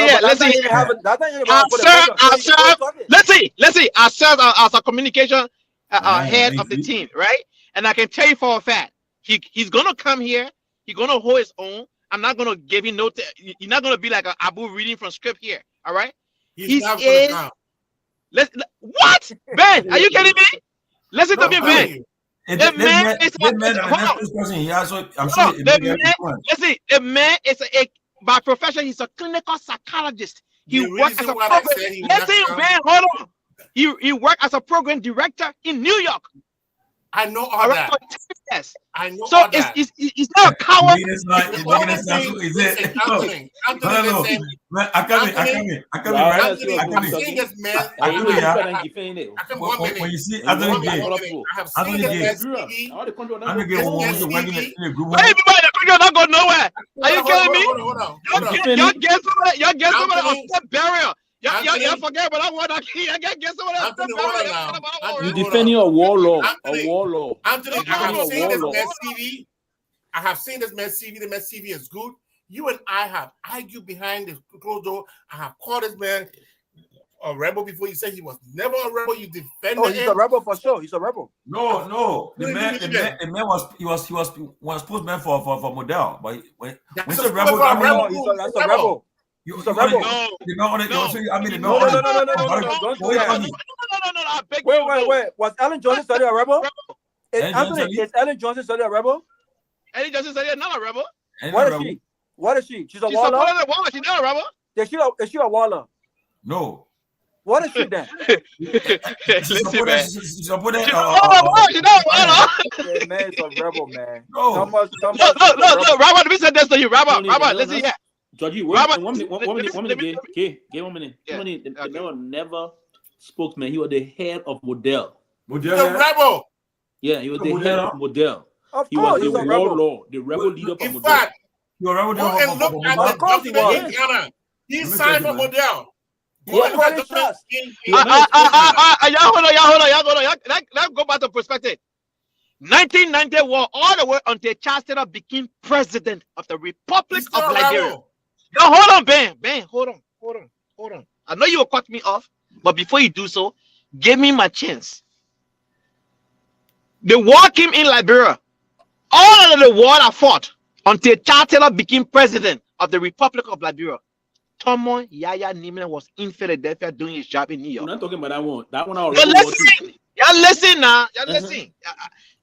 Pewee, that whole small people are begging you. Yeah, go ahead. Yeah, but you can give me chance. Now, Tomo Yaya Nimena got involved when all 14 counties in Liberia were open. That folks and other people who are not even county dweller started moving around in those various counties freely, except for Grand Gillette County. The people in Grand Gillette County were under torment, real torment under Charles Taylor. That's not true. What you mean that's not true? Stop that. What you mean that's not true? Your men are rebel. These are rebel. Where you gonna listen argument? Is that a lie? I beg you, man. I said Charles Taylor became president. Said what started? Listen, when the war started, no county was involved. It was Charles Taylor and his men. All right, and we called Charles Taylor a rebel. Your man is a rebel. No, Ben. When Taylor became president, I come in, Anthony. Did a man go on the battlefield with military? No, but you never did.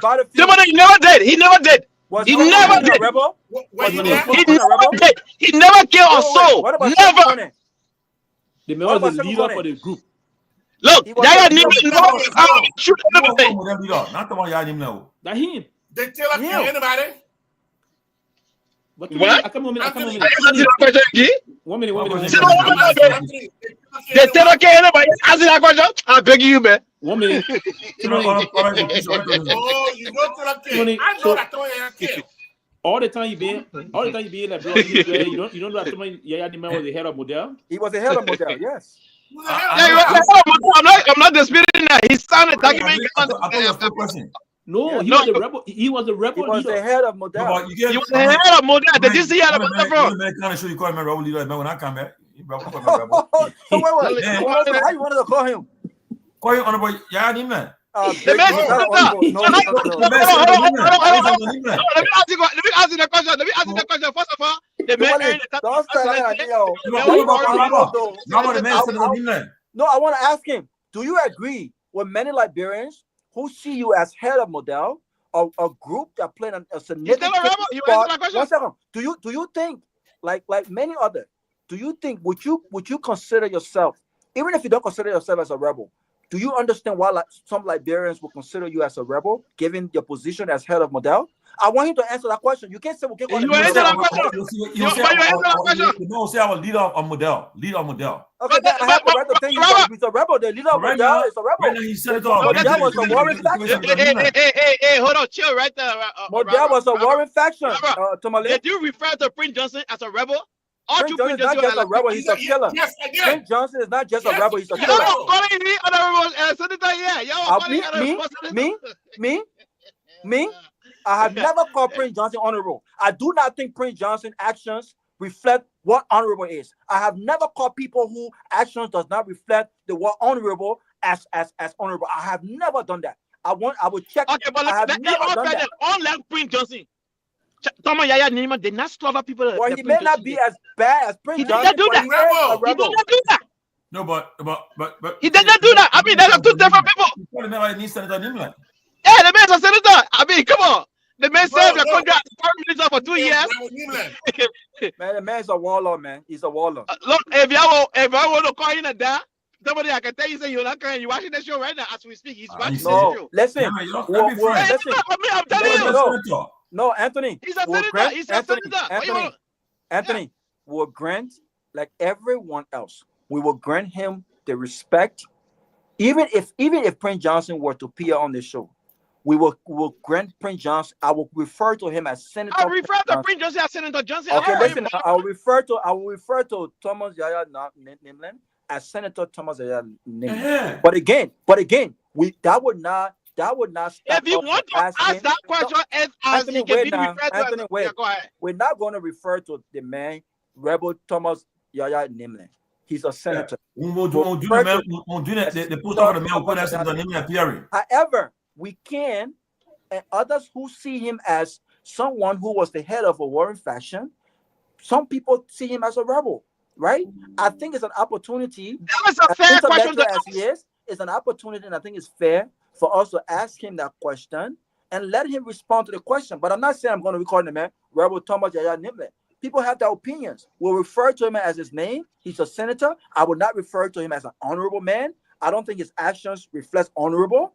I think he should have his day in court. I think he's innocent until proven guilty. I have not heard that he killed anyone, but I do believe that Model killed people, right? He was ahead of that group. And it's an opportunity for him to come here and further give a clarity where clarity is needed. We'll have a decent and respectful conversation, but that conversation will be firing and fierce. No problem. Welcome. No problem. Fair game, fair game. So we'll put the announcement out with Sister on. I didn't know be appearing. In all fairness, I can't guarantee tomorrow, but I know I'll reach out tomorrow and we'll set an appointment from there. That man will not come on this show yet. Hey, my man, stop saying about. Look, get excuse to this man say he's not coming. Look, that he's a fearless man.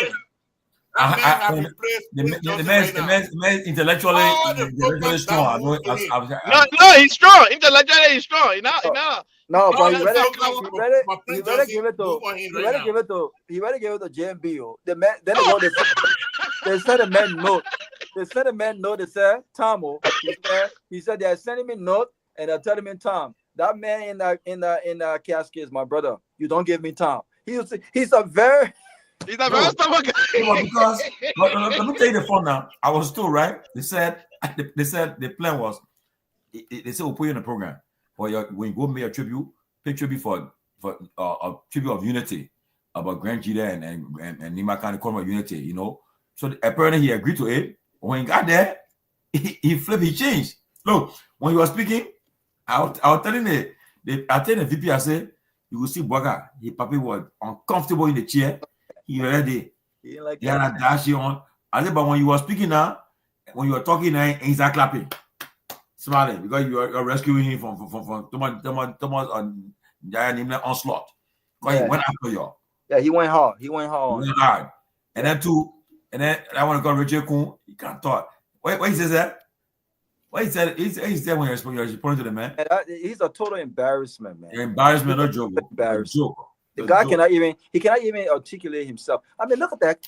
Come on, he's a total embarrassment. I do disagree though, Sylvester. I do disagree, and I'm hoping that we can invite a representative Ability on, so he can further elaborate on their decision to boycott the speech, because I don't know if they didn't want to cause chaos or some national embarrassment, but I would have expected, and if I was on that caucus with them, I would have argued, listen, I think we should attend.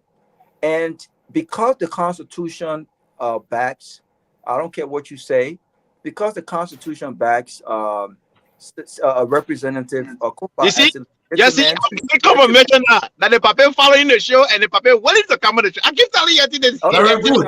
That's fine. Very good. I love to hear that. Hold on, guys. Hold on. I don't want to lose my train of thought. 1 second. Because I already lost my train of thought. But what I'm about to say is, I think that they are giving the fact that they will not be in attendance. I think they are giving these guys a free ride, right? Because I was hoping that they insisted that the legislative part of the speech was conducted by the legitimate speaker, and if there was a pushback from the organizer, and I think I mentioned that before, and you guys said, well, they will have security there. If there was a pushback, then a disruption happens, because you can have Richard Cohn in charge of that legislative process, because constitutionally he's not the speaker.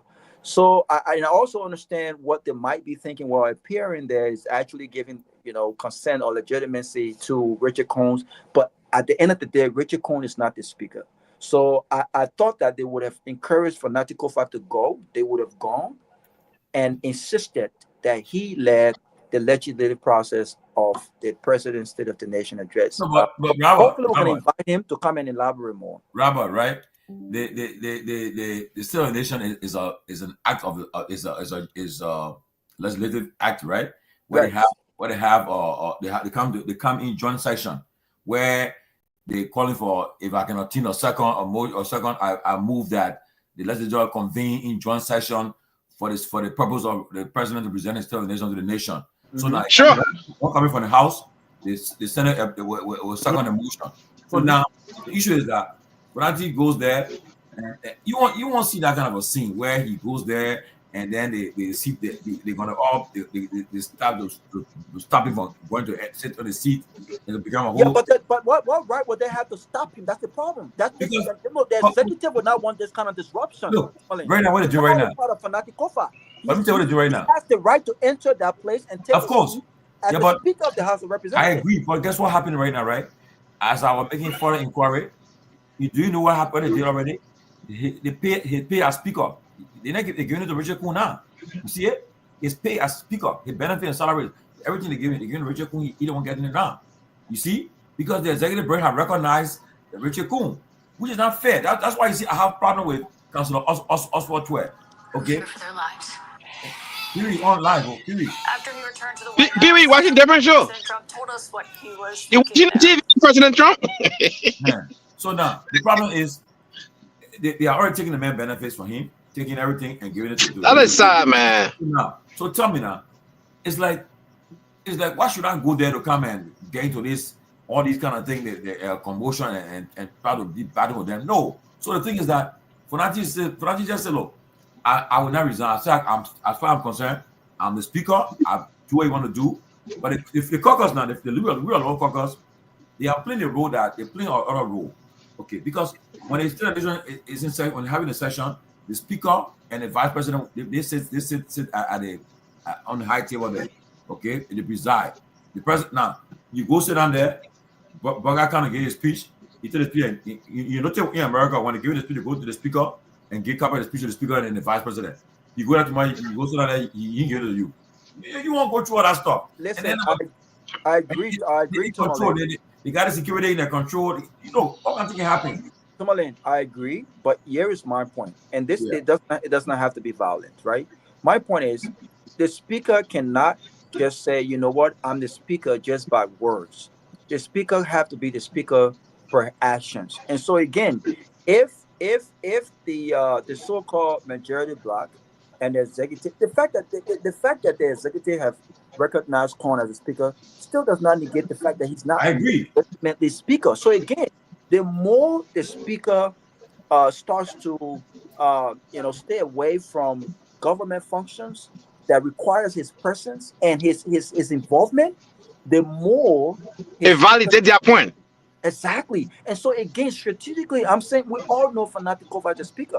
There are certain things he may not have control over, such as had he attended the funeral of Prince Johnson, I'm sure President Weah would have recognized after he recognized. Of course. President Weah would have recognized if he was at that funeral. When President Weah was addressing, he would have said, absolutely, Mr. President, Mr. Vice President, Speaker. Yes, he would have done that. You call his name. Yes, so we need more action like that.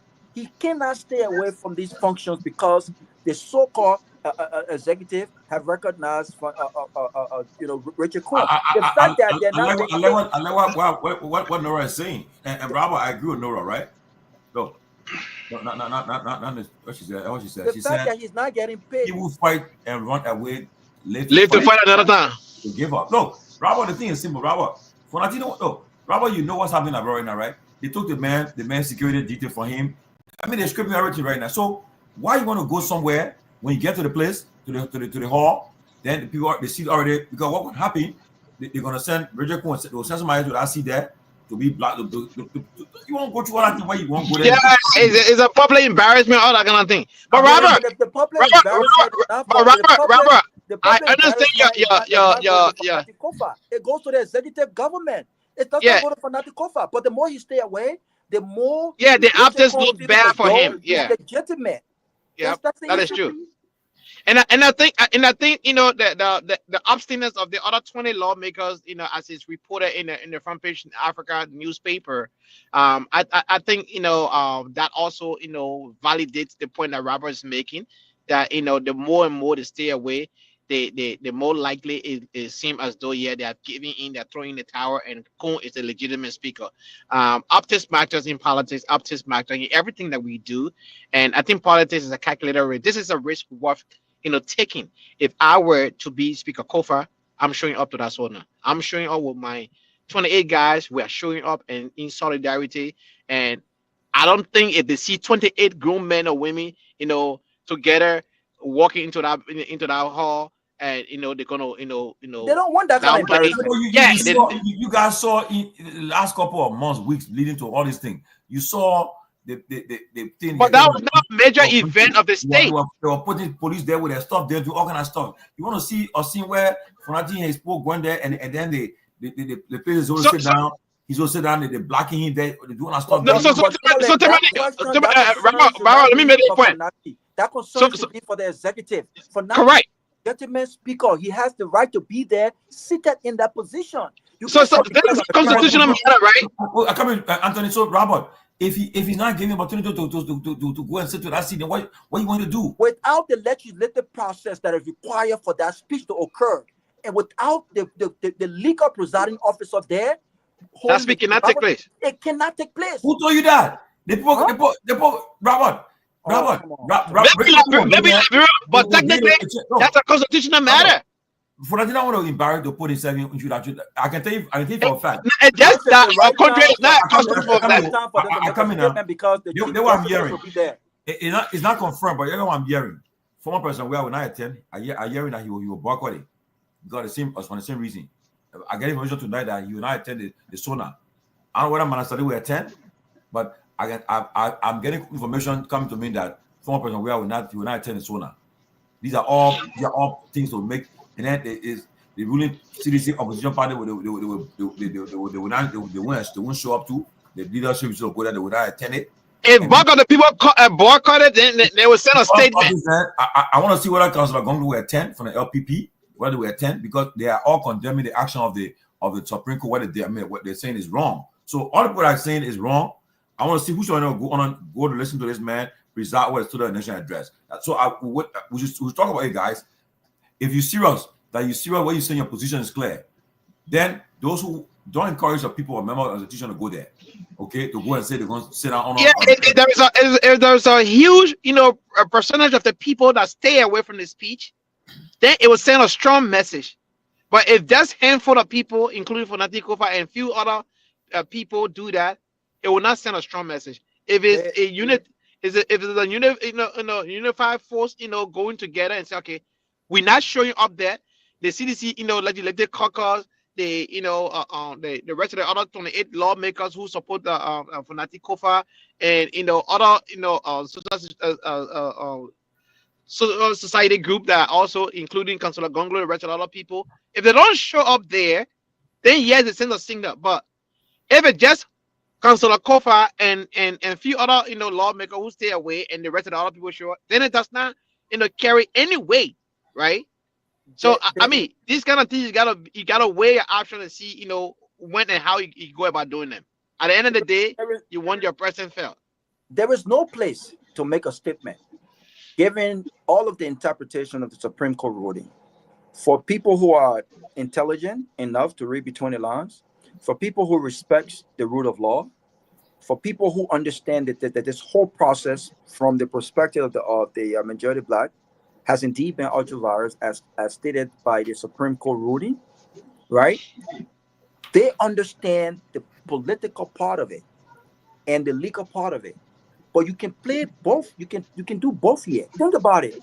This is an event where you're gonna have the Chief Justices of the Supreme Court in person. Number one. Good. You have made a good point. Number two, you're also gonna have all of the so-called people you're gonna have the Justice Minister, the Attorney General, who deliberately interpreted the Supreme Court ruling rather than respecting the ruling as stated. You're going to have all these people there.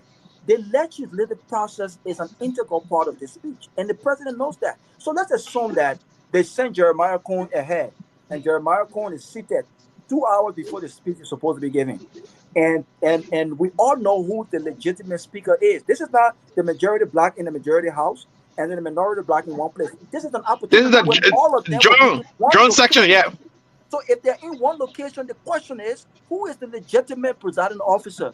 We all know, regardless of what these guys think, regardless of what they're at that point, it's Kofa. Regardless of the fact that they have taken away his benefit, the fact that they're not paying him, at that point, it's still Kofa. That he's the legitimate speaker. This is where you make the statement. I will show up and I will demand, along with the rule of law caucus, that in order for this speech to occur, we need the legitimate speaker must preside in this process. Other than that, this speech will not be given. You don't have to fight. You don't have to. I want to see the executive lawmakers or police officers to put this guy back. I want to see that happen. It is a good point. The rule of law caucus goes to say, look, we're not going to allow it to happen. We're going to obstruct it. They can do that. Okay. Yes. Until the legitimate speaker preside. After the summer, you can return back to your majority black where Cohen is residing. We'll return back. But this area right here, this is the speech. We will preside. Somebody said, Robert, this is like bro we're talking about. I'm not serious under that. Listen. Somebody said, Robert, this is like bro we're talking about. You see that in the comment section? But not because has security too.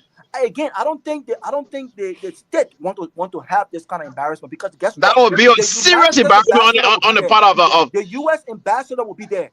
And they've already in that statement. The ambassador from Korea will be there. They don't want that kind of embarrassment. So the African representation of ECWA will be there. the visit of the state of the nation, it will have to be a John sitting. Yep. And in the John sitting, the speaker will have to be the presiding there.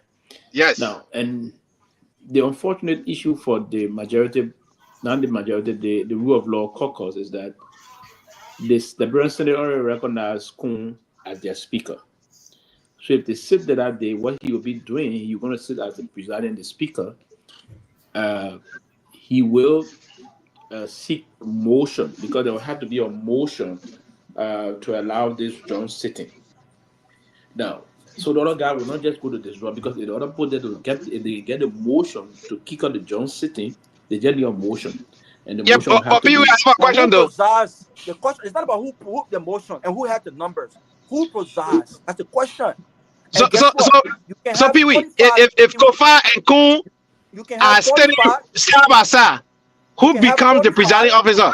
You can have 45. I'm not care about the numbers. I care about the legitimate process. So you can have 45. That's the Kofa problem. can have 20, 27. At the end of the day, the question is who legitimately presides in that process. Robert, I gave Pewee the chance to respond to that. The other aspect is that Robert, the other guys already went to Kunsa recognizing him now as a speaker, right? I'm asking a question, Robert. No, they haven't. No, they're not recognizing as a speaker. But they went to sit on his Bible, right? No, they haven't not. If they had, they would not done it yet. They said okay. They agreed to go say that, but they have not done so. Or they agreed to go. I don't even. Yeah, know but they have not done so. So that they did a press statement. Yeah, that based on that press statement, I'm saying they did a press statement. It's from the that lasted for 3 minutes. It's from the same press statement. No, so, they already said. They already said. They went already. I didn't watch that part. So the problem there is if this, there will have to be. So if Kofa is there, it's going to be a difficult thing because my problem there is the state is recognizing the Senate is recognizing Kun, the executive is recognizing Kun, and so if I don't know how the challenge process is going to go, but it's a very difficult and kind of it's embarrassing. I don't even know how to put it. It's embarrassing, but that's what you want. You want to embarrass the government. That's what you want. It's really embarrassing. And if it can man up, they can push the process. If I will go. If I were Kofa, I will go. I will show up. But is Kofa in the country or in the US there? I don't know, to be honest. I don't know. If I was him, I would go. You can't keep staying away from these important events, Sylvester. The more you stay away, the more it takes away, you got to show up. You don't have to show up to the Richard Cohen people's spot. There's a reason why these guys have not come together yet. But at these kinds of events, I don't give a darn what the Senate have endorsed. I don't care about that. The fact that the executive have recognized Richard Cohen or the Senate have recognized doesn't make it right. It doesn't make any of this legal, right? We still know that this is illegal. They have agreed to support on a constitutional matter here, right? So it still doesn't take away the fact that Kofa is the legitimate speaker. He have got to assert himself, especially and make statements, especially on occasions like this, because you're not going to have many occasions like this where the executive can do what the executive wants, and the Senate does what the Senate wants. This is a drawn process now. This is not what the Senate, the president wants. This is not what the Senate wants. It's what is legally required. And everyone understands that. So if they want to go, I'm not going to show up with the intention of fighting anyone, but don't put hands on me. Don't do that, because I'm not fighting. This is my right. I'm the legitimate speaker. And so if we must go through this process, the legislative process, then the legitimate speaker must be the one presiding. You make that kind of statement in the presence of the chief justices, in the presence of the U.S. Embassy. We know what they stand. They don't support Richard Cohen. They don't support this whole unconstitutional stuff that's happening. You make this kind of statement, and then let's see and let the chip fall where they may. So I don't think, maybe they have that rationale of not attending or boycotting, but I don't think it's the right strategy. I don't think, because you stay away and you let them do what they do at a major event. And remember, this will be the very first major event where you will have the illegitimate speaker presiding, right? This is a very important. Yeah, but the questions should be asked, right? The Supreme Court. Now, the Supreme Court ruled. Listen to me now. You raised a good point, and I want to catch on that point.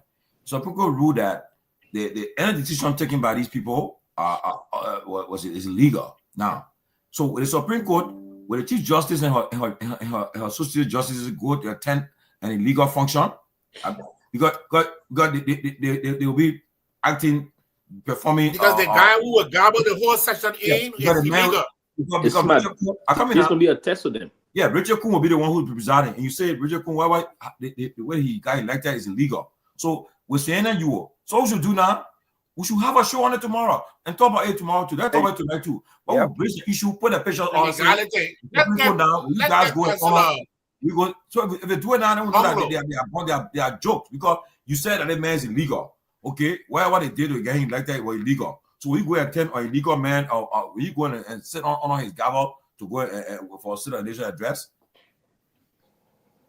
Yeah, so that's a good point you just raised. But again, I think we should have definitely have a show on this, and we should speak on this. But again, I recognize, and a lot of people who understand, some people who have not made public statements, they know who the legitimate speaker is. And again, strategically, politically, whatever, when we talk about embarrassment, Joseph Boakai and the executive does not want this sort of embarrassment in the presence of dignitaries and other folks who's going to be there. They don't want this kind of embarrassment. So the embarrassment is not for Fanatic Kofa.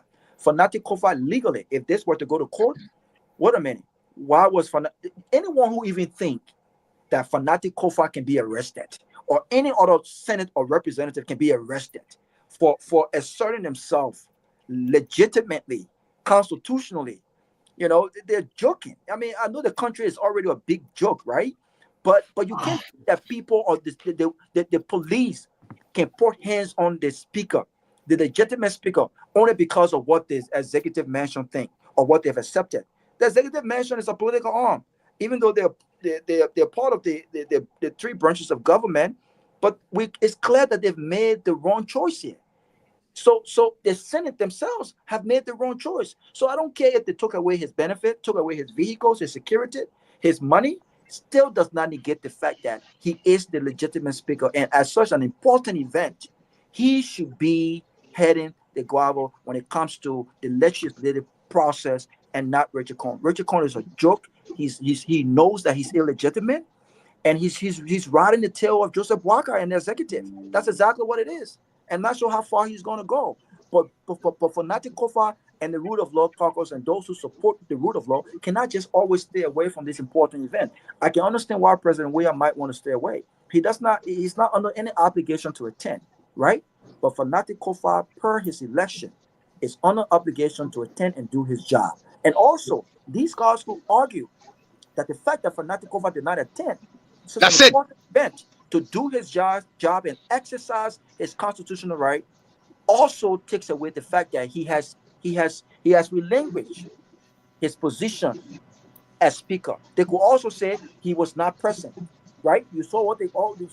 Yeah, they always argue that they were not present. Yeah, absent of the speaker, the deputy speaker. You got to think about these things, but I don't think I support the idea of them staying away. That's why I think we should invite Representative Billy to come and expound on why they decided to reach this decision. Because again, if there's any embarrassment that will happen, that embarrassment will come from the executive national. They will be the one to have press conferences. They will have to be the one to answer. It won't be fanatical because he's within his right. Those representatives cannot. No police officer can test those guys. I want to see that happen. And to your point, Robert, here's another thing. This is not about then saying, "Oh, we can't sit under his gavel." At this present moment, they have no choice but to show up to that particular location and sit down, and they will have no choice for Fanatic Kofa to take on his role. They cannot stop him. No police can put hand on him, and nobody can say, "Oh, we can't sit under his gavel." They cannot do that at that particular moment. Yeah. And every sector of government will be present, including the Supreme Court and the Supreme Court article, the Chief Justice of the country.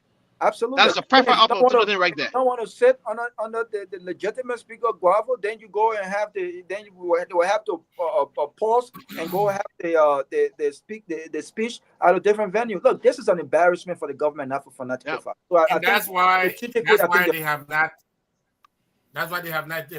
taken his office away yet. Because he is daring them. Come on, move my stuff in the office. Man for the file. He said, "I don't regret my tribute on the weekend. I'm waiting for the War Crime School. President Barr will have to resign from the president and join because he was accused of forming the Liberia Defense Force." I say, "You're getting serious." If I'm ready now? Yeah. Now you don't want to say that today. Yeah, he said today. One small interview him. We're gonna get serious. But and listen, Tomalin, thank you for telling me to bring him here. It's an opportunity for him to communicate to the Liberian people so other people can hear him out. One good thing I like about him, he's not afraid of the media. And you see, he was interviewed today by Spoon, one-on-one. So he's not afraid of the media. He will come here, and let people hear his side of the story.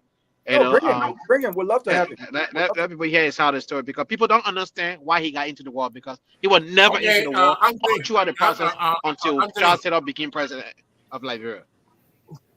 Anthony, let me practice one of my questions. You won't be a devil advocate? Go ahead. I won't practice one of my questions because I will. But you won't practice. Go ahead. I will have the documents with all the signature of the. But he signed. He didn't deny that. Okay, sorry. Go ahead.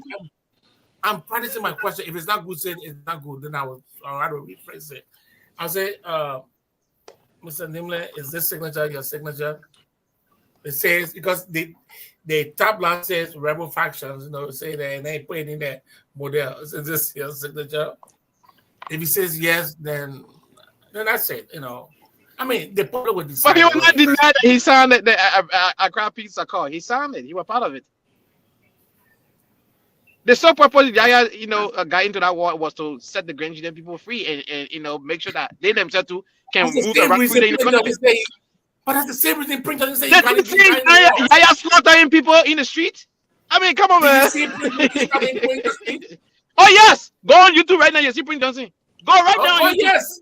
Go yes. You don't see Yaya. You don't see Yaya today. But Ben, the man, you have no proof that the man know what to go and find somebody. Man, it's right now you go on YouTube, you will see Prince Johnson. Listen, right there. Listen, the proponents, listen. The people that the children would then rape. War is an ugly thing. Nobody is proud of war. Nobody is proud of war. The people that the ICC have convicted, they didn't have to go to the street to shoot people. They sat home and playing war. So then someone didn't even shoot one bullet, but they are convicted because of their actions. But boy went to that very head and walked out there here and play good day. So I don't know why you making this in that. So I'm not talking about people who walk away. I'm talking about the people who playing war in jail. Tomalin was a planner. So let me buttress this point, right? To Anthony's point. Let's assume that, you know, he did not kill anyone, right? A lot of times when you have wars, right, they don't necessarily, you know, go after soldiers necessarily. They don't necessarily go after people who actually literally committed those crimes, right? People that are responsible. There's a reason why Charles Taylor, to some extent, was being held for atrocities committed in Freetown. Some argue, how could that have been possible when he wasn't even in Freetown when those atrocities were committed? And they here will argue that, well, guess what? He financially supported, what was his name? Oh boy. He financially supported them, and he also purchased guns to give to those folks to commit those crimes. Knives. And so any Liberian can argue, hey, you know what? This person wasn't involved until this time, or this person did not kill as compared to other warlords. But if you, as head of a group, and the intent is to revolutionize and not to commit murders, not to steal from folks, not to torture folks, not to harass folks. If that was the standard as a leader, it was incumbent upon him, I will argue, to ensure that, you know, those folks under his command were following those standards. If something were to happen at my property, as the leader of my department, you think that they're going to hold my team accountable? I'll take the responsibility. I don't necessarily have to commit the crime. So I agree upon that. I don't think it's smart. Let me lay on this note. I don't think it's smart again. He should come and make his argument and maybe tell Liberians why he got involved and the role that he played as head of Model. But anyone who argues because he did not go and literally kill someone or stab someone or stole from someone or torture someone, so somehow makes him less than a warlord, I don't think that argument holds, and I don't think it's logical. No, I don't think I ever made that argument to say he any less of this. What I've always said was, the entire war that happened in Liberia until Charles Taylor became president, he was never involved. What prompted him to have gotten into what he got into was the fact that the war was already over. We have an elected president called Charles Taylor, and everybody else were going to Liberia counties and moving around freely. But people in Grand did not have that freedom. That was the point when he got involved. Then the people of Nimba can argue that proud to Johnson got 1980. involved. So. Right. Prior to 1989, Nibanians will say the same statement. There was an elected president. Everything was going on, but only those of us in Nima, we were the ones that were being attacked, and that's why we joined the war. Yeah. Why will you say? Let me just say this, Ben. They prior to 1980s, 1989, 1989 Liberian War circumstances is completely different compared to the 2002. Yeah, it's a difference now. Yeah, it's a difference. War came to the country was war torn. Everybody, most people will have over 1 million Liberians that fled the country, that went in exile and all of that stuff. Taylor got elected president. People went back home. A lot of people got repatriated from Ghana, from Ivory Coast, out of Guinea, Sierra Leone, went back to Liberia. Okay? Anthony, you want to listen, Ben, stop this now. Ben, you know what I'll do? I'll reach out to the pop, let you come here and defend and say, yeah, Anthony, I was not there. You just said just on that. So let me get not be the one to speak for him. You just said Taylor targeted the Nigerians. They were offering everything. That's not. And again, I don't want to make it. You are in Taylor government, so you don't want to agree to that. What? Listen, I don't want to make it a trouble issue. Do you know why I was at Pewee? The Nigerians 100% undermined. The Nigerians were very dangerous when it came to undermining Charles Taylor. Look at that. Christopher Johnson. Look at that. Look at that. The fellow that was killed to the U.S. Embassy in 1999. Madison Myean and Guar. That notorious guy. Madison Myean was killed at the U.S. Embassy gate. Those guys were bent on undermining Charles Taylor government. Dangerous folks.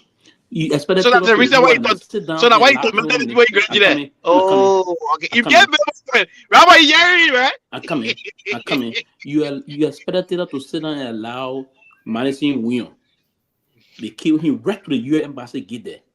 He went the customer to wanted to kill Taylor, then they started to flee to enter the U.S. Embassy. The men killed him right to the gate. They pumped his head, they busted, they killed him. You expected Taylor to sit and observe those people come and undermine his government? You expect that to happen? No, but besides that, right? I remember vividly.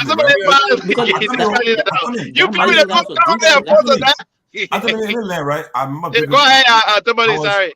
When Taylor became president, he made Roosevelt Johnson ambassador to India. Later on, I think the same place, but I'm sorry, he said no. Yeah, coming out when he got sick, Taylor. When he came back from India, he got sick. Taylor saying gave money to go for treatment all. But then, to our surprise, that time I was attending AME University. We're in a school we're in.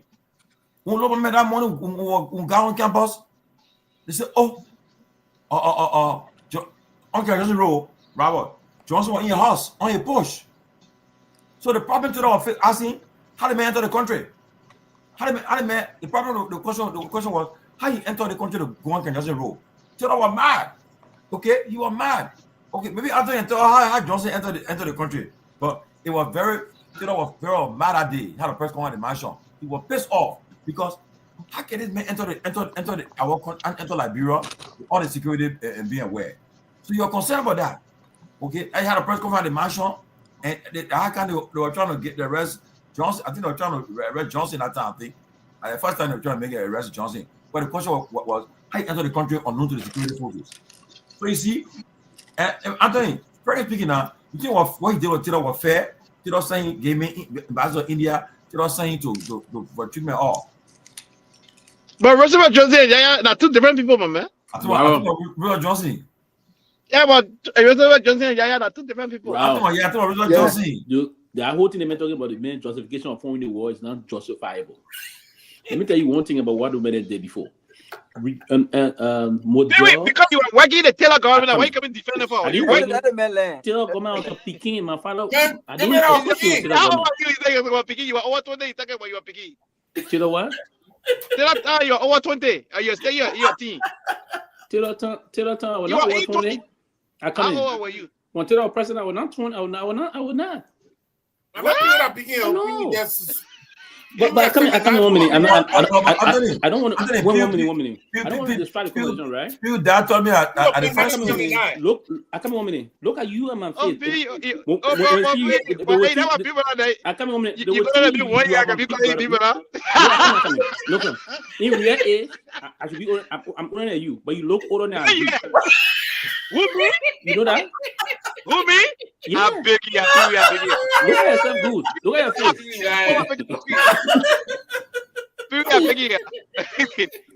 Look at your face. You listen. You are both very quiet people. I've never seen a Lofa man. You what? This. I'm born at the you're born at this now. So what is big difference? Lofians are very quiet people. You 45. I'm 44. And then you say you look younger than me? Yeah, granted. I was saying, I said, but we rather begin on the show. We're beginning on the show. I'm your big brother, so you see the difference? No, we are crowd. You know what people somewhere. They will say you my big brother.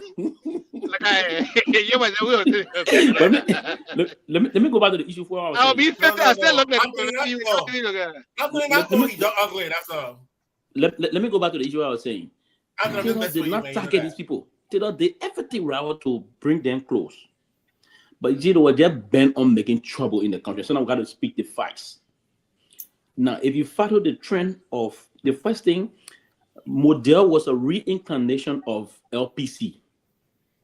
Yeah. If you remember the atrocity LPC committed in the Southeast. Grand Coup. The atrocity they committed. They put mean people here. They decapitated people here.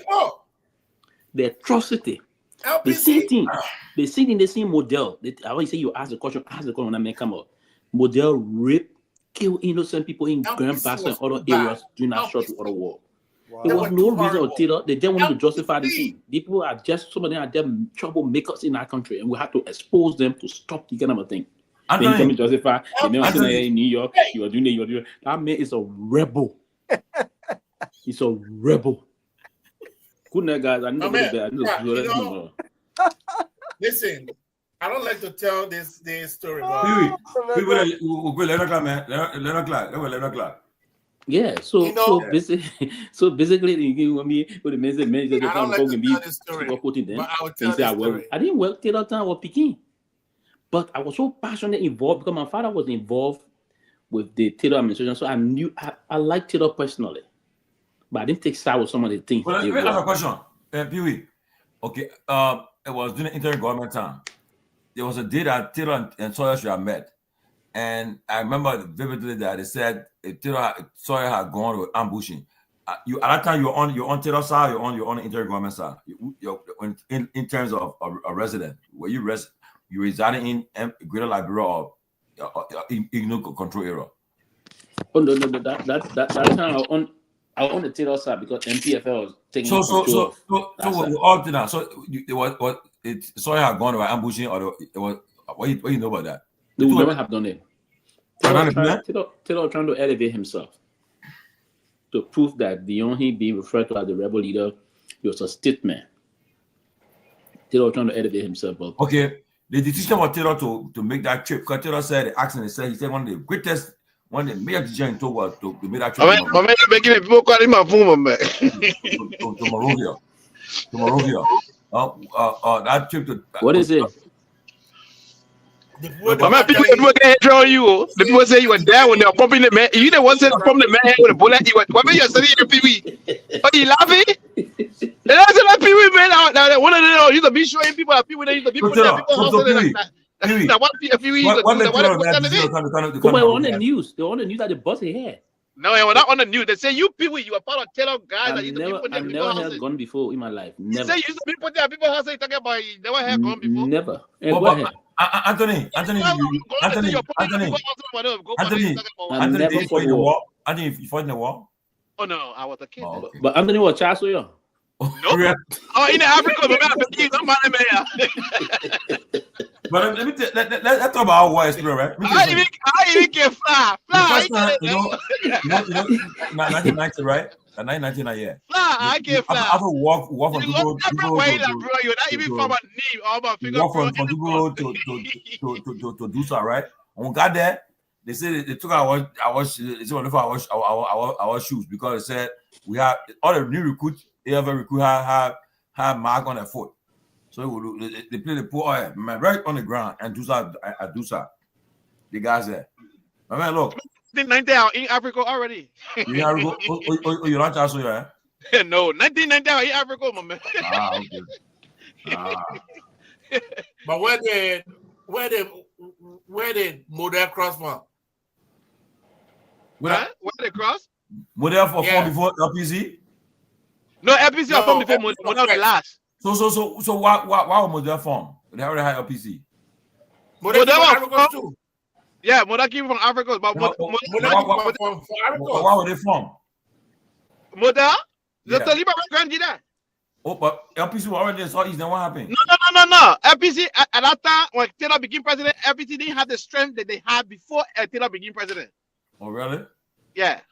What? Yeah, but the guys had already fought. They were tired. They really didn't have the resources they had. They already have become president. People say, okay, let's lean back. So the guys talk like everything are going to be good and strong. You know, people are going to return. But everybody returned to the county. And somebody who wouldn't killing, when they killing at Greystone, everybody they guess anything. They want anything. So when they killing at hand, I wouldn't that killing. I was at Greystone. So somebody proving the killing. You see? No, but no. When LPC committed one of the worst atrocities. I heard about that. Man, they were bad. They were horrible. You see, Maryland, Grand Crew, other area. Man, I was there. I'm telling you, people were bad. That's not our job bully, right? That job bully. Now, Yaya. It's now we get confused. Job bully, Yaya. What bully? Job bully. I come in. Job bully, but you're at the war front. Yeah, I come in. Yaya didn't raise money. Yaya and the political leader raising the money, sending it at the time. No, but job bully LPC or LPC. But you say what for model? How you say raise money for them? Don't mind. Listen, no warning until 2002. Wait 1 minute. So what happened to money? Okay. They may say you were small, but you remember all the things. Yeah. My man, I'm a student of history. I follow deeply. Yaya Nimland and the rest of the folks stay here in the US. Decide to raise money. The same way woman I said when you want to raise money for MPFL. Yeah. Right? When she said she contributed 10,000 and the rest of that.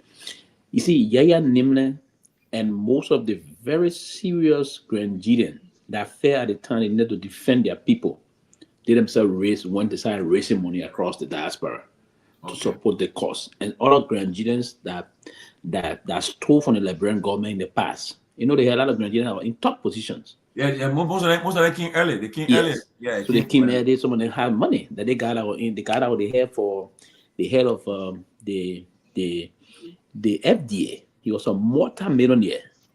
Oh, you talking about KDA? KDA. Yeah, KDA. So you see, how go that? No, but KDA America, but they kick it in America. No, you're in London. You're in London. In Abidjan. He died in London. Yeah. He died.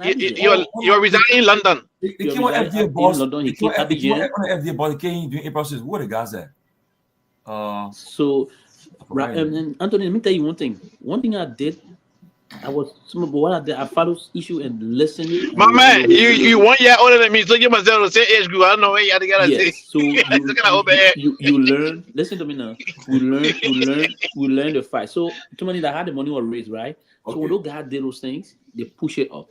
The reason when LPC came down because those guys that they recruited, most of them were they brought them from the forest. Those guys were hunters that they came started killing people. Huh? The news spread the way it spread. People were not happy that had it started declining. Then they came back when it declined because of lack of support, because they knew it was damaged. The men kill people, they will kill pregnant women, kill decapitated people. Wow. That's the reason why when it came down, the reincarnation of that issue came down with Unimbo J and Unimbo K.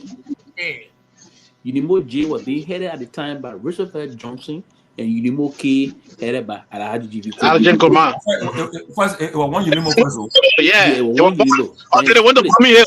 When they put notice that They bring my uncle down there. they brought Unimo J, said we support the Nigerians. What the hell are you people? Who are Unimo here first? Huh? Who are here when Unimo when you want Unimo? Oh, that is guy. General Capet, right? Huh? General Capet? Yes. It was Capet and then another Udo. Ama Udo. There was a Ama Udo. Ama Udo. Yeah. Katon Capet and Ama Udo. General Abo Capet. I think Abo Capet. Katon Capet was the political leader. And Ama Udo was the military wing head. Military leader on the battlefront, yeah. So that's the structure of it. Then when it disintegrated, and it started one way. So what caused them to split? The thing that caused them to split leadership issue, Haji Kumanfe, he was more into Haji Kumanfe, the crown people wanted to take over. Oh. It was a myth. So they were the problem. It was a myth when the men came to town, why they had to form that leader. In Savalion. Oh, but which one happened when they went for the intern, when they were forming the intern? The intern government thing I come in talk about, I want to talk about Freetown. Now, that Freetown thing, it was. I come in and had a vote. Dr. El Mohammed Sharif, he should have been the chairman of the Council of State. But then I think, what the guy name, man? He was from Grand G there. He voted against. He said he wanted money to be chair, so he voted against. Ahmed El Sharif because they were on the Council of State. Somebody that was split. You know more, I think. No. They was split. So somebody, you have a piece of the story. So you had the story, as I was told, because I was cautioning the whole process too as well. As I was told, because I wasn't there. The story that was narrated, and part of that was narrated here in the Philadelphia area as well. That the agreement was they promised Alhaji Nkrumah that they were going to make him the head, but later on some of the guys said, "But you're in consult everyone. Why are you promising this man?" The word on the street said they took money from Alhaji Nkrumah, so they can make him head, but very few people didn't know. Bunch of the people in Bombing Hill at that time, they have most of the combatants in Bombing Hill. You understand? These guys, some of them are on the gold mine, some of them are, doing other things with the Mandingo boys. But when the guys realized that Alhaji Nkrumah, they were the guy, Thomas Zia. Thomas Zia, thank you. Thomas Zia, yes. Thank you, Thomas Zia voted. Almost all the Myean, he voted against his own organization for chairmanship. Correct. He voted because he was part of Ulimo now. He voted. He's the head man of course. He didn't communicate with a friend. Yes. All right. He took the money, did not communicate with the boys, and then the men already know Alhaji Nkrumah. All he knew, he already got the position. Then later on, when the people realized it didn't materialize, Thomas Yaya also Thomas Zia did not call the men back and say, "Oh my man, I caused trouble here." So Alhaji Nkrumah gave command, and all the guys were relaxing, lecturing. Some of them playing Ludo, some of them from eating, all of that. They were relaxed. They had no arm. They had a minute open fire on them. That's not time became. The crown people like nothing else. My uncle died down there. You understand? For national? Yes. For that Bombing Hill thing. Many of our top fighters didn't die with real war. That Bombing Hill war, their own Unimo friends killed them. Because they were not armed. They were relaxed. They were having conversation. They were cool. But when Unimo United was strong. It was strong. Oh yeah, very strong. Because there was a bond between the crown people and the Mandingo people. But do you know? Let me do you know Taylor paid money to break their party? Let me give my last statement. Yeah. Let me give my last statement on this because I believe you, but man, you tell that boy, man. I for one. Oh, you lie again.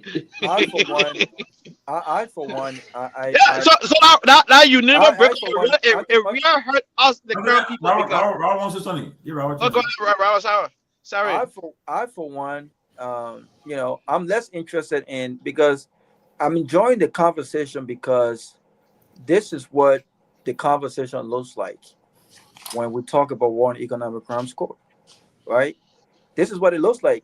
I mean, imagine the people. It's an ethnic thing, right? Where people use, ethnic affiliation to justify what they did, and when it gets kind of messy, you will see a lot of people justifying, well, if this man going to be held accountable, they kill people too. The other person should be held accountable. I, for one, I don't care who you are. I don't care where you come from. You can be my Bassa brother. You can be even related. You can be a family member, by extension, whatever. I'm one Liberian who only wants accountability. I don't care. I want accountability. And I think the best place to have these conversations and to justify people's involvement, especially those who are on the list, to have that day in court, is in a court of law. What's it got in that down? It's in a court I of mean, law. the people dragging the people die one by one. So what we gotta do? The ones that are still alive, I still think they should be held accountable. The reason why a lot of these folks are dying untimely death is because we have prolonged this matter. And look, in hindsight, I understand why Ellen thought that, look, I don't need to focus on war and economic crimes code. I need to focus on rebuilding this country. Tell them, please. But I also Y'all are relaxing here, but I say y'all are I also understand. Look, what makes you raising? Oh, yeah, not raising no money at that time. Robert, Let me let my thoughts, man. Robert, do you really think if 5-year-old Ellen Johnson said will arrest her to go face war crime code, do you really think Ellen does not have to be arrested? Yeah, but Ellen does not have to be arrested. She can drive to court. When we say have that day in court, and I don't think the judges should be persuaded by anything. I think they should be independent. If the Liberian people have a case against Ellen, if Ellen is a warlord, which I believe she is, she play a part in the war. She contributed finances, and I think she has on many occasions gave justification why she did that, right? But she needs to go to court and make her case in court. She can hire a lawyer. She rich enough. She can afford a lawyer. And let the judges, based on the evidence. One second now. First of all, the woman said she was going to be a formidable. Go ahead, Robert. I'll make my Ellen case. Johnson, if this is where it gets messy, because we can't pick and choose who appears in court and who does not appear in court. We can pick and choose who is a warlord, who should be prosecuted, and who should not be prosecuted. And that's the case that been making. Everyone should be. One second, please. Everyone should be prosecuted. It's how we go about it. So the issue will come up when we start saying, well, Ellen Johnson said it because she's 82 years old, she's 85 years old, she can't go to court. Then guess what? If Prince Johnson was alive, then if Ellen can go to court, 72-year-old Prince Johnson cannot go to court either. Then this person cannot go to court. Look, every single person who's on that list should have that day in court. There are 85-year-old people going to court. Ellen is still strong. She can go to court. She can hire a lawyer. She can be represented by a lawyer, and they can make that case in court. I think court is where all of these justification by these people who participated, represented by a lawyer, they will have that day in court. They'll be allowed due process. They should go to court and defend themselves. And we should give those who are judges the benefit of the doubt to reach a verdict on guilty, and the punishment for it. Everyone may not go to jail based on the crime. Tomalin, Ellen may not have to do jail time, but there could be some consequences, right? At the end of the day, we need these guys to have that day in court, and we need closure, we need accountability, and we need a way forward. That's the only thing I care about. All right, but we can't start picking and choosing who goes to court and who's don't go to court. And I'm waiting for that day to come, where Liberians can get Robert, you support retributive justice? You support retributive justice? No, I do not. I don't like that either. Let me say this. I personally want people to go to court, and I agree with Robert. The only problem, as Garguah been being it a long time, the other problem is because of the length of time that the war has taken. It's going to be very hard. Almost 35 years a day. For us to actually get people in prison. However, the war crimes code, the essence is not to jail people. There's a lot more benefit that the public will receive than just putting a few people in jail. But some people will go to jail. Some people will have to go to jail, Ben. Yes, some people. Listen, the reason why I determine who goes to jail, who doesn't go to jail. Listen, Robert. The reason why it will be. Let me tell you, Robert. I'm sorry. The reason why it will be difficult to have even one person in jail for the war crime code in Liberia is being 35 years. Members feel it. defense lawyers will jump on that thing. I mean, cases even 2 years, you don't take your case to court after 2 years. Your defense lawyer is in trouble. Sometimes even a month, a week, the defense is in trouble. Then 35 years, the defense lawyer will only step by and say, "Oh, that person's memory is failing." I mean, people can't account for exactly what happened over 35 years period. Listen, Ben, I can tell you this. The person who committed the crime, that memory can fail all day, but the victims can still remember. Those people whose parents got killed, who aunties, uncles, who children got killed, that memories have not faded. So guess what? Yes. So what are you using to defend that? It's incumbent upon you again to make your case in court. The state and those lawyers will only have to get witnesses. There are people who went through. Look, do you know people still remember how their mother died? Do you know people still remember? And this is a public record. So the person you don't. And some people told some fake story too, like they were in Nimaka, they were looking for again fine. We will not care about your memory being lost all day, and there's no statute of limitation on when war crimes court can be established and when people can be prosecuted. Yeah, there's no statute of limitation. We have just decided to delay the process, but delay is not denied. If a serious government takes place, who is about action, less talking, people who are alive, those who have died, they've died, they're gone. Those who are still alive will have that day in court, and if the case is against you, if you gotta go to jail, I want you to make a case against me that I did something to you 2 years ago, and it was just you and me, and it's a 6 other person. And you said Ben did this to me. I said no, I didn't do it. And what are you gonna say? Oh, the evidence are there. What are the evidence? Oh, come on, man. Wait for the war crimes court. The evidence are there. People got murdered. Let me tell you something. People got murdered in person. And let me say this. Some of these murders happen publicly. They're public record.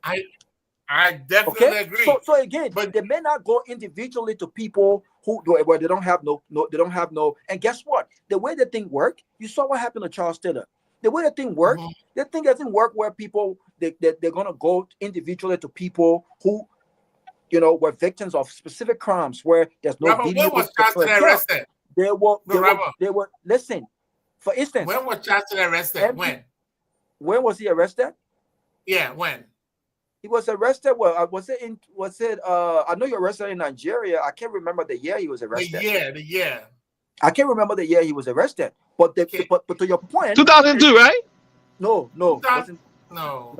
I don't think it was 2000. Let me ask you a question, right? It was before the election of Ellen Johnson. Your thing is fair for Charles Taylor being jailed? Ellen was already. No. Your thing is fair for Taylor being jailed?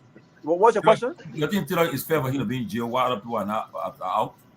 It's not fair, but guess what? He's not in. It is fair because he's not in jail for Liberia. We can talk together now. Let's talk one now. Go ahead, Anthony. No, go ahead, Rob. No, he's not in jail for crimes committed in Liberia. He's in jail for crimes committed in another country. So, but it's fair. Oh yeah. Well, I think they were just out to get him. I think they were out to get Charles Taylor. Active in the one Sierra when he active there, when he had troops on the ground in Sierra Leone. Yeah, we don't know. There. Come on, man, stop it. I don't care about what happened in Freetown. Tell me, I know because the case against him is a public record. He was buying diamonds. He had a whole place. He was controlling the whole area. Yes, Taylor was a horrible guy. It was horrible. No, he was a horrible guy. A horrible guy. For me, my position, right? I believe in restorative justice, where people can look at each other. You come and confront your those who committed crimes against you.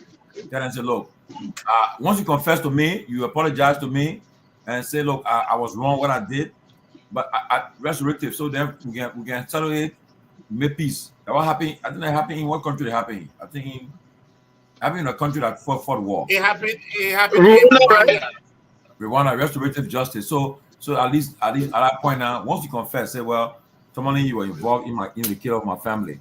Once you have made a fact, we come to understanding, we accept it. You know, like for instance, right? Like I have one of my brother in America today. In fact, he's my lawyer. His mother, his sister, and his big brother they were killed in a Lutheran church massacre. Up to now, the two massacres they post still on the front of who committed it. Lutheran church and the one on Dupo Road, the cattle scam, all the things that we still trying to find out what happened to these people. But God, we got 10 more minutes. Your close comments. Let's go. Oh, well, man, yeah. No, my man, I beg you. I don't do whatever you. I gotta work tomorrow. Yeah, man, don't work, man. Don't work, man. You know this conversation here. It is good for all to have it. Liberia needs a closure, and that closure we overlook, and that is the reason why people keep dragging. We cannot run away from the war and economic chronicle thing. No, that's not been released. What do you mean by that? No. Here's the reason why. Look, Chancellor is having a good time in jail, and he's there for the right reason. For the right reason. The only thing that Chancellor been in jail does to us as Liberians, it tells us how we are not serious about the people that were killed in our own country. The man who did more destruction in our country, we did nothing to him. We celebrated that man recently. The step barrier to get it, man. And people can be so insensitive to say even if he came back today, he would be elected. That's the level of craziness. If you are NFL, but be with an NFL man. MPFL, me. I said NFL, MPFL. I'm telling you, the way people can defend Taylor Gallagher or something. Oh my God! Listen, no. In my closing, his father was Taylor French interpreter. He was a diplomat. In my closing, I for one, look, Charles Taylor is where Charles Taylor belongs. Thank you. I don't think Charles Taylor should be released. And Chucky Taylor, nobody even talk about Chucky Taylor killing you or doing that to you. Both Charles Taylor and his son are where they belong. Wow. We can argue that he's not in jail for crimes committed in Liberia. But guess what? When O.J. Simpson went to jail, they didn't get him for the crime he already committed, but they got for another crime. Another crime. Yep. And they bundled it together. But you know what? For those families that were affected, they got closure. So to a lot of Liberians who saw Charles Taylor as a man who did terrible things to them and ordered terrible things, and they did a lot of things in the country with regards to his participation and his role in the civil crisis, in the uncivil crisis, I believe that they may not be happy that he's in jail for crimes committed elsewhere, but they're happy that he's locked up. He's being held accountable for something. May not be for crimes committed in Liberia, but absolutely. And he's not in the streets. He's not free like the other guys roaming around the country that are senator and Robert. Senators. If you watch that case, watch that trial on Taylor. They never proved nothing on Taylor. No evidence brought to prove that Taylor. No, but nothing would have surmised. They were ready to do it. That case was not fair to him. But the time it happened, and you know what? I thought he got one of the best lawyers ever. Of course, the dude from London was yes. He was great. I thought he got one of the best lawyers ever. I mean, and Taylor himself. At some point, I thought you were going to be a exonerator to myself. I don't like that, but even Taylor himself helped himself in court. Naomi Campbell, right? The woman never admitted to anything they said that's the mother. I mean, yeah, but even Charles Taylor himself, I thought he did himself a hell load of good by answering some of the questions he answered. And you know what? But nothing said would have saved Taylor's from not being incarcerated.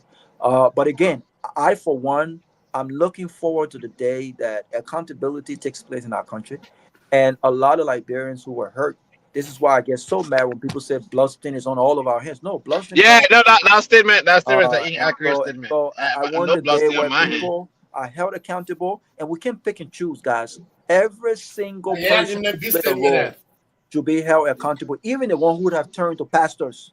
Butt naked should be held accountable. Let him go and tell. I think he wanted a remorseful person. Why? No, it doesn't matter if you're remote. Robert, I saw that guy April 6th. I saw that guy on April 6th who were coming from across the bridge. Who were going. That's what village. He was down Myean Drive. That guy, my man. I saw him. I said we had to get on our belly. We were firing coming right. He was in a complete birthday suit. Like my boy, I gone, my man. Not to say he was. Yeah, but I said we down the ground. Oh, I was stomach firing up the hill there. Man, look. That war. Those guys kill people. People die. People suffer. There has to be some sort of closure, you know. And I think that would be the beginning of the true essence of the rule of law and democracy in our country. I think we have rewarded. We need it in our country. We need it, no doubt. We need it because if we continue this way, Robert, it will be worse. Yeah, I'm afraid of what could come. If Alex Cummings ever became president or anyone else who did not participate in the war, I can tell you one thing: war crimes court will happen. In my lifetime, I know war crimes court will happen. It may not happen on because if it don't happen, Robert, our country will result into another bloody civil war because the hurt is still there. That would not I beg you, war crimes court. I don't think war crimes court opens the door for another civil crisis. I don't think that. I don't see that happening. No. You didn't understand me, Robert. Oh, what you Yes, said? what I said. Good. I said if we run away from the war and economic crime code, we risk the risk of going back to another war. That's what I'm saying. I agree. Because people are still hurt. I agree. Anthony Gay, you believe what it is? Well, Luchin Church massacre was carried out by the death squad headed by a judge in collaboration with AFL. I don't know. I don't know. Let's see. No, forget about my countrymen. Forget about my countrymen. Yes, it's a true. We need to talk about who were in charge of that Luchin Church era. Who were in charge of that Luchin Church era at the time the massacre took place? The government. The government of Liberia. The government. Listen, it is the government of Liberia. Hold on now. The government. They were there for refuge. They were there for refuge. Hold on now.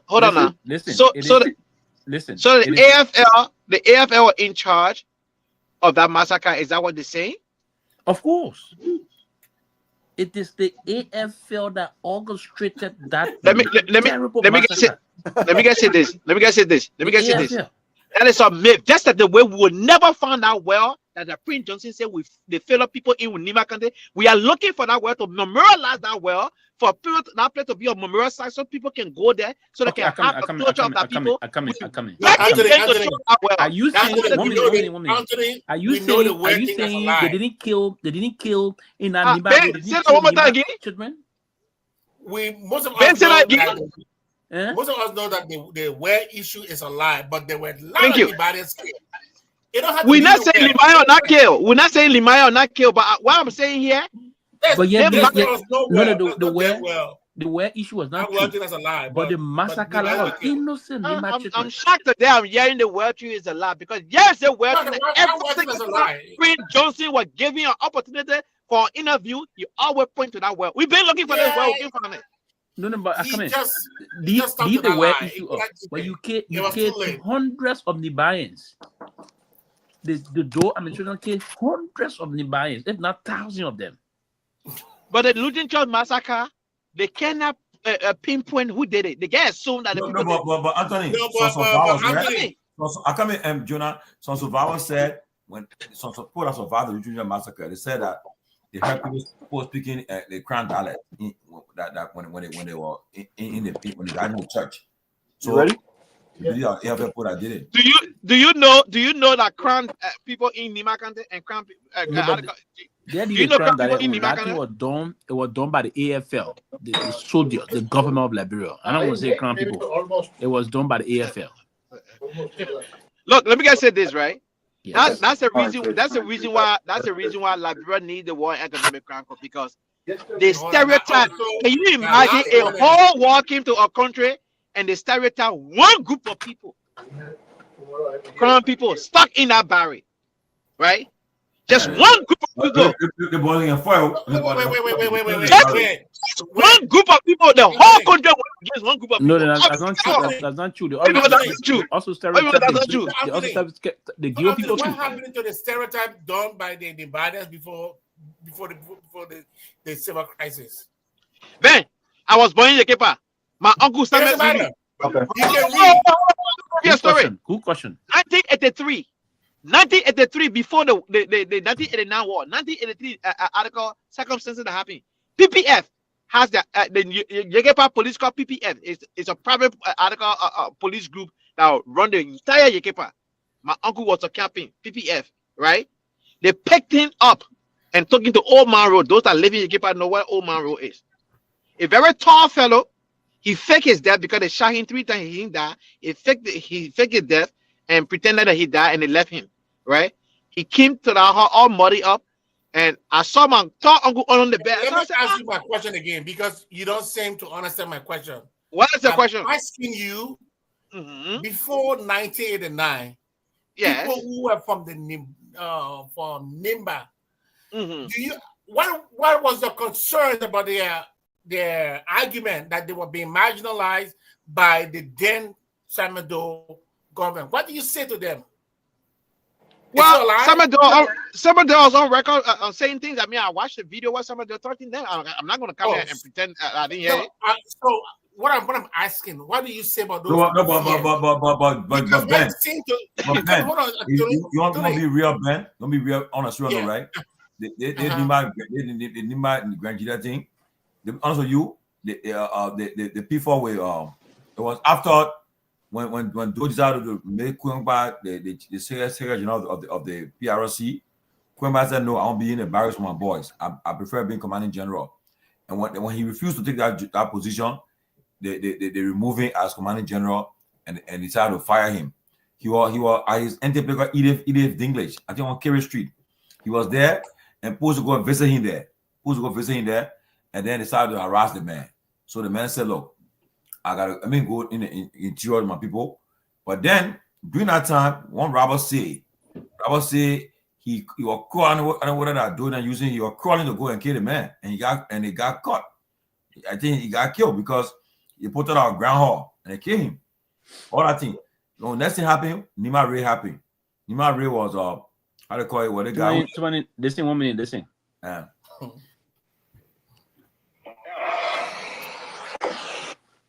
Oh, wait. Sorry. Hold on. That's Simon don't claim.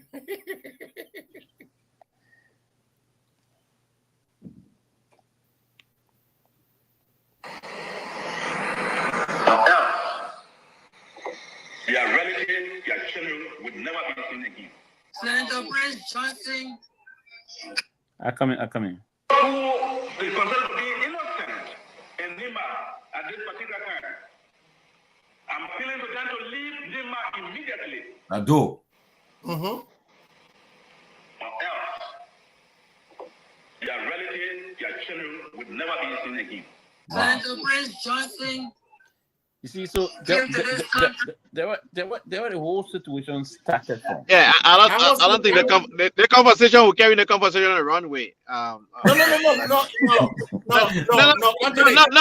Because listen, Ben, one at a time. Let me finish. But I was talking about before you came in. No, I was speaking. Okay, go ahead. The irony here that you want us to start this problem from when they started going after the crown people. And I'm saying, no, we should not start from there. Let's start from where it first started from. It started prior to the 1989 war. This is when this Nima Ray happened. Look, the only way we can... Let me finish. The only way we can solve this problem, once and for all, we have to have these conversations and we have to be honest about it. And to say, these both groups, they kill one another. They are too bad. But for one people to say, "Oh no, you kill other people," no. Both they kill one another and they kill other people. But first of all, Ben, I think you're getting the argument wrong here. We were not talking about crime guilt as circumstances here, right? No. Listen. First of all, we missed the argument. No, but Ben, the war is over. This is not about crime guilt conversation we're having here. What happened here is that Hold on now. Hold on. Can you allow me to? Pewee guys, a lot of things. Pewee guys on recording, eh? It don't matter, Pewee, man. But Pewee, I just found out you're not even born 1979. You're 1972 born. Anyway, so boy, you went to school. They really know your age. They know you very well. You're 1972 born. You're not picky. You're not propagandist. You won't be on level. My big sister. Listen. Before you start, let me finish. Oh, I got very reference. My most senior business on born 1972. My senior business born 1973. Okay. My most senior. All right. But you ready to you said that is 80 now, boy, looking at that. But I guess continue going. But I guess it is right, Pewee and Ben and what is Tomalin? In all fairness, this conversation was not about crying Guar or grandchildren and Nima County circumstances. You see, I'm teaching you now because I hate you upon that. You won't get emotional. You can't. Why can't be emotional? You better why can't emotional, mama? I pick you, man. I can't get emotional like that. I got this skin. I got very thick skin when it comes to politics. But Anthony, before you haven't seen me before. I told you, Anthony, before you, right? I'm looking very before something that you didn't say this kind. Now you talk. I look that what, my brother. I look very fit, energetic, and meet the line. But the thing we're discussing here today is you won't come to bring about. You won't come. No, I'm trying to tell you that this is not about. Trying to bring about the issue about you can't defend your listen. You put the most terrible thing in our country. You can defend what? You just have to stop let me say this to you. No, hold on. Pewee, not because you work for Chartered Up, and then you come here, you know what they call. Not because you work for Chartered Up. All right. Let me get this. No, yeah. Pewee, let me get this to you. I'm partner from Nyenwolo and partner from Garguah. I also married somebody who mother is a Guar woman and father is a Loma man. I got 2 children by her. You understand? So don't. My family is blended. Okay, my stepman from Flumpa. I was born in Yekepa. What kind of thing you talking so? So my family is a blended family. They can't give a thing. It doesn't work with us. You understand? Okay. The blood that running me is we go through history. But you said you said you are more onto the cross side than you are with the Guar side. That's not even an argument.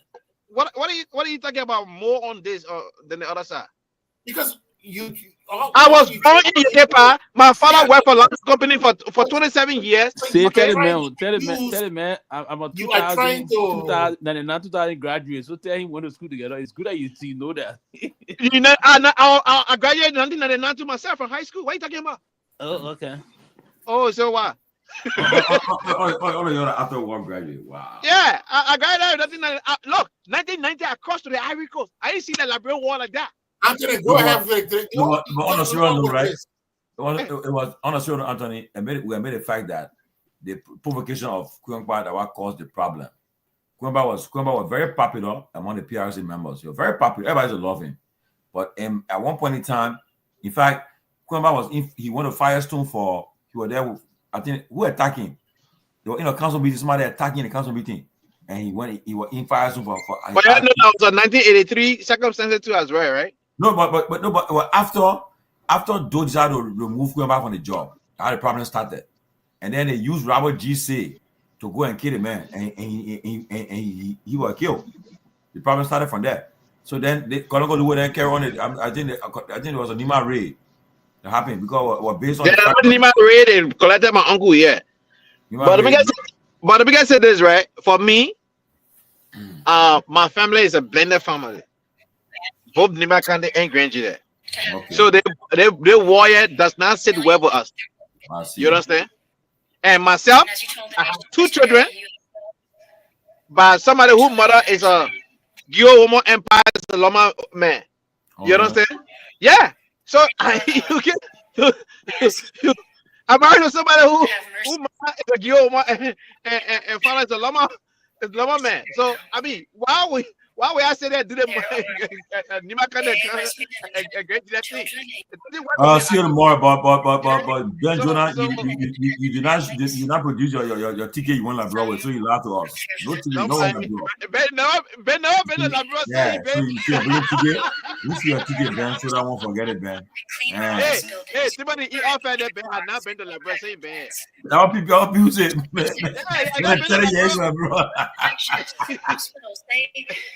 That Ben, some other people need to get caught, but you know that. I'll see you. Yeah. I'll see you tomorrow. Who the other people? Call his name. Call their name. It's called confidentiality. That's why it is. It's not called that.